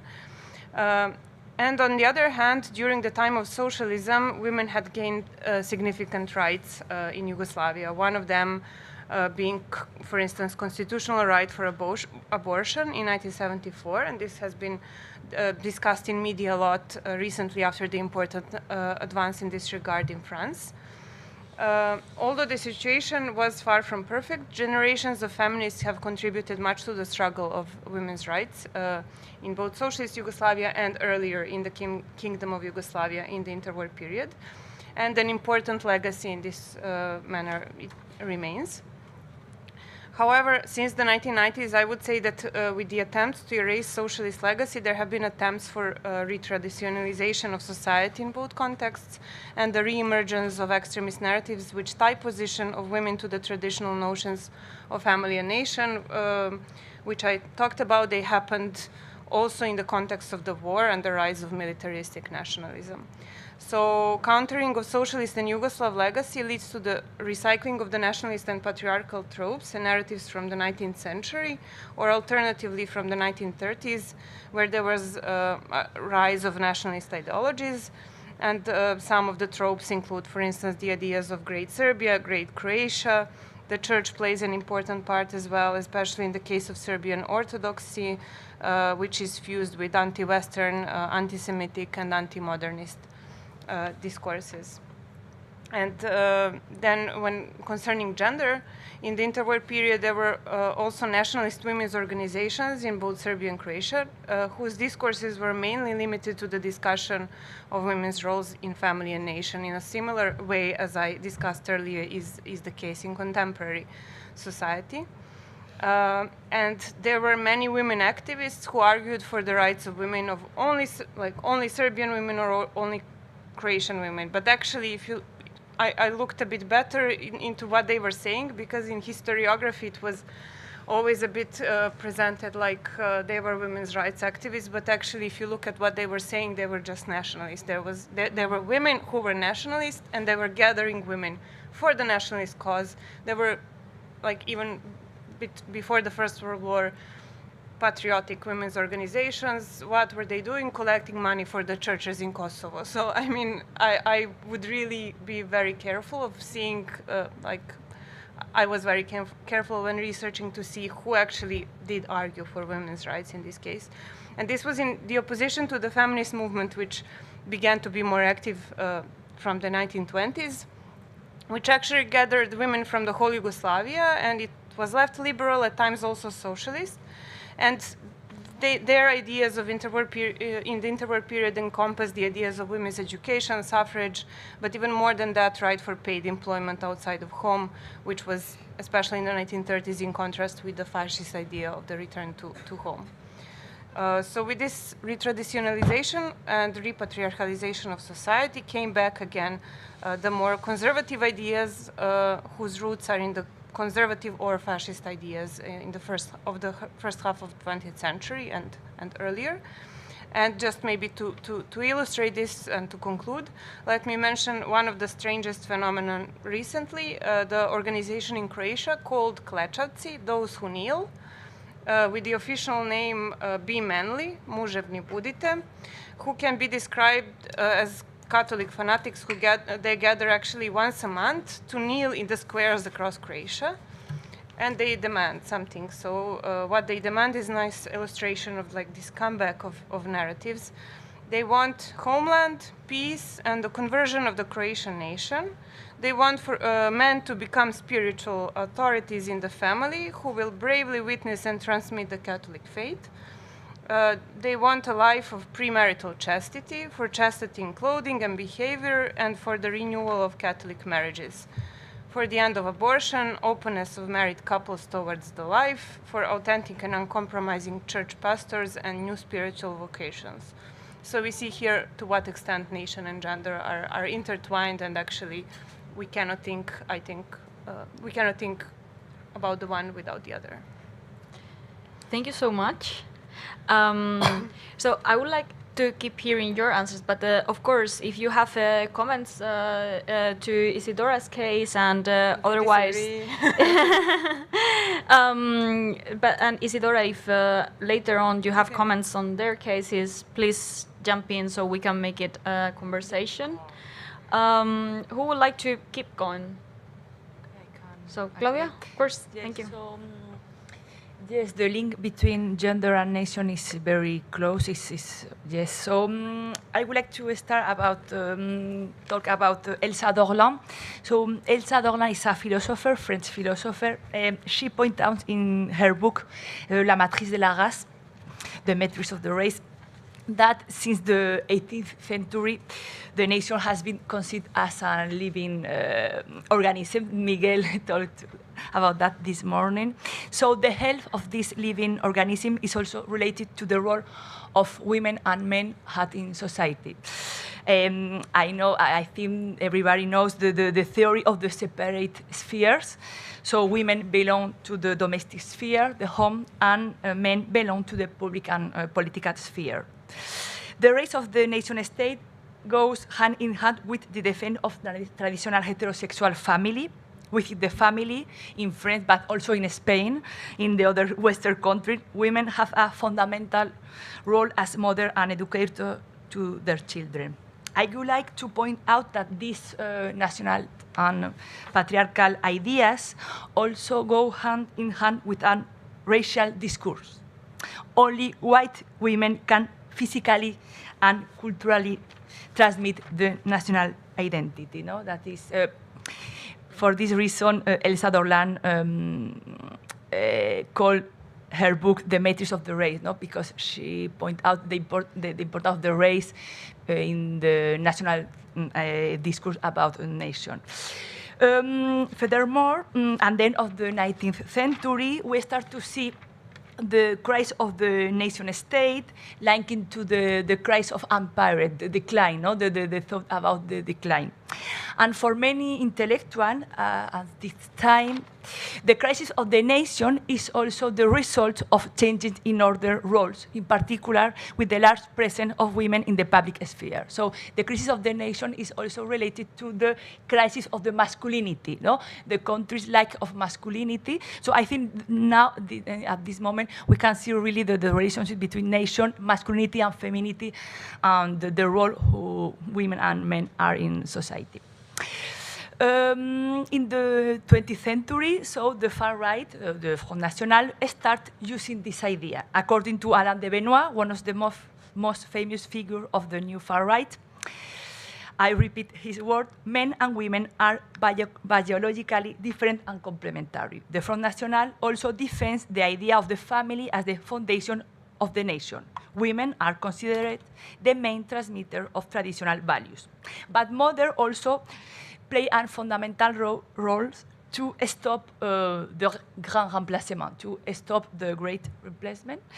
So, yes, so now I think it's very, yes, we can see the relationship between gender, nation, and the play role by women as mother and transmitter of national identity, but only the white the Catholic women.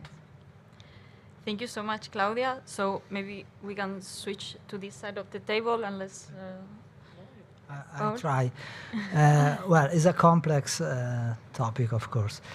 I'm not going back to the history, of course. It's enough to mention fascism in the case of Italy, but I want to try to go a little bit closer to the present day to mention how, on one side, as you already said, is about the politicization of demography. So, for example, the official National Institute has started to disentangle the birth rate in Italy, the general, from the baby burns from Italians, so from the white women birth rates, Italian women birth rates. Just a statistical, I don't know, neutral indication that you find in the national report. And this is, I think, quite a representative example. And there are many things we can say is about, for example, in the narratives of the far right, there's this kind of reproductive racism that is also linked to the anti-gender narratives. In fact, you find in the manifesto of Brothers of Italy, Fratelli d'Italia, the mention of the defense from the ideology in the, of gender is in a paragraph dedicated to natality, so to defending the nation in sense of the bodies of the nations. But there are also other aspects related to the self-representation of the nation. And I don't know if Stephen already said about this idea of Italian are very attached to the idea to represent themselves as good people. So in the case of anti-gender, there are these kind of narratives are very good to allow this kind of political stances to get a self-victimizing posture. Because, for example, when back in the 80s, not in the 80s, more in the 90s, when the word of homophobia entered in the public debate, it was, let's say, a new stigma that was not easy to avoid for the conservative people. They didn't know how to handle it. And so to find a way that they have nothing against these people, but that now they can blame not the people, but the ideology they are spreading, is a good way to try to match the self-representation of good, deserving citizens with the idea we are not bad, we are not discriminated. The problem is not the people. We accept everyone, we include anyone. The problem is the ideology of the people. Okay, so there are many layers. I want to mention a last one, because I think is more or less in all our presentation. We have to recognize that the liberal progressive narratives when it came to sexual citizenship, so women and LGBT rights, have been dominant before multiculturalism became an issue. I talk about Italy. It was the only frame to become anti-homophobic, to become, to get for gender equality, for a matter of liberalism and modernity. And when migrants came, the right couldn't find a better way to project on others. Okay, we may be the old-fashioned religious people, but look at them. Okay, so this was the shift, the main shift that we find everywhere. So it's relative. We may be backwards, but look at other people; they're even worse. So maybe we are not that worse. And even worse, if you blame us, why you don't blame them? And this is one of the much widespread rhetoric in right-wing politics. And it's easy to them, because the secular rhetorics, the progressive rhetorics that have been later criticized in literature or in activism on homonationalism, on femonationalism, were not criticized before, when was a war between ourselves, between, let's say, the middle classes, because usually it's the middle class that make the public opinion, so the progressive and the conservative middle classes. Stop here. Thank you so much. Yeah, that is what I would like to say. When we started this report, it was quite obvious that nation was at the heart and that gender was overlapping and that we couldn't study one without the other, as you just say. So it was quite obvious since the beginning. And I think what was striking when we started collaborating with all these different countries, that there were so many similarities when we were looking at the historical roots. Can you hear me? Yes. And a lot of similarities, even if I explain that the context of Finland might be a bit different from the other countries. And of course, I don't want to trace back all the history, but there are few elements, because of course, if we are looking at this extremist narrative around the theme of gender, and especially through the prism of political parties and far-right political parties. So in the case of Finland, of course, it's important to mention the Finnish Rural Party that was founded in '59, which is actually the ancestor of the Finns Party. So when the Finnish Rural Party was dissolved, the Finns Party was created, basically. So of course, you can't really talk about one without talking about the other. And as Claudia said earlier, a lot of this narrative about gender, they were not considered extremist at that time, because it was just the role of women were very different. And for instance, as you can understand from their name, Rural Party, they were quite conservative, and of course they were professing to hold Christian, traditional Christian values. For instance, they clearly opposed the decriminalization of homosexuality in the 70s in Finland. So it was, of course, quite conservative related to all this topic, and they were defending the traditional ways of life, whatever it might mean, and of course that including traditional gender role, and obviously already at that time nation and gender were very intertwined in the Finnish political landscape. And when the Finnish Royal Party was dissolved, the Finns Party was founded, and it had since its creation a very strong focus on identity politics, and they emphasize very strongly traditional gender roles and family values, and this vision of gender roles. They were aligning with this nostalgia for an idealized, simpler past, the heartland. So both elements were clearly intertwined, and this longing for this like traditional gender role was linked to this idealized past where everything was more simple. We knew you are a man, I'm a woman, we know where we stand, we know what we are supposed to do. Everything was so much more simple, and now talking about all this gender identity is something they can't wrap their head around. So for them, it was a time when the Finnish society was seen as being uncomplicated, whereas these days, everything is too complicated. And this nostalgic heartland is very much connected with this longing for a stable, traditional gender system with home-like qualities. And restoring this pre-feminist gender order with supposedly clean-cut gender roles and everything was super easy has been, of course, on the agenda of the party since its beginning.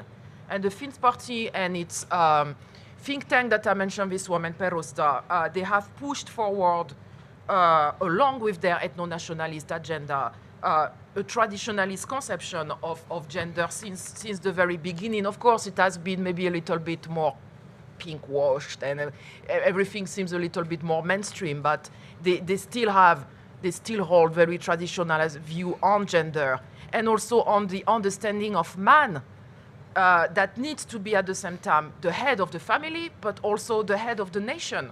And it is something that is still strongly embedded, and they are, like, you really see how this is interconnected with a nationalistic view. And the aim to keep Finland to ourselves, that is being Finnish, white, and homosexual most of the time, this image of keeping.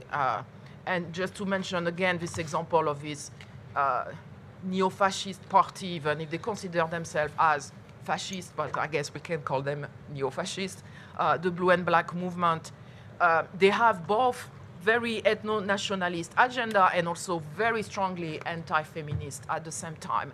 And they really have very strong hegemonic views on gender values and patriotism. So you have really like this gender value and patriotic value, they are really enmeshed together, and they cannot be separated. And nation and gender are very much interconnected. And it doesn't come as a surprise that the candidate for the party, they present themselves on social media as quote unquote patriotic wife and stay-at-home mom, or ethno-nationalist family man. I think it's quite a clear example of how nation and gender are really mashed together. It is. Thank you so much. Now we have 20 minutes before the official end. Can we extend a little bit? Yeah? We have time until 6:15. Okay, perfect. Because, so maybe we can briefly comment on another topic that came up before, and that keeps coming up as well in the form of questions from the public, because we have noticed the rise of far-right female leaders in Europe, Meloni, Le Pen, Pura, and at the same time, in recent times, nationalist rhetoric has incorporated in some occasions alleged pro-feminist stances, as it is often referred as the phenomenon of Femonationalism. So how is the situation in your countries? Who would like to start? Sarah. It was a great... She already said about Italy. So let's hear other cases. Maybe we can start again with Isidora.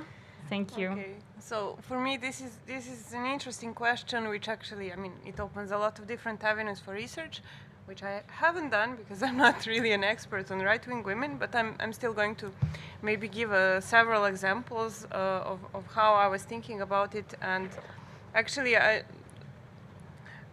because I'm not an expert in theory on right-wing women, I wanted to mention maybe some examples from, to start by mentioning some examples from popular culture, because this issue has actually been explored, let's say, in recent series, such as there is a character of Serena Joy in *Handmaid's Tale*, if someone has been watching it, and then there is an example of characters of women who were against equal rights amendment in the USA in the recent series *Miss America*. And for the latter, I wanted to maybe just give an example where I found interesting this. It's a 10-episode series about how feminists organized to argue, like to pass the Equal Rights Amendment in the Constitution, whereas there was a movement of women who began to organize against it. And I found it really interesting to see how these women organized and did all the possible political work they could do to argue that women should not do exactly the work that they were doing. And they were actually kind of, there is a very interesting conversation there when one of the politician feminists asked them, so, okay, so you have learned how to write a program, how to give speeches, how to do interviews, how to write for newspapers. You are doing political work, and this is not something that you should be against. So this paradox is something that is quite interesting to me. And then in the cases of Serbia and Croatia, this paradox was actually explicitly addressed in one documentary about contemporary right-wing parties in Serbia called Desno Desnije, Right, More Right. And it's indicative of the way gender narratives are sometimes used by right-wing women. And in this documentary, the journalist Saša Dragojlo had a question to my favorite minister, Milica Đurđević, concerning the historical aspect of right-wing approaches to gender. He asked, how can a woman represent an ideology that, had it been winning historically, you wouldn't be in this position at all, and you wouldn't be talking to me? And she chuckled a bit, and she responded with an like implicitly or explicitly anti-European discourse, which is what I found interesting in maybe in comparison with what we heard earlier. She said that Serbs have given women suffrage rights before Switzerland, and she pointed out that many who share the lessons of democracy today should take a look at their backyard. So it's actually anti-European somehow discourse of like we are actually better than them in a way. And in a slightly different vein, the former and the first female president of Croatia, Kolinda Grabar-Kitarović of the center-right party HDZ, Croatian Democratic Union, she always found it important to emphasize that she did not think of herself as primarily a woman, and that she was against feminism because she wanted equal opportunities and not advantages for women. So this is, again, something that comes up very often. And maybe one last example, and for me quite interesting actually, that in Serbia the previous prime minister and current president of the parliament, Ana Brnabić, is actually a member of the LGBT community.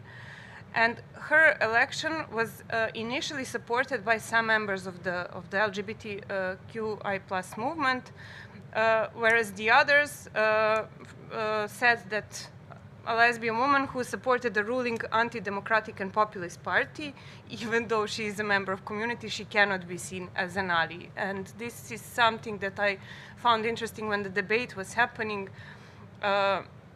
because she basically was a part of this regime that is very problematic in many ways, and I don't want to get into that. But indeed, she has not at all prioritized any LGBTQI+ rights, and she has contributed actually to further devaluating the cause in Serbia, also because people really don't like her, and then somehow they even less like when Pride is happening and she is supporting it in a way. So there is a bit of mishmash now there, like who is on whose side, and who are you supporting if you support her or don't support her, etc. So these are just 3 examples which I wanted to give, but actually, I mean, there were some more examples, but then I thought, in a way, that I would be repeating myself and that what I'm saying is boring, but actually it's the thing that it's always the same kind of discourse, and that I think there's not much more to say, that it's always the same narrative in the cases of Serbia and Croatia. So, it's far from being boring. I mean, it's repetitive, but yeah, it's always the same. Like I was like, okay, how many times am I going to mention Kosovo, or I don't know this, but it's what they talk about. So yeah, I will stop with this. So thank you for attention. Thank you so much. We indeed didn't hear. Well, we heard with your explanation about the Finnish case. Would you like to complete? I can say a little bit more. So I already mentioned that obviously we can see that Femonationalism is very present in the Finnish and Nordic context. If you look also at Sweden, you find quite a lot the same kind of narrative. And of course, as I also mentioned, there are also strong female leaders in the Finns party, in the far right in Finland. So that's also the same phenomena that we can see like in France and Italy and other countries. So we have like basically the leader of the party is a young woman. So that of course says something. And I think it highlights also one other dimension. It's that because they are women, they will present themselves as being the true defender of feminism, basically saying that the extreme, like the feminism of this leftist is the extreme form of feminism, but we are the moderate and we are on the side of women because we are not the extremist. So I think it's quite an interesting dimension that we can find in several countries, and of course. We've been talking how, of course, they are also using this kind of narratives to stigmatize Muslim men, but it's also important to mention how they also stigmatize Muslim women, as it has been also mentioned in the keynote, that basically they are stigmatized for being subdued to men, for accepting to be repressed, but at the same time they are also victims of Muslim men because they are forced to wear the veil and to bear a lot of children or all kind of reason. And these Muslim women are portrayed as victims that need to be saved from oppression by the Westerners. So that you can find that kind of discourse quite a lot also in the Finnish context, that basically we are on the side of feminism, we are on the side of women, and we are here also to help these women that are being forced to live in a way that doesn't reflect our values that we share here in the Nordic country, especially as being part of our heritage. And this discourse is, of course, this discourse of liberating Muslim women can be, of course, harmful for these women because it is taking away, of course, their agency. Nobody's asking them what they want and what they are absolutely apparently suppressed to do and not to do. And so, of course, like the perceived notions of gender equality in the Nordic context is quite exceptional, I would say, and tolerant towards gender and sexual minority. But we need also, so we have this image that it is such an egalitarian country, so much liberty, and women are basically there. They can lead the country, and we are in a society that is extremely safe, and so on. So there is a bit of this, like, image, it's idealized image, but there are many things that actually are not reflecting this reality. And we need to challenge this view of as progressive gender equality excludes other bodies most of the time, such as those of migrants and asylum seekers. So it is not as rosy as it may seem on the cover. And yes, of course, we can see femonationalism, but also homo-nationalism, because one of the leading figures of the Finns party, Sebastian Tynkkynen, is an openly gay man who is married with a black man who moved to Finland to become a student.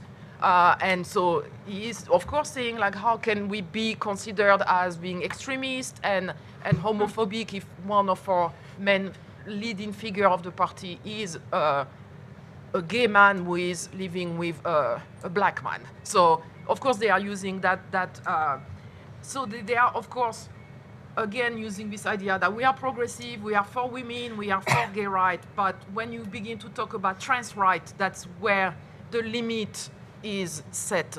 And I think in Finland, there are still a lot of pushback against trans rights. So Finland implemented the first law in 2022 on the basis of the 1972 Swedish law, but including a sterilization clause. So obviously not an ideal situation for trans people.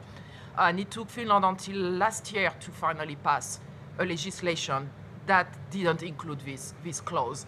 And there's been a lot of pushback, especially from the far right since the law has been passed, and including, of course, the Finns party, which I remind you is in the government right now, so they are co-leading the country, let's put it that way. And the objection to the trans law included several Finns party MPs that have been saying, for instance, that men will use that law to self-declare a change of gender to avoid military service that is still mandatory in Finland, and also to enter women's locker room and saunas, which is very important in Finland. So obviously they have been using this seemingly progressist rhetorics, but in reality, as it has been said many times, it is just a bit of a veneer. But when you scratch a little bit, you notice that the extremist narrative are still very much there. Thank you so much. I really find fascinating all these cases. We know that Sarah Faris touched upon Italian and French case, but if you have anything to add, another perspective for... No, because I would like to talk about the video of Jordan Bardella. So yes, I would like only to say that the France is a very big example of Femonationalism. We see this strategy on the part of the far right. I'm referring to the video posted on social network X, by Jordan Bardella, where she presents himself as defender of the women's. He used a series of strategy of Femonationalism. He presents himself as a defender of the women's rights, highlighting the freedom to dress as you please. So he referring to the veil, the freedom to dispose of your body. So he referred to Marine Le Pen's support for aiding abortion to the Constitution in June 2024. However, more over half of the Rassemblement members of the parliament vote against it. So he says the freedom to dispose of your body, but actually the party vote against, except Marine Le Pen and other members vote against it law. He also pointed out his strong opposition to genital mutilation, which is how often highlighted as a way of denouncing non-European practices. He also made the link between immigration and insecurity. We have also in France, we can see also the phenomenon of homonationalism. So traditionally, the Rassemblement National was a party opposed to LGBTQ rights, but only a few years ago, some members of the party came out as a gay. Julien Audoul, Jean-Philippe Tanguy, Sébastien Chenu, like Philippot before them, also is a strategy to exclude non-European people and especially Muslim. But I don't prepare this answer, so will be a little complicated for me. But I think also it's interesting to note the new far-right groups. How I said before, since the demonstrations against gay marriage, so since the Manif pour tous, a lot of new groups appear called white feminists. they groups use feminist vocabulary. I think it's very interesting because yes, now this group present themselves as the good feminist. Even Maria Maréchal Le Pen present herself as a good feminist. So they use this rhetoric for say we are feminists, but there are different kind of feminists, a good feminist and bad feminist. But I think it's very interesting because for this group, I think there is a contradiction because on the one hand, this group defend traditional values of women, but at the same time, these women have a very important role in this group. So I think we have to talk about this contradiction, maybe or not. It's not a contradiction, but I think it's interesting to see this new group leader by young women who use this rhetoric, feminist rhetoric. So, well. Yeah, and even the style, because when you see like this Nemesis collective, the way they talk, you could be fooled. Yes, it's like I'm following their X page, and it's absolutely fascinating. They really present themselves as a strong young feminists that are really outspoken, and when you look what the cases, like there is just one horrible murder in Paris a few days ago, and they are like been using that like full on because saying you see this again an immigrant that shouldn't have been there, and it is really quite a fascinating how they've been more and more visible in the mainstream media as well, because they are quite they are like they are young, they are pretty, they speak very well, and they bring a lot of controversy when they are invited. So they also I thought also about Femen, because a lot of this group present themselves is against Femen. So it's very interesting. This group about good feminism, about feminism. Thank you so much. Maybe later in the public there will be some questions regarding that. I think Paolo wanted to add. I try very briefly. One point is the shift that has been debated from the focus on inequality, from that on victimization. In all feminist and LGBT movements. So violence, anti-violence was the only frame in order to claim for rights, and inequality went on a little bit on the background since the 90s, and this in a way has shifted, has allowed, has led this kind of voice easier to emerge, because inequality is not an issue. It's just the right to be safe and so on. This is relevant, but inequality is removed in a way from. So, and that is somehow linked to a debate I heard, and don't end very well, about a debate within feminism in Italy, but I think also elsewhere, about maternalism. So the idea of a new feminist that doubles the father role, no, with another figure. At the same time, idealistically, with the same power, and but at the end of the day, it doubles the class and racialized relationship that stay behind the idea of is dominate or dominated. And more trivial aspect, I'm not, I mean, we know that linked to the idea of victimization. Finding the repentant people, for example, when it comes to trans affirmative identity and so on, is one of the main strategies. So let's say the ironies of standpoint theory. They always find someone who has the right subjectivity to criticize the agenda of transfeminism in that case. So it is not like random. Is another form of appropriation, because we nominated many appropriations. So it's like ironically also standpoint theory. If you want to speak, you must have this particular subjectivity because it's the evidence of experience. and this is structure. It's always like that. It's not a case. Okay. Thank you so much. And now we give the floor to you for some questions. Maybe we can do it again so that we group the questions so we can answer them. Great. Stephen here. And Nathalie. No, so many thanks for the panel. Very interesting. All the intervention. There's a lot of topic to talk about. Me, I have well, two things now that interested me. One is the case of Alice Weidel.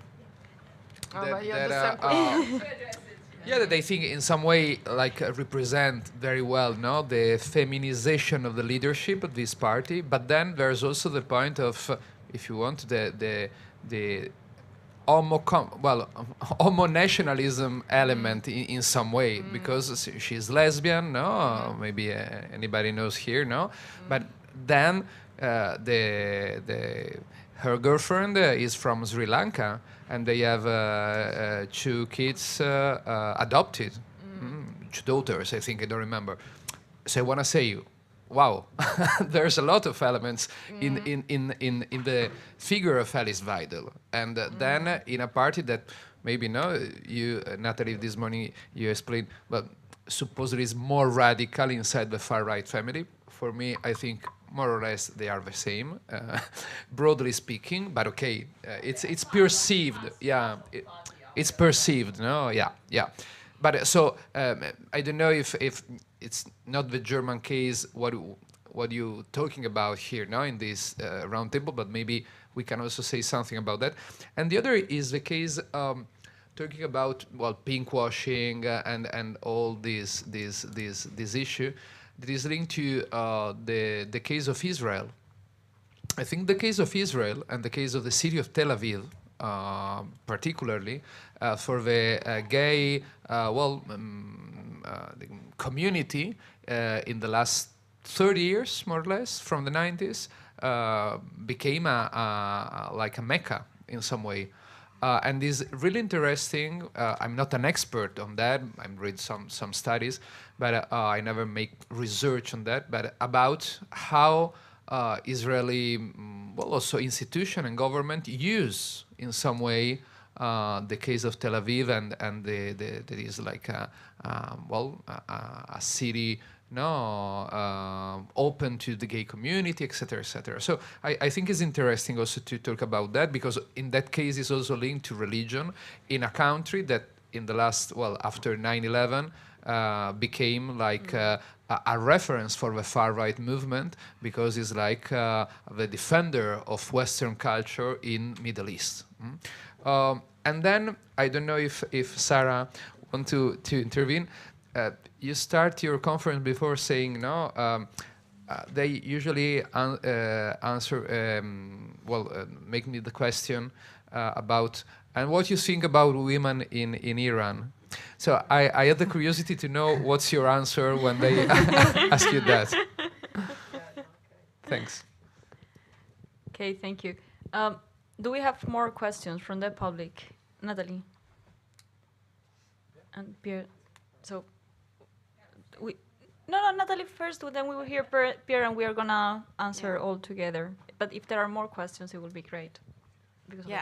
So Stephen already mentioned Alice Weidel, because I wanted to mention it too, because it's really an interesting case, because in its programs the AfD is against abortion, is on defending very traditional family roles, and but in the last year in the past years we also had this idea that we are there to protect honor, or to protect the German women who are threatened by immigrants. So since 2015, it's also a common threat for this party. What I wanted to say, if I still remember, I'm tired. It's about gender and nation, and of course, so in Germany it's obvious, but you have the idea that the traditional family is essential to preserve the identity and the ways. So when you say, you still find this in the program of the Heimat,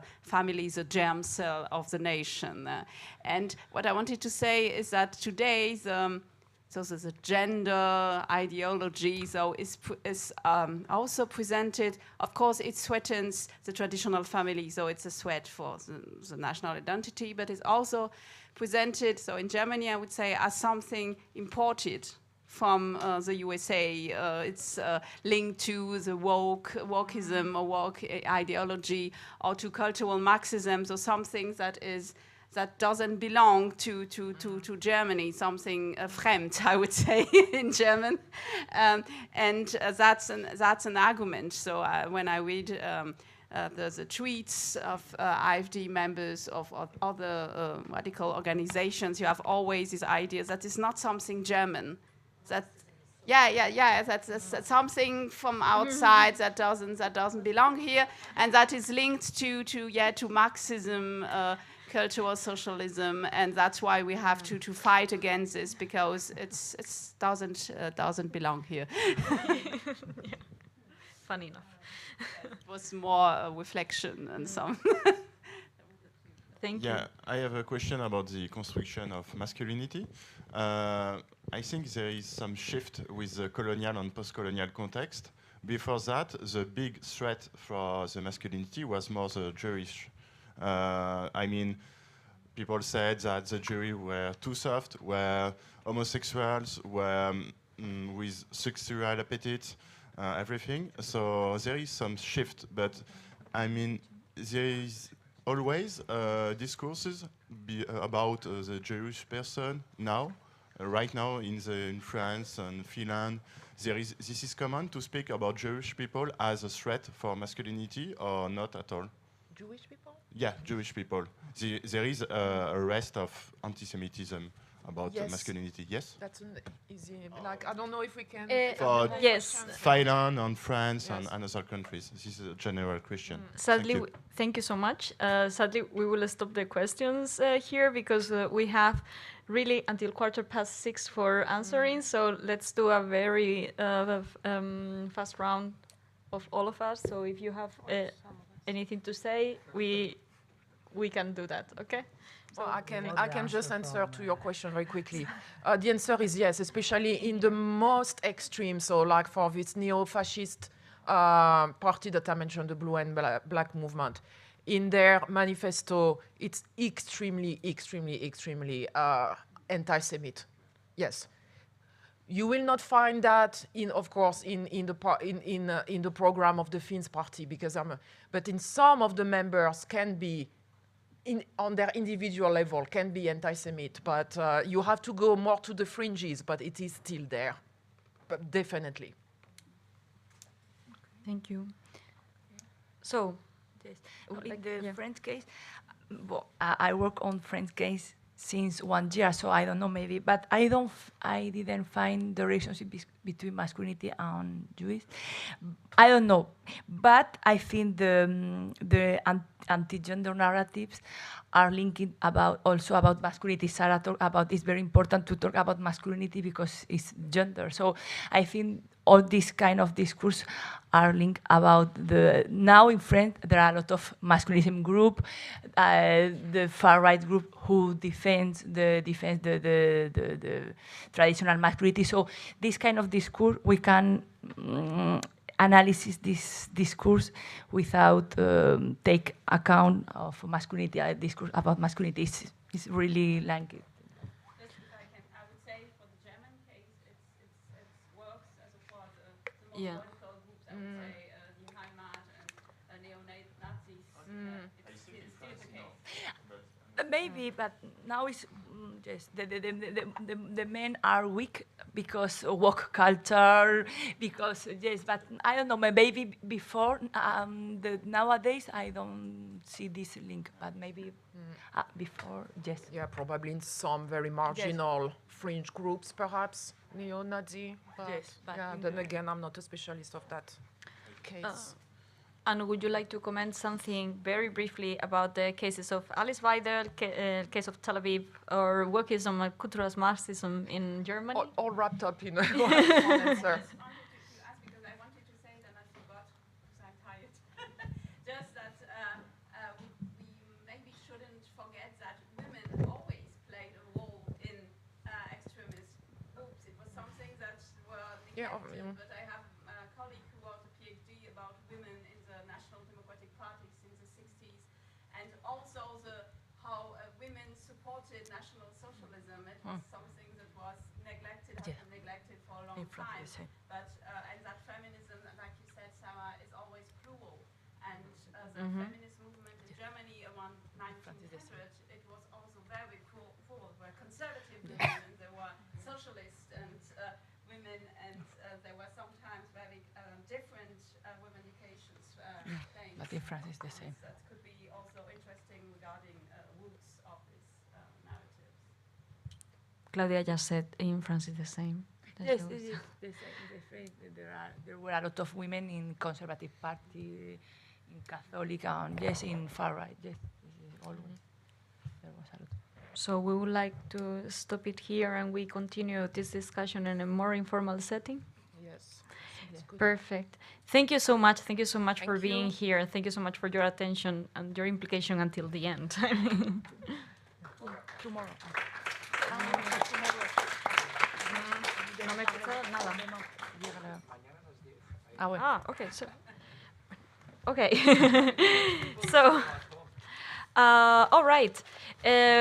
So particularly for the people online, but here as well for the people that are in person. So we will restart tomorrow at 10 with the conference about science. So thank you so much, Camille